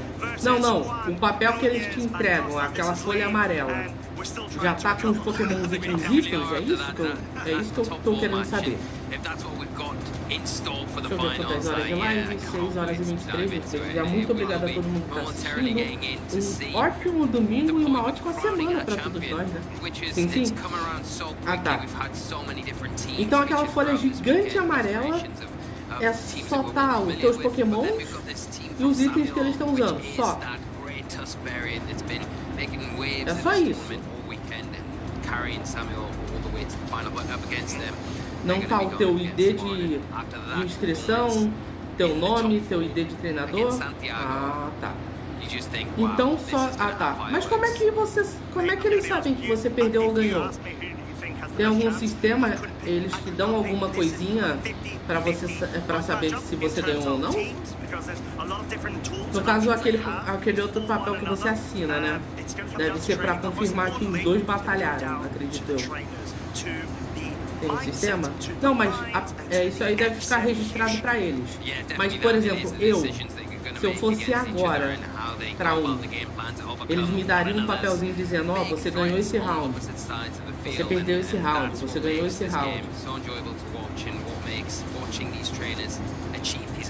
Porque eles estão vendo tudo. Porque, por exemplo, tá, eu ganhei. E aí, como é que eu sei pra qual mesa eu preciso ir, pra qual... contra quem eu preciso ir? Lá deve ter isso, acredito, né? Was an incredible set, but very convincing to move into the finals. Yeah, and sort of what we were saying at the time when we featured the top 8 match against Anthony, where it was like, this is a potential. Samuel can do it.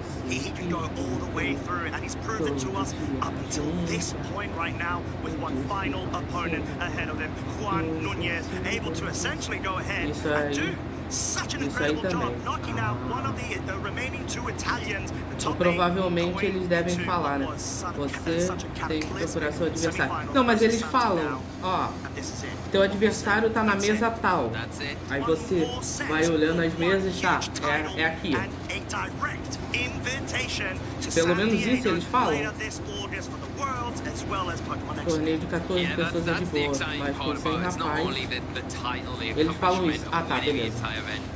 Então, você só precisa... Ah, então tudo que você tem que fazer é levar... É só ter um Switch. É só um Switch, basicamente, que você tem que levar? É o Switch e o dinheiro da inscrição, né, no caso, né, Marlon?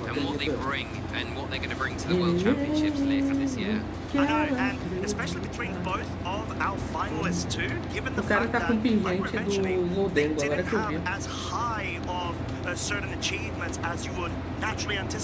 Switch e o dinheiro. Ah, tá. Mas por que o pessoal leva mochila, leva um monte de coisa? É pra comer alguma coisa lá? Porque acredito que o evento não dê nada pra você comer, né?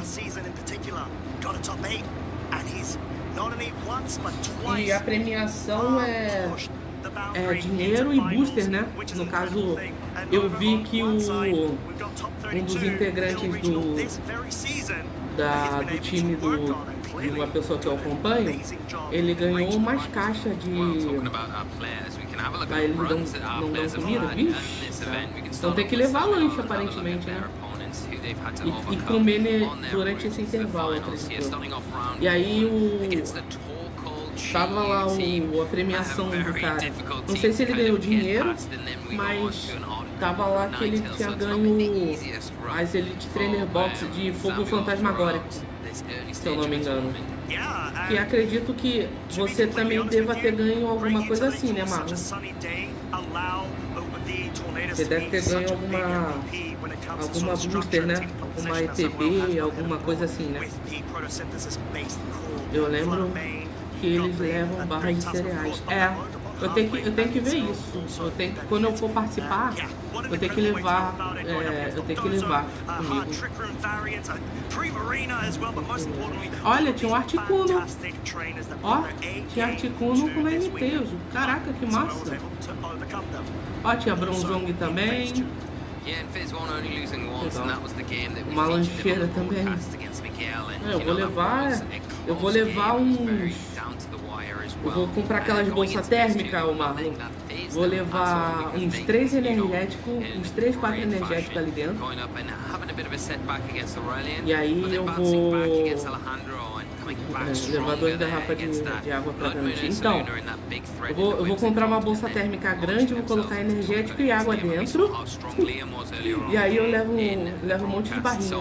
Opa, bom dia, Diogo. Salve, como é que você tá, cara? Desde já um ótimo domingo.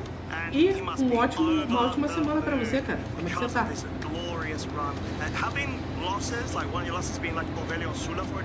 Saudade de torneios locais. Pô, nem fala. Eu nunca participei, eu tenho muita vontade de participar. Mas, ô Marlon, tu ganhou ETB também?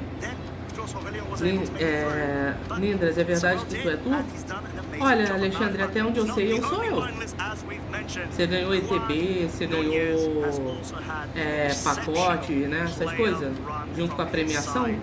Ou foi só o dinheiro?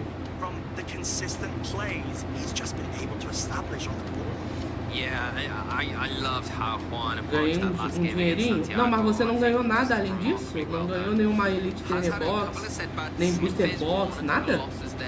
Porque pelo que eu tô vendo, o pessoal ganha isso de premiação. Pacote é coisa de regional e torneio maior. Ah, tá. Pro Mundial. Aqui, pelo que eu vi, o pior que eu acho que é 350 pontos, né, pra quem ganhar. Eu acho que é. Até o top 8, eu acho, é 350 pontos. Eu acho. Vou ter que ver aqui.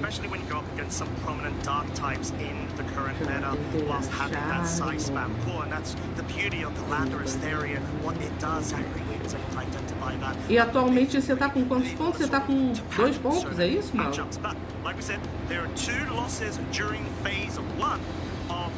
Bom que agora vai poder jogar o GC, né? Eu ganhei 10 torneios desses aí. Então tu tá com 10 pontos. Se cada um deles vale 1, né?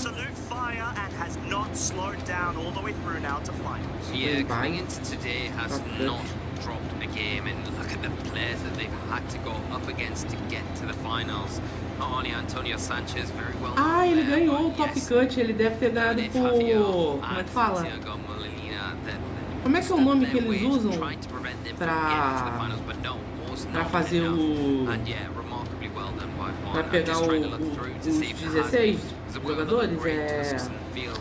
O corte, né, de jogador, como é que é o nome?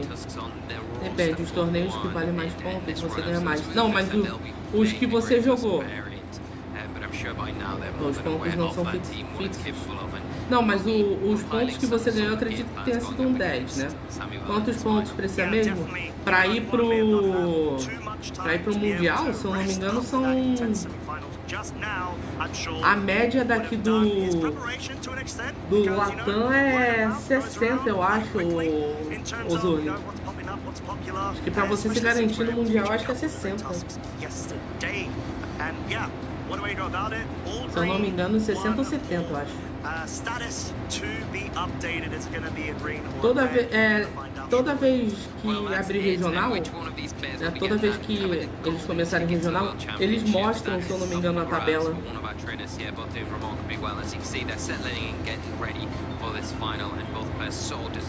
Eu acho que é por isso que o pessoal gosta, que joga regional, Zurli. Eu acho que é por isso que eles, assim que eles ganham, alguns até só esperam, entendeu? Porque o campeão,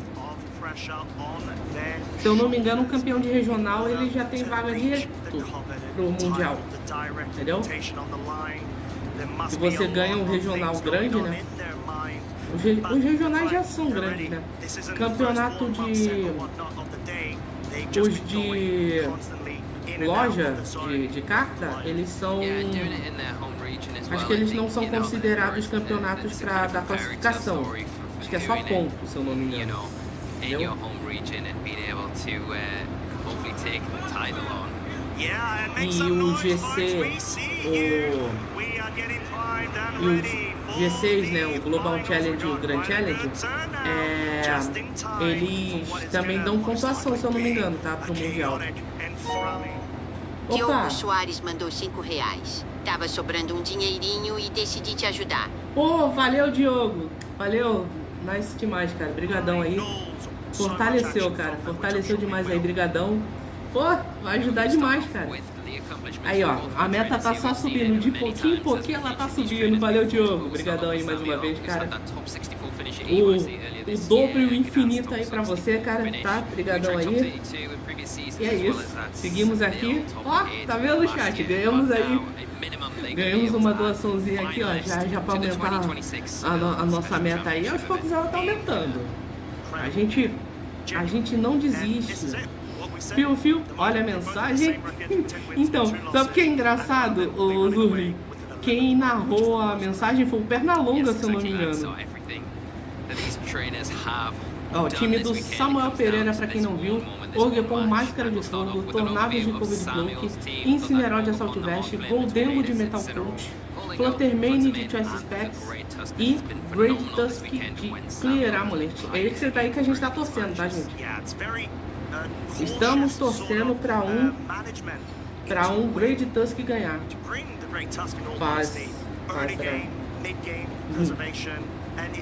Mano, que massa. Do nada eu olho pra tela e tá o donate. Aqui na minha cidade não tem loja de Pokémon. Tem que ir pra cidade vizinha, ô Marlon. Aí eu tô olhando aqui pra tela, né? Aí do nada eu vejo a doação. Eu falei, oxe, mas o bot não leu. Aí eu só ouço a vozinha de fundo aqui. E eu acho que foi o Pernalonga que narrou, se eu não me engano. You're going to have to try and match the tailwind there. You're going to have to leverage the big hitters like that Ogapon you quite lightly mentioned. And also acredito que deve ter na loja, na cidade vizinha, né, Marlon? Que o Marlon não participou de regional. Eu ia perguntar se eles dão uma camisa, né? Eles devem dar essas camisas, assim. E o time do Juan Nunes, o Pepon Máscara de Fogo, Tornados de Covid Cloak, o Chupo de Água de Choice Scarf, Indeed de Rock Helmet, Iron Crowd Boost Energy e Landorus de Choice Band. Landorus Terrier, né, se eu não me engano. E foi um desses torneios locais que eu conheci o Dragapult. Oh, que legal, que massa. Pera, então segundo esse sistema de pontuação, o cara que ganhou 60 pontos de loja tem a mesma habilidade com o cara que ganhou regional? Se é porque as lojas não podem dar muito ponto, Zuri. Mas basicamente se o cara jogar muito torneio de loja ao ponto de chegar a 60 pontos para se classificar, sim. Mas será que o quanto vale a pena você pagar, sei lá, não sei quanto é a inscrição, não sei se a inscrição em loja varia ou se ela é fixa. Quanto valeria a pena você gastar uma quantia para você ter a chance de ser campeão num campeonato de loja, entendeu? Consegui ver como evoluiu o Vapório no gol. É só mudar o nome dele pra Jaime agora. Só falta conseguir mais um. Ô Alexandre, fica de olho nos Pokéstops pra você, e nas missões pra você ver se você consegue uns docinhos mais especiais para você ganhar em maior quantidade, entendeu? Não vale a pena, vale a pena ir pro regional. Então, eu sei que tem, eu acho que tem regional aqui no Rio, né, se eu não me engano. Ó, tem regional em Curitiba, tem regional em São Paulo. Agora no Rio eu não tenho certeza, mas eu acho que tem regional no Rio. Se não tiver, eu sei que tem lojas aqui. Agora terei que sair. Falou. Falou, Alexandre. Até segunda, então. Beleza? Até segunda e desde já um ótimo domingo pra você e uma ótima semana aí, cara. Estamos na final. Ó o Dragapult aí chegando. Salve, Dragapult. Como é que você tá? Sim, já estamos na final. Ô Dragapult, são 2 espanhóis. Por incrível que pareça, eu acho que é a primeira. Acho que é o primeiro regional que eu faço onde o regional do país tem como finalista 2 jogadores do país. Sim, já estamos na final, pô. Aí, ó. Masters Final. Nem percebi. Sim, foi muito rápido. Os jogos hoje foram muito rápidos, cara. Muito rápido. O Marlon Boiano 5. Ó, já estamos em 6 horas de live, cara. Se pá, a gente vai acabar isso aqui rapidinho. E a Pokémon me trollou, tá? Porque tava programado para 15 para as 5 essa live. Começou 3 e alguma coisa, tá? When it is supported by the tailwind that you've got next to you on the Tornadoes. And you also need to make sure that if you're going to have the Floodman on the field, you're going to be able to preserve at the right time. Ô, Dragapult, você já chegou a jogar algum regional? Deixa eu ver se ele já chegou a jogar. Yeah, you've got that as well, and I think that's something to really take into consideration as we see that tailwind set now from Juan. It is on that side of the field, making that Landorus very speedy, but no tailwind in response. It is a sunny day. Yeah, and no terrestrialization Eu nunca joguei regional. Dragapult aí, ó. Estamos torcendo pro cara aqui, ó, pro Samuel Pereira, porque ele tem Raid Tusk, tá? Tem um Raid Tusk contra Iron Crown e Didi. Eu tô jogando torneio local, vixe. Mas vai jogar com nós, né? Os Grand Challenge e o Global Challenge. Ô Zurlin, se você ainda estiver aí no chat, se quiser procurar no Google para confirmar para nós, Raid Tusk, sim. O nosso querido Dolphin do passado. Zurlin, depois se quiser confirmar aí para nós qual é a pontuação necessária que precisa para ir pro Mundial. Aliás, quem tiver aí no chat puder pesquisar para nós aí qual é a pontuação que precisa para ir pro Mundial de Pokémon. Eu tô na dúvida, não sei se é 60 pontos que o Latam precisa, né? Pesquisa principalmente o Latam, tá? Quem for pesquisar.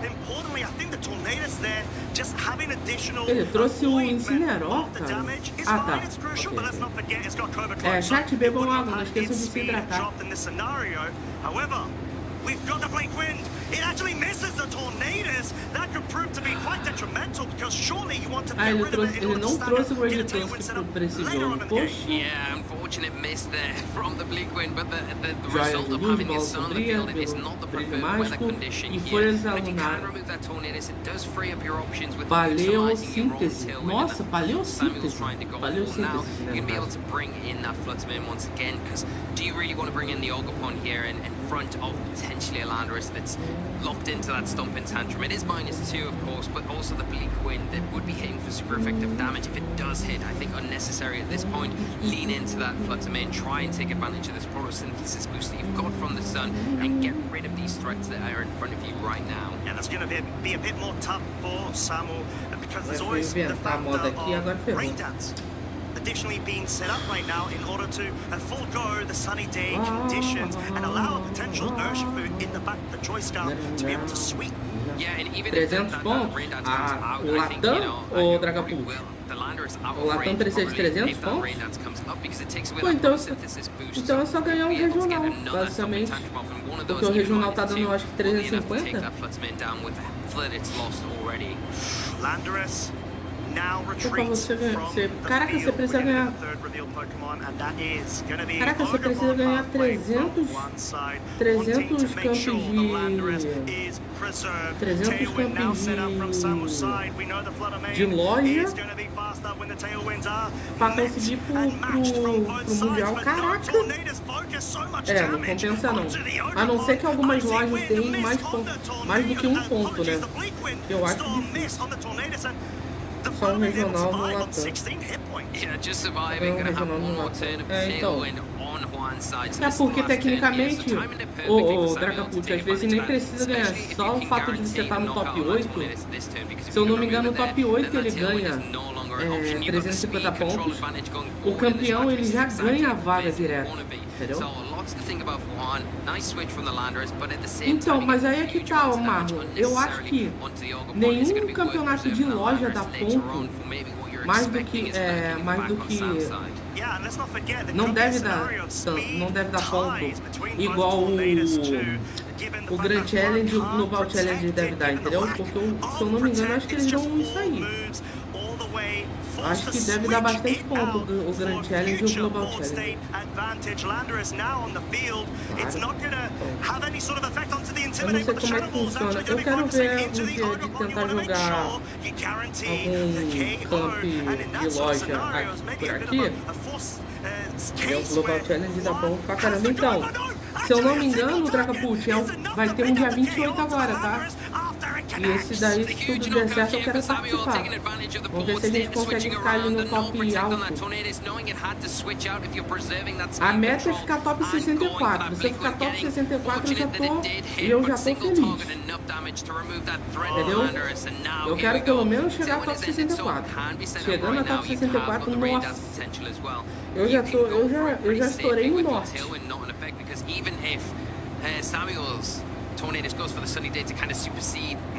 A meta é chegar no top 64.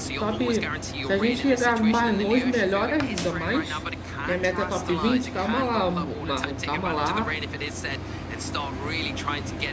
Calma lá que eu tô com os pés no chão. Entendeu? Mas aí é top 256 o Dragapult. Top 256 eu acho que não ganha muito ponto não, cara. Eu acho que do top 32 pra cima que ganha mais ponto, entendeu? Eu tô sonhando com top 64 porque como eu nunca joguei nenhum campeonato, se eu conseguir pegar um top 64, é bom, entendeu? Eu tinha lido minha mãe top 100 que... Bom dia, Zurlin, vamos acordar? Vamos acordar aí, Zurlin? Vamos abrir os olhinhos aí.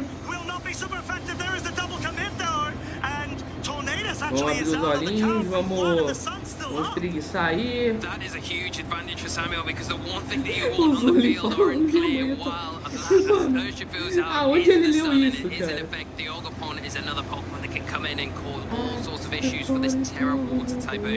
Yeah, one really needed that miss on his Tornadoes. He didn't have a way to be able to defend it, and he further promoted his advantage later on. And surely this is a situation where, because Sunny Day is yet again Oregon should be able to run away with this game one. But no, before the surging strikes focuses it down, does fearful damage because of the ever so harsh sunlight that prevails. And relaxa, gente. Relaxa, Zuri.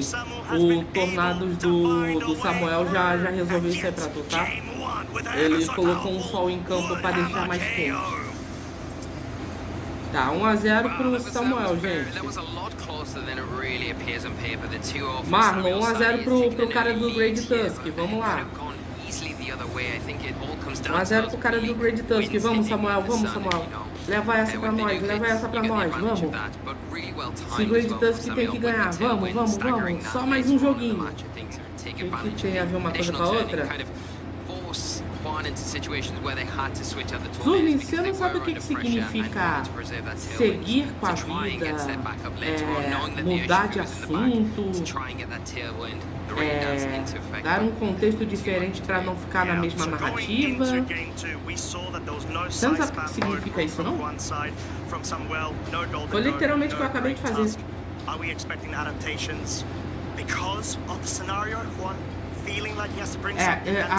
Entendemos que realmente o Zurlin está com sono, porque ele não entendeu o que eu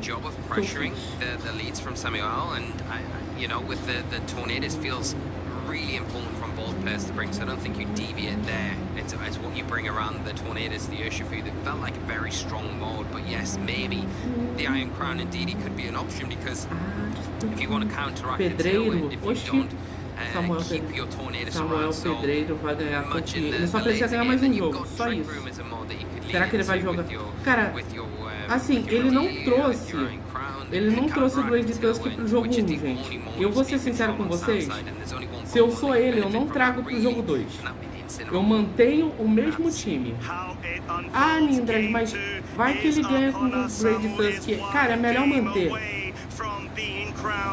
Entendeu? É melhor manter.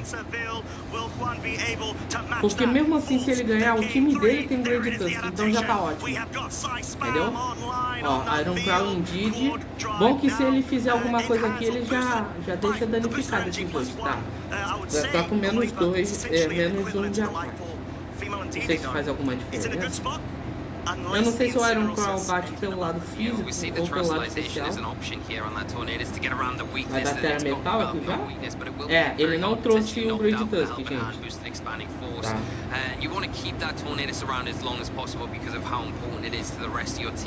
Iron Crown especial? É, então não vai fazer diferença. Tá, mas ele literalizou o Tornados aqui, é bom. Significa que ele quer deixar esse Tornados por mais tempo em campo. É um Tailwind e um Flash Blitz aqui? Tá, não tem problema. Se levar Indeed é melhor ainda aqui. Breaking Storm. Ok. Calm Mind. Tá, esse Calm Mind aqui vai doer. Ô, Dragapult, por que tu perguntou pro Marlon e não perguntou pra mim? Tá, ok. Levou Indeed, tá. Já não tem mais terreno. Já não tem mais 7 de terreno pro Iron Crown. Ok. Agora é levar esse Iron Crown o mais rápido possível. Lindras tá pronto? Tô pronto. Não sei como eu vou jogar, mas eu tô pronto. Será que eles vão ter... Dragapult e Marlon, vocês repararam se no trailer tinha alguma coisa falando das Ribbons? Se quando um Pokémon sair da Pokébola vai estar... por exemplo, Incineroar ou The Great Friend, né? O grande amigo. Ou fulano de tal, campeão de tal lugar. Vocês repararam se tinha? Ou só tinha o nome do Pokémon? Porque se tiver Ribbon, eu vou ver se eu consigo pegar... Não reparei? Porque eu vou ver se eu consigo pegar algum dos Pokémons que eu tenho aqui. Pegar alguma Ribbonzinha, pelo menos, sei lá, de algum contest aqui que dá pra fazer. Alguma da semana que dá pra fazer. Eu e Marlon estávamos em tal Reagindo aqui. Depois dá uma olhada aí direitinho, se vocês conseguem ver aí. Nossa, ele agora que eu reparei, ele literalizou metal na frente da Lampepon, né? Protect, tá. Cara, se esse Incineroar bater forte no Iron Crown, já tá ótimo. Tá. Ok, Incineroar não tomou tanto. Mas ele sobrevive. Tá, 2. Estavam no papo de quem veio primeiro, ou você. E o turn, ok, tá, isso é bom. Obviamente, na verdade foi o Neil. Na verdade, o Mil veio primeiro. Ou Celebi, não lembro agora. Mas quem criou o ovo? Ô, Dragapult, você já reparou que para esse tipo de coisa não precisa ter lógica? Sabe o que eu acho mais engraçado e mais hipócrita? Mais em questão de hipocrisia da gente que gosta de Pokémon? A gente se pergunta, a gente fala tanto, Zeus criou os Pokémons e tudo e tal. Mas quem criou os humanos no mundo Pokémon? Foi Arceus. Como? Ninguém para pra pensar que Arceus criou os Pokémons e do nada lá tinha os humanos. E simplesmente, sim, só aceitam. Entendeu? Ninguém chega e fala, nossa, cara, olha, os humanos, cara. Que legal. Beleza, eles estão aqui, beleza. O Palkia que criou? Boa. 2 já foram, faltam 2. Não foi o... se bem que pode ter sido, na verdade, pode ter sido uma união do Dialga e o Palkia, né? Porque o Dialga é o tempo e o Palkia é o espaço, né? Se eu não me engano. Não, mas o Dragapult e os Urnias, os Chernas e os Urnias, onde fica? Lindras, eu tenho uma teoria aqui. O Wolf tem Por que você acha que ele tem? E porque essa... Meu Deus, que troço mais macabro. Eu e o Dragapult vai pra lá.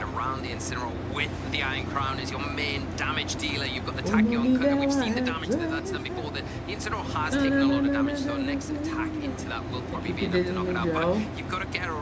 A equipe dele no Mundial de 2012. 2012 eu fui Shine. Ué? Qual o problema de ser Shine? Dragapult, eu tô fazendo uma... Ele tem vídeos magníficos com uma frequência boa. Ué, o cara é bom, né? Ele ganhou 10 regionais. Ué, o fato dele ter... O fato do time dele ter 6 Shinies, qualquer um pode ter. Eu tô fazendo um time no Brilliant Diamond pra Battle Tower que 2 dos 6 Pokémons que eu tô fazendo já vieram Shiny. Novinhos. 2 deles já vieram Shiny. Eu tô fazendo um Arcanine agora.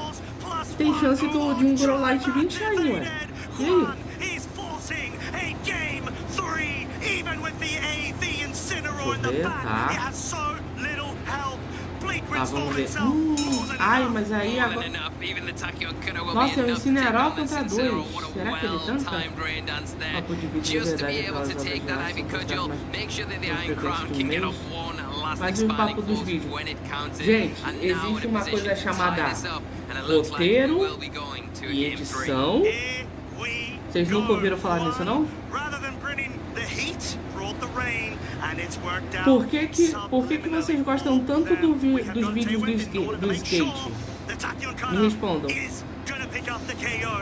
O cara empatou, nem ferrando. O problema é Cresselia Shine, Tunduro Shine, Hydran Shine. Ué, Cresselia dá pra pegar no Brilliant Diamond Shine Pearl atualmente. Eu acho que se você resetar o encontro com ela lá na Iron Island, se eu não me engano, dá pra ter ela Shine. O Tundurus, é só você ir no, se eu não me engano, no Black and White. Entendeu? Deixa eu ver, o Hydran tem também Brilliant Diamond Shiny Pearl. Que era em BW2. Então, pô, Diamante, Pérola e Platinum. Ué. Gente, Diamante, Pérola e Platinum tá aí.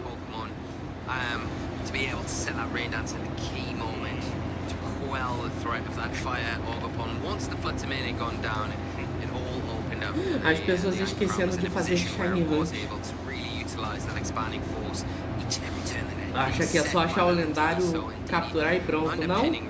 Vocês podem fazer Shiny Hunt do lendário, tá? Inclusive, no Brilliant Diamond eu vou fazer a Shiny Hunt do Spiritomb, de um Spiritomb e de um Lugia, tá? Que eu vou capturar. Eu tava fazendo do Reagindo, mas eu cansei só em Shiny Hunt de lendários é Chongas. Não é não, pô. É maneiro de fazer, o Lugia Shiny é bonito, então eu vou fazer. Eu tenho já, se eu não me engano, eu tenho o item pra colocar lá na pedra pra capturar ele no Ramanas Park. E aí, é porque eu acho que eu não consigo trazer, tá, gente, mas vocês iriam assistir se eu trouxesse uma Shiny Hunt no Switch? Por exemplo, eu teria que pegar o telefone, né, colocar ele virado assim, ele em cima assim, né, virado pra baixo, o Switch aqui, né,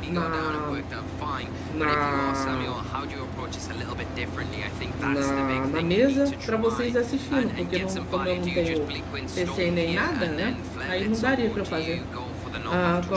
Compensa totalmente a podridão que é ele no competitivo.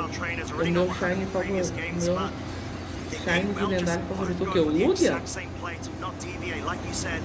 Ah, mas o Lugia, gente, o Lugia é forte. Ainda mais agora. Dragapult, escuta o que eu tô te falando. Escuta o que eu tô te falando. No momento que eles liberarem os lendários no meta do Champions, vocês que segurem, porque Ho-Oh e Lugia vão ser muito usados, principalmente porque esses dois têm Pressure. E Pressure é uma habilidade que faz o inimigo usar o dobro de PPs que ele usaria como é que fala? Os ataques. Ou seja, vocês que estão reclamando que Protect só tem 8, o cara só vai conseguir usar 4 vezes Protect. Vocês têm noção disso? Do que só poder usar 4 Protects no jogo inteiro por causa de um Pokémon com habilidade? Eu acho que o único Pokémon que não tem, que tem essa habilidade, que não é lendário, o Marlon tinha falado, eu acho que era Corviknight, se eu não me engano, né? Então assim, escutem o que eu tô falando, o Pressure vai ser uma coisa essencial.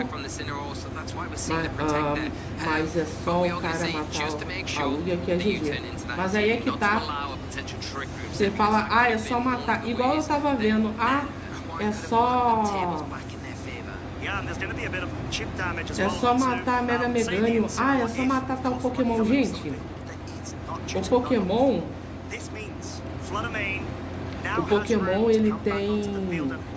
Vocês sabem que ele pode ter um ataque pra combater aquele tipo de ataque, né? Tipo de fraqueza, né? Entendeu? Vamos ver. Ah, ele já levou em Didi, boa. Ó, tá, gente, tá 1 a 1, hein? O cara do Iron Crown em Didi conseguiu empatar. Oh, caramba, vai. Bora, Samuel, leva essa pra nós, vai. It's going to be able to pressure a knockout onto that Ogerpon with the power gem. We've seen that. Now, if you want, you maybe vary it your strategy. Go for a spike shield and use the iron. Eu acho, não sei se Miraidon vai estar disponível no meta, mas Pokémon Poison já mata Mega Meganium. Especially if the power gem's locked into, because the Iron Crown doesn't really care too much about that. Get that additional damage on and then preserve ela perde vezes 4 pra Poison ou Dragapult? Prioritize the Iron Crown. What is the Fluttermane going to focus with here? Get some tailwind speed control just in case to set up for a later time. It's the Shadow Ball rather than the Power Gem. Leva. Ai, droga. Ai, vai cair. Oh, Flutter, caraca.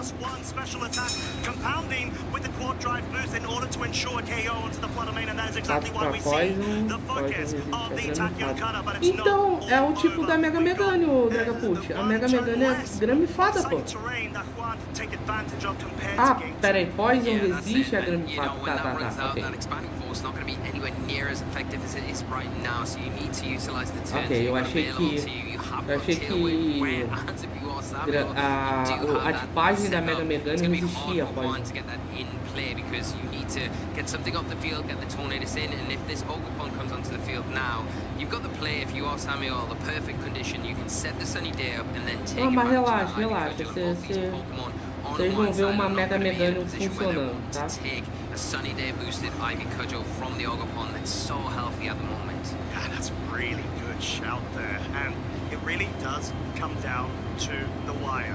Vocês vão ver. Eu vou fazer esse bicho funcionar. Eu vou fazer. Obviously, Samuel having it on the field right now, Terra Steel, it's in danger. In all honesty, Pediram a tipagem fada pra ela tomar esse espaço. It's just gonna have to come down to timing.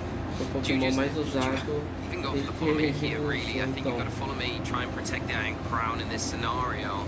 Assim que a gente descobrir qual é o meta pra essa primeira regulation, Dragapult, a gente vai ter mais ou menos uma noção do que vai dar pra ser usado.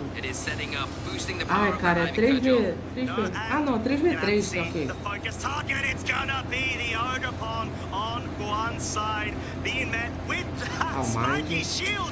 Gente, não sei não, hein. Eu acho que o Juan ganhou isso aqui, cara. Iron Crown e Didi ganhou, hein.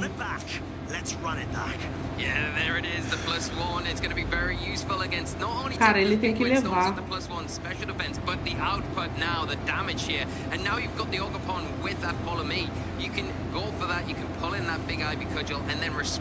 Cara, ele tem que levar. Nossa, ele tem que dar muito dano aqui no Iron Crown, cara. A Orgepon cai, mas. Nossa, tem que torcer muito aqui. Available on the field, we've got Tailwind as well from Samuel's side in particular. Vai gastar double protect, cara. May well go down this turn. This could be such an explosive turn, depending on how aggressive both of our trainers are gonna be. The Tornadoes going for the Protectors, not want to get failed by an expanding force. There's no Incineroar switching just yet. Tá, se a Orgepon atacar, that makes sense because we talked about the Psychic Terrain about to expire here, and you want to just try and get through this turn without actually taking any unnecessary damage. With Protect on both of these Pokemon, you can do that quite safely here and put yourself into the driving seat once again this next turn, where you can try and get rid of the Follow Me Ogerpon and that Iron Crown that's now not supported by the Psychic Terrain. It hasn't got access to that. The Indeed went down there in this game, so that will be a single Pokemon attack and way less powerful, even though it is boosted by Booster Energy and one Common. Ah, mas aí a Orgepon vai usar a Spike Shield agora. A Orgepon do Juan vai usar a Spike Shield. Ah! Droga. Dobra no Iron Crown, dobra no Iron Crown, vai. Dobra nele, só vai sobrar um Orgepon. Isso. Não, Orgepon. Tá. Era pra dobrar no Iron Crown, cara. Pô. Ah, Terra Dragão. Aí ele ainda tem um Incineroar atrás, cara. Eu falei, pô, dobra no Iron Crown, caramba, é difícil. Pô, cara, era lógico que ele usar Spike Shield, pô. Tomar banho, falou, Dragapult. But here we go. In response, what are we going to see? Expanding force all the way. Is it enough for the multipliers? It is not. 37 hit point survival. Cara, dobra no Iron Crown. Oh. Truly down to the wire of the interaction. The Tornadoes, however, is tem mais 2 turnos de sol, aproveita. Ele vai ter que tirar seu Orgepon do fogo se ele quiser. Ou o Iron Crown.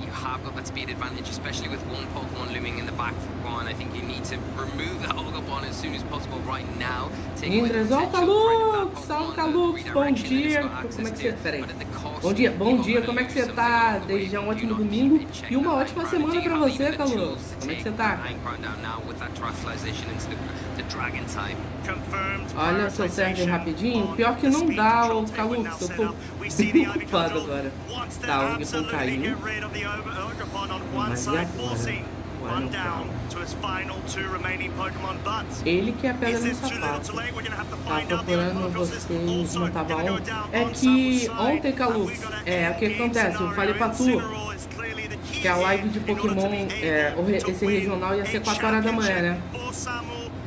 Então, a Pokémon Company me trollou, colocou o regional pra 5 horas da manhã, eu fiquei desde as 5 acordado. E calor do Rio de Janeiro, mas o cansaço que eu tava, resumo. Ontem eu simplesmente virei as costas com a live aberta. Eu virei as costas, fui deitar, acordei 11 horas da noite. A live fechou sozinha porque meu telefone bloqueou, né? O regional acabou, a live bloqueou. Eu só fui acordar 11 horas da noite, Calux.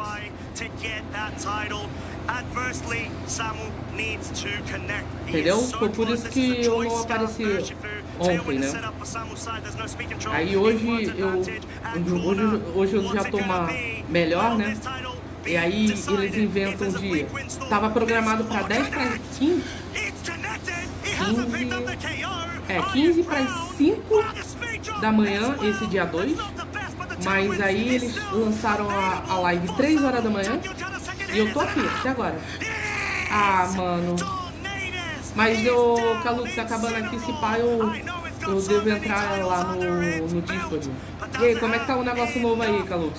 Tá testando tudo aí direitinho já? Depois tô tirando a penalidade do LoL. Ó, boa. Eu tenho que testar depois porque enquanto tu tá tendo o telefone novo, eu tô tendo já problemas com esse aqui. Ontem eu tomei um susto, Calux. Porque do nada meu telefone parou de funcionar, ele não funcionou. Ele parou a live, ele congelou a live e simplesmente desligou. Ele tava queimando, ele tava muito quente e não ligava de jeito nenhum. Ficou uns 5 minutos assim. Aí depois de 5 minutos que ele voltou a ligar que eu consegui fazer live. Então aqui espera 10 minutos pra dar uma partida. Eu tô vendo que a qualquer momento esse telefone vai me deixar na mão. Pô, mas Calux, sobreviveu, tá? Isso aqui é de... Tô 6 anos que tem esse telefone, cara. Esse bicho tá durando, meu Deus do céu. Ele já tá Ele já tá durando mais do que ele devia durar. Tadinho, o bichinho trabalha, tá? O bichinho trabalha. Pô. Iron Crow venceu. Caraca, mano, poxa.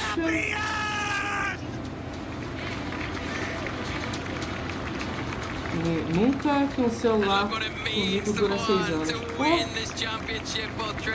Esse foi o telefone que mais durou comigo, eu acho. Se bem que o meu outro também tava. O meu outro também tava segurando as pontas. Entendeu? A radar tá tudo bem. Então. Caraca, mano. Pô, era o Crow venceu. Chat, infelizmente o mal venceu, tá? É isso que eu queria dizer pra vocês, o mal venceu. Fala sério, poxa, que bosta. Mas o Tusk perdeu o Dragapult, infelizmente.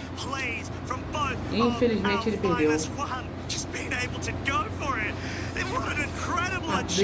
Vixe, vai iniciar a partida aqui, então vou ficar sem digitar. Ok, Calux, já tô acabando aqui, daqui a pouco eu devo entrar no Discord desse par. Então quem ganhou foi o Juan Nunes.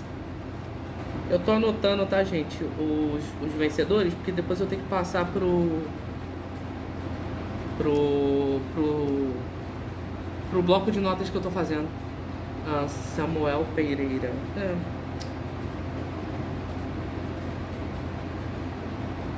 Pô, mas tá bom, cara.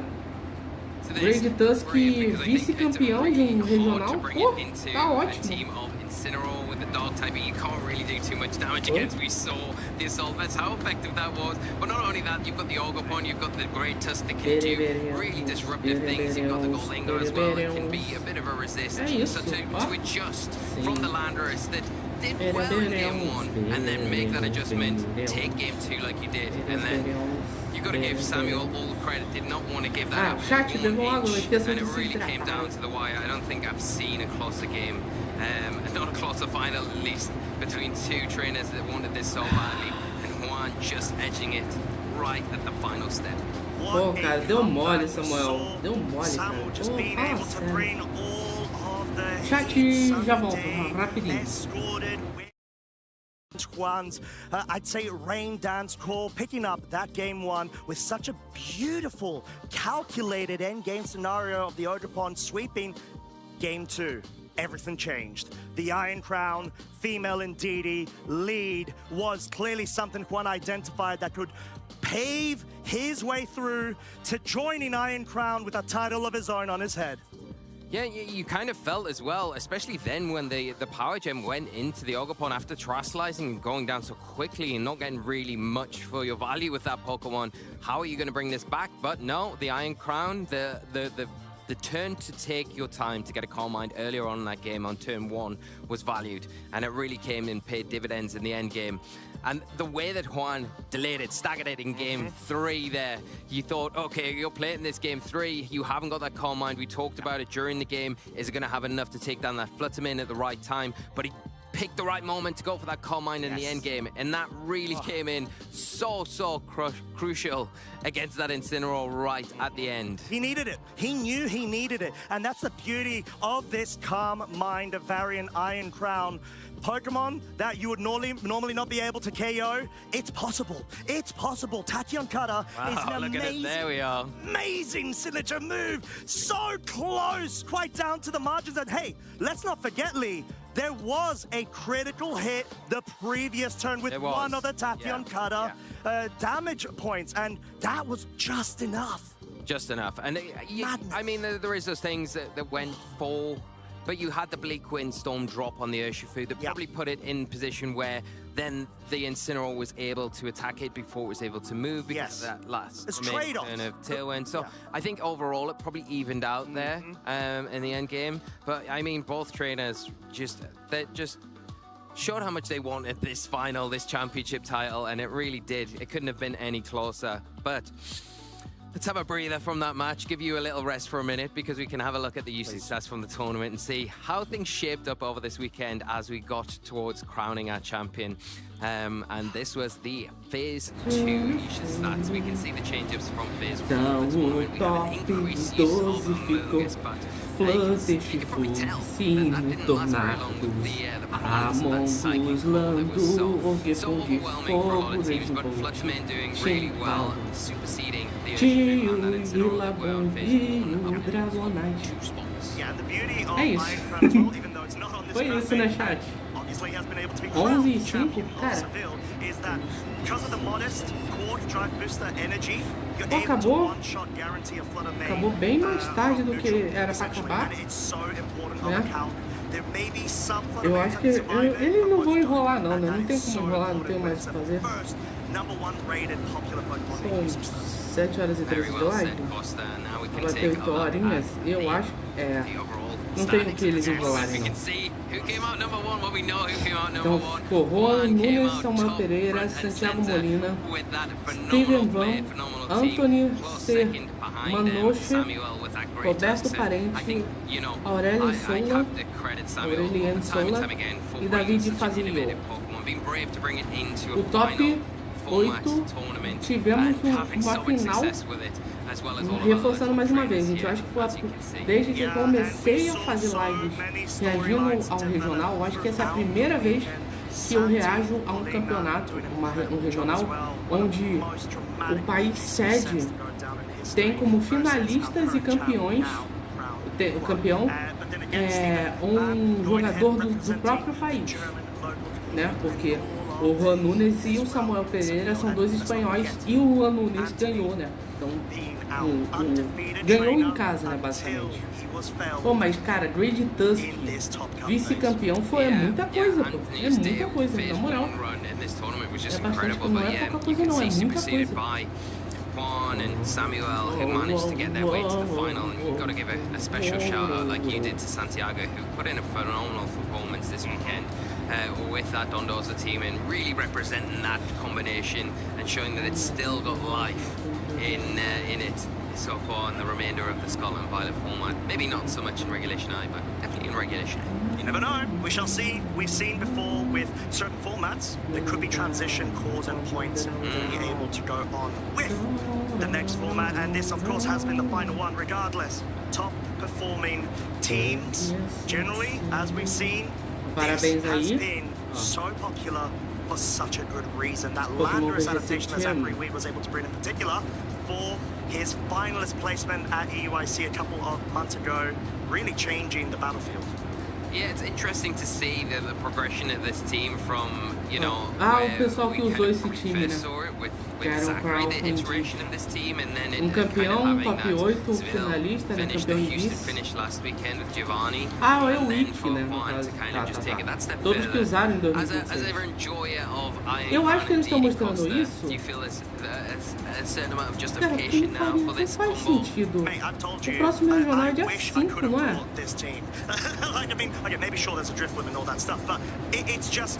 Cara, se o próximo regional for dia 5, não tem sentido. Ou esse é o último jogo? Vamos descobrir agora, né? And it was there. It was present. But yeah, it's just so many great choices where the Calm Mind innovation is fantastic, especially against balanced cores with the appropriate support on that Iron Crown. You've got to give it a lot of credit though to the trainers that are piloting these teams as well, because like we saw Juan there picking the right moment, exactly the right time to get that Calm Mind up, like game 2, doing it very early on, game 3, staggering that wing for the exact moment. There was room to do it at that time and made sure that they took that opportunity and took full effect of it, you know. So huge credit to our players and trainers who have utilized this team to a lot of success in Regulation F and made one caster a very happy man. And another, of course, because we've got Odepan half-flame, let's not forget. But with that being said, we're going to cut to a very short break before we go ahead and Iron Crown our Seville champion as well as our finalists. So, get your final refreshments. We'll be back so soon.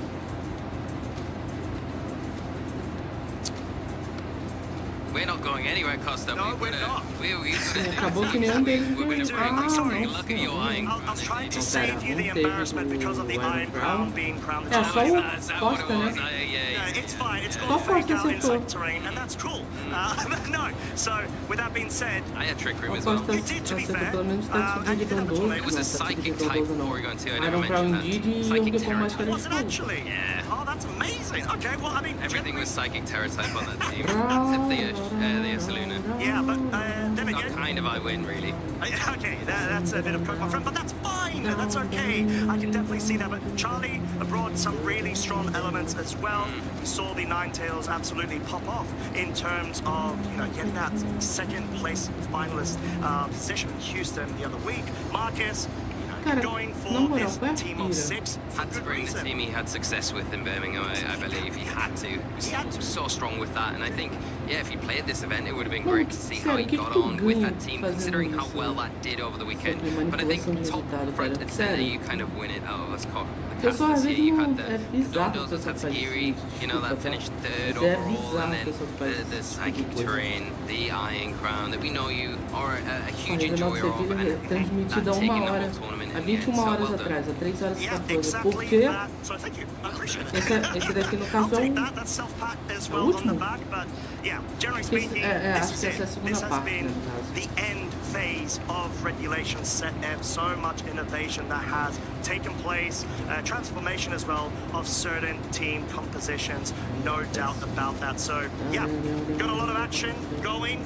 And, of course, within this weekend too. And I think it is time for us. This time, not a fake out, I promise. I think, no, I'm kidding. I'm definitely promising we have got our finalists ready. So please, let's go ahead and commemorate our amazing, amazing trainers. What a weekend here in Seville. 600 trainers joined us here. Infelizmente, Zurlin, Iron Crown e Didi ganharam, tá?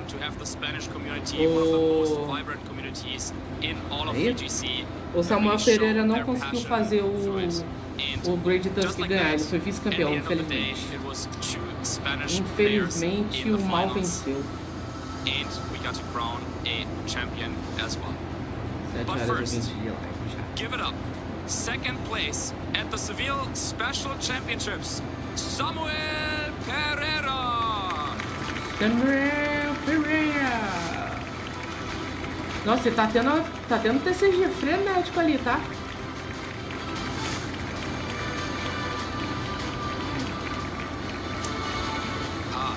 We had a lot of great games that featured you. First of all, congratulations. How are you feeling with this second place? ¿Cómo te sientes en este segundo puesto? No sé ni qué decir, o sea, nunca me ha pasado esto que baje de un set y dando las piernas. VGC Master todo el Finals. mundo por el apoyo y a Pima por la final que hemos dado. Sei que eu tô falando certo, tá? Feels incredible. Congratulations to my opponent because of the amazing finals we've given. It feels incredible. My legs are still O trembling. cara foi de chinelo e meia pra um evento? É sério isso? Also love to see the sportsmanship. Now last year, Mano, o cara foi de chinelo e meia. now you're here in second place. What can we expect from you in the future? El año pasado quedaste top 8, ahora finalista. ¿Qué podemos esperar de ti en el futuro? Que gane el mundial. Win Wolves! É o quê? Alright, wow. We wish you best of luck for that, of course. Mano, Finally, que before we let you bizarro, go, cara, are na there any moral. other shoutouts you want to give? La mejor de las suertes para ello. ¿Algún saludo que quieras dar? Sí, sobre todo quiero dar un saludo a Gabriel Yansó y a Adro por el trabajo y la preparación con el equipo. Quiero dar un saludo a toda la gente que ha estado aquí apoyándome, a mi equipo, a Megas, a toda la gente de Galicia y a todo el mundo que me ha hablado, me ha apoyado, se ha Ué, dedicado. uma hora que tem 36 minutos.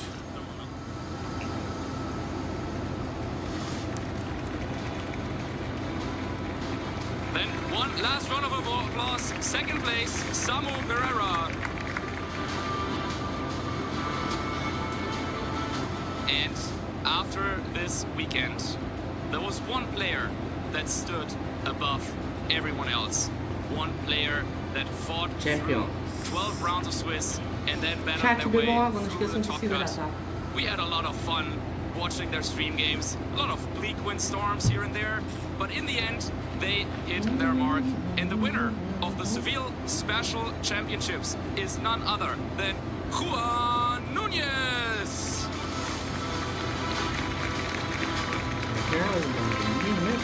Juan Núñez. Champion. Congratulations. What a weekend. Now you're here as the winner. How do you feel? ¿Cómo te sientes después de este fin de semana? La verdad no me lo creo, venía con expectativas bastante flojas porque yo quería hacer día 2 y asegurar mi clasificación. Y nada, al final se da mejor de lo que pensaba. VGC Master Champion. It was much better than I Eles vão thought. I fazer had low expectations. My goal was to make day 2 and by that securing world qualification. Amazing. Well, you managed to do that. You are qualified to the World Championships. How does that feel? ¿Cómo te sientes ahora que ya te has clasificado del todo para el Mundial? Pues para mí es como cumplir un sueño constantemente cada año que clasifico y no sé, estoy deseando ya que llegue y más con el Champions y con muchas ganas. I'm definitely looking forward to play champions at the World Championships. Every year that I qualify is like a dream come true and I keep continuing. Best of luck for that. Also, one question I have to ask about your team at the games. With Tornadoes and Bleak Windstorm, we all know sometimes it can go different than what you expect. How did you deal with this throughout the tournament? ¿Cómo sobrellevas el hecho de que Tornados a veces con los vendavales gélidos a veces acierte, a veces falle? Bueno, lo llevo como todos porque somos muchos los que jugamos Tornados, así que es tener el día y cruzar los dedos. It's just fingers crossed and hoping it can land. Well, it landed more often than not, and you are now here as the winner. So one more question I had is, there are a lot of players watching, you have a lot of fans in the crowd. Now that you are a champion, is there anything that you want to say to them? ¿Algún consejo que quisieras dar ahora que te está mirando todo el mundo, ahora que has ganado el torneo? Levantarse, caerse y así todo el rato y ya está, no hay más, o sea, es la clave. It's just waking up, bringing it up after you're down. All right, words from our champion. Finally, do you have any last words or any shout-outs you want to give? ¿Algún saludo que quieras dar? Mano, por un Sí, momento. a mi novia Paula, a mi familia de Albacete y a todos mis amigos de Hornets. Como Están aquele ahí, que los quiero mucho. bonequinho, isso mesmo? All right. Thank you so much. Congratulations once again. Let's hear it one more time for our champion, Juan Núñez. Parabéns, né? Mal venceu. Fazer o quê? Inspiring words from our champion, and what a way to end this tournament. Regulation set F. Before we let you go, we will have some final words over from the couch, so don't go anywhere as we will give our final verdict about this tournament and tell you what's on the starting list, so don't go anywhere.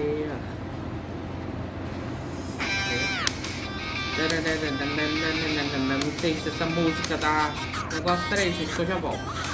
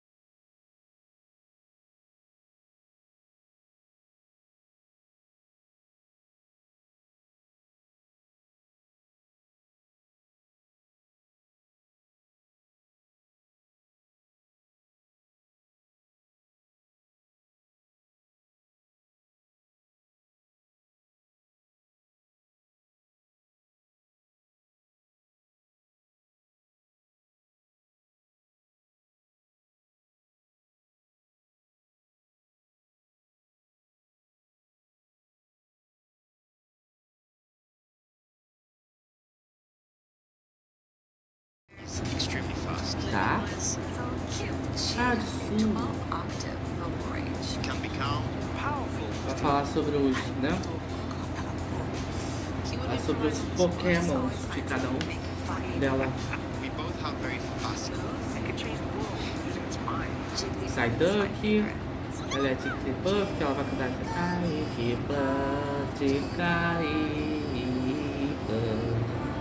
Every single time you let it just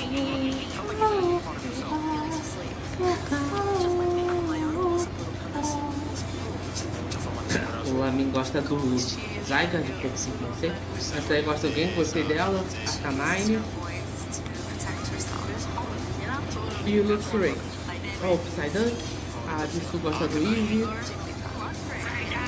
É, fica meio falha, mas eu sei fazer um pouquinho, um pedacinho, tá, gente, da parte do Jigglypuff, tá? Na música, né? But I don't think we could have provided a better send-off for the format than that. Or generally, a better tournament feel. It had it all. It had the surprise picks. Tá vendo? Fica falho. The community support. It had the nail-biting matches, but most of all, it had the emotion. Fica falho, how dedicated we all are to this beautiful game and this wonderful community. Marcus, you had the opportunity to speak to our finalists there. What are you taking away? Normalmente fica meio falhado. Cara, eles vão fazer isso aqui render até 8 horas de live. É sério isso? Eu bocejei no momento que você começou a cantar. Sinal que a minha imitação de Jigglypuff tá boa, Azuri. Então tá fazendo jus ao negócio. Ai, mano, na moral.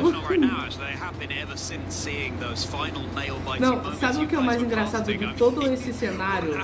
Esse aqui, ó. Esse Zubat no... Vou cair! Só esperando o... Aê! Cara, deve ter sido engraçada a cena, Zuri. Tu começar a ouvir, tu... Deve ter sido engraçado, na moral. Ai, cara, é muito bizarro que o Zubat não tem pata. Então, né? Mais bizarro ainda é pensar na abertura de Pokémon, como é que ele leva um Bulbasauro, né? Zuri. Mais bizarro deve ser isso.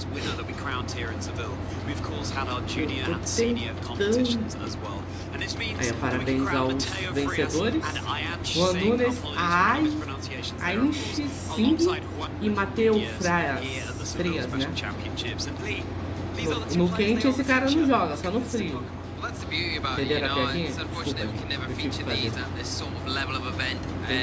but you can see players like Santiago being an example of these seniors that age up and then come into the Masters Division. We see it time and time again, you know, over the years, and it's great to see these stories, be able to follow these players. And now hopefully we'll be able to follow Santiago the next time they're at an event and see how deep they can go on a run, you know, and extend the successes that they've had this weekend. So yeah, always great to see the juniors and the seniors coming in and starting their journey, their accomplishments, and what's next for them, right? It just comes full circle. It all goes back to that junior and senior division. Should we take a look at how we can buck the trend here, everybody? We don't have a sixth Italian to show you, but of course we have one. Nossa. Ó, falta de Prague, Utrecht e Turim. Dos europeus, né? No caso, dos eventos europeus. Well, maybe, who knows? I'm just really happy that we got to see an amazing tournament concluding into an amazing A final. gente viu de todos, né? Frankfurt, Lille, Gdansk, Stuttgart, Birmingham e Sevilha. Agora falta Prague, Utrecht e Turim. Acho que são os últimos 3 eventos da Europa. Those tournaments be? This is always one of the most emotional moments of the tournament as well, seeing which stop we have just grayed out that we'll present to you now. Seville, that's o próximo em Prague é dia 25 e 26 de abril.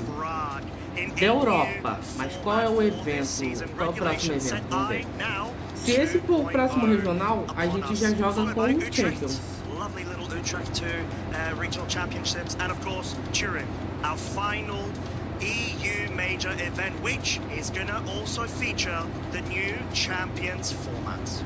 Absolutely, and if this is what Regulation Set F 2.0 has to offer, I cannot wait to see what Regulation Set I 2.0 has to offer as well, all culminating in the World Championships and Pokemon XP Gale of Happiness. Shout out to the GameCube Pokemon players out there.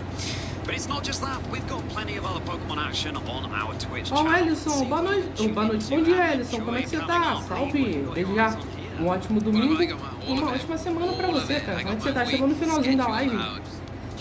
No finalzinho, estamos já encerrando a live já, porque já tivemos o campeão aqui do regional. Boa noite, então, né? O costume de fazer live, a live 7 horas, aí quando eu faço de manhã, meu Deus do céu. É até estranho fazer de manhã.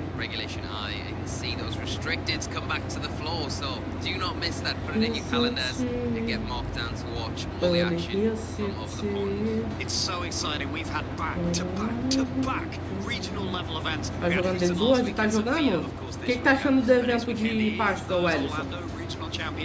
E em falar em Dende, vai ter evento de... Vai ter vídeo de Dende, tá, gente? 3 a 5 de abril em Orlando, ó. Próximo regional. Será que já vai ser com o Champions, cara? Porque o Champions lança pra gente dia 8, mas será que eles já vão?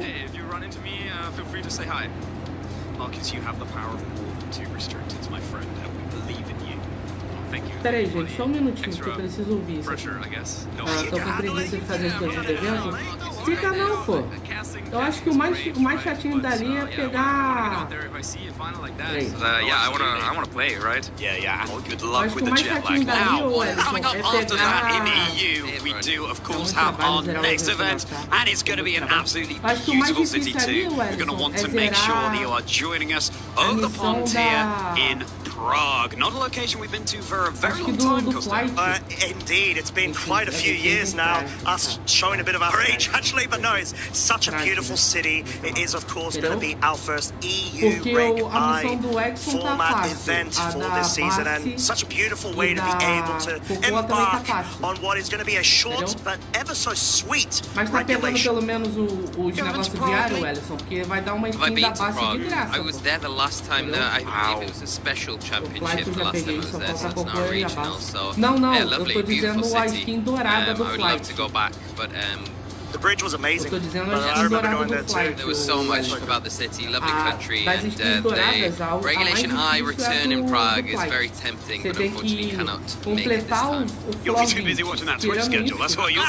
Too much Snapchat. It's fair enough, but if you are watching along at home right now, or if you're tuning into the Twitch, you can go to Pokemon.com/broadcast to keep abreast of all of the upcoming events we have. And not just for VGC, for the trading card game, and for Pokemon Go as well. Make sure you're following along on Twitch and indeed on YouTube. It is Play Pokemon, of course. Those are the channels to keep your beady eyes on. Let's do this for old time's sake, everybody. Let's have one more sing-song of that hashtag. 1, 2, 3. Play Pokemon. That was probably our strongest yet. Yes. Good job, everybody. We're ending on a high. A stars for you all. Congratulations. Got one last little joke for you all. Are you ready? What do fish Pokemon use to fly? A pesquisa. A magic carpet. And so now we'll hop on our magic carpets and zoom on right out of here. Keep it together, guys. Keep those sides unsplit. Very unprofessional to end on all of the tears of love coming out of you right now. Thanks very much. So all that remains to be said is thank you so much to all of the staff, the judges, the production crew. Thank you so much to all of you watching at home. And on behalf of all of us here, gracias a Sevilla. Gracias a todos. Thank you so much for supporting us. We'll see you again before you know. So join me in saying hasta luego. Aí, aprenderam 2 palavras em português não, em espanhol, finalmente. Eu queria ter visto esse entusiasmo todo no Brasil. Vamos pra ela e pega mais 3 daquela bichinha e a bala 8. Uma bala 8? Como assim? Comprar quem? Ah, tu comprou o Kibble e pegou a mastery da Toodles? Ah, legal. Eu ainda não peguei a maestria do Kibble não. Eu tenho que pegar dele. A da Toodles eu já peguei a mastery dela. Oxi. Ué. Oxi. Tá bom, né? Preciso completar a mastery da Toodles. Ok. Mas é isso, chat. Eu vou ficando por aqui. Aparentemente já acabou. Eles cortaram a transmissão. Mas beleza. Eu tô em dúvida de qual vai ser meu segundo main. Não sei. What? Acabou do nada. Oxi. Mano, eles só falaram. Acabou. Tá bom? Só simplesmente acabou. É isso. Não tem mais jeito. Acabou. Então, Pebble, Sprout e Astro. Eu aconselho o Astro. O Sprout e o Pebble eu já joguei, são legais, mas acabou também aqui. What? Mano, o que aconteceu? Tá, enfim, chat, depois de 7 horas e 37 de live, vamos encerrando por aqui. Obrigado, Ellison, obrigado, Zurlin, Calux, Dragapult, Marlon, Alexandre, todo mundo, beleza, gente? Beleza? Obrigadão a todo mundo. Amanhã estamos de volta aí com as lives, beleza? Amanhã, 7 horas, estamos de volta aí com as lives. Então é isso, chat. Tô testando algo. Eu vou lá pro... Calux, você tá lá na Cal? Eu vou lá pra Cal, beleza? Aí a gente se fala. Então, gente, vejo vocês amanhã, 7 horas, beleza? Então, desde já, um bom dia a todos, um ótimo domingo e uma ótima semana pra gente, né? E é isso, amanhã eu vou estar na escola. Tudo bem, ô Ellison, tudo bem. Mas é isso, gente. Falou! Até amanhã, chat. Vou ficando por aqui. Valeu e fui!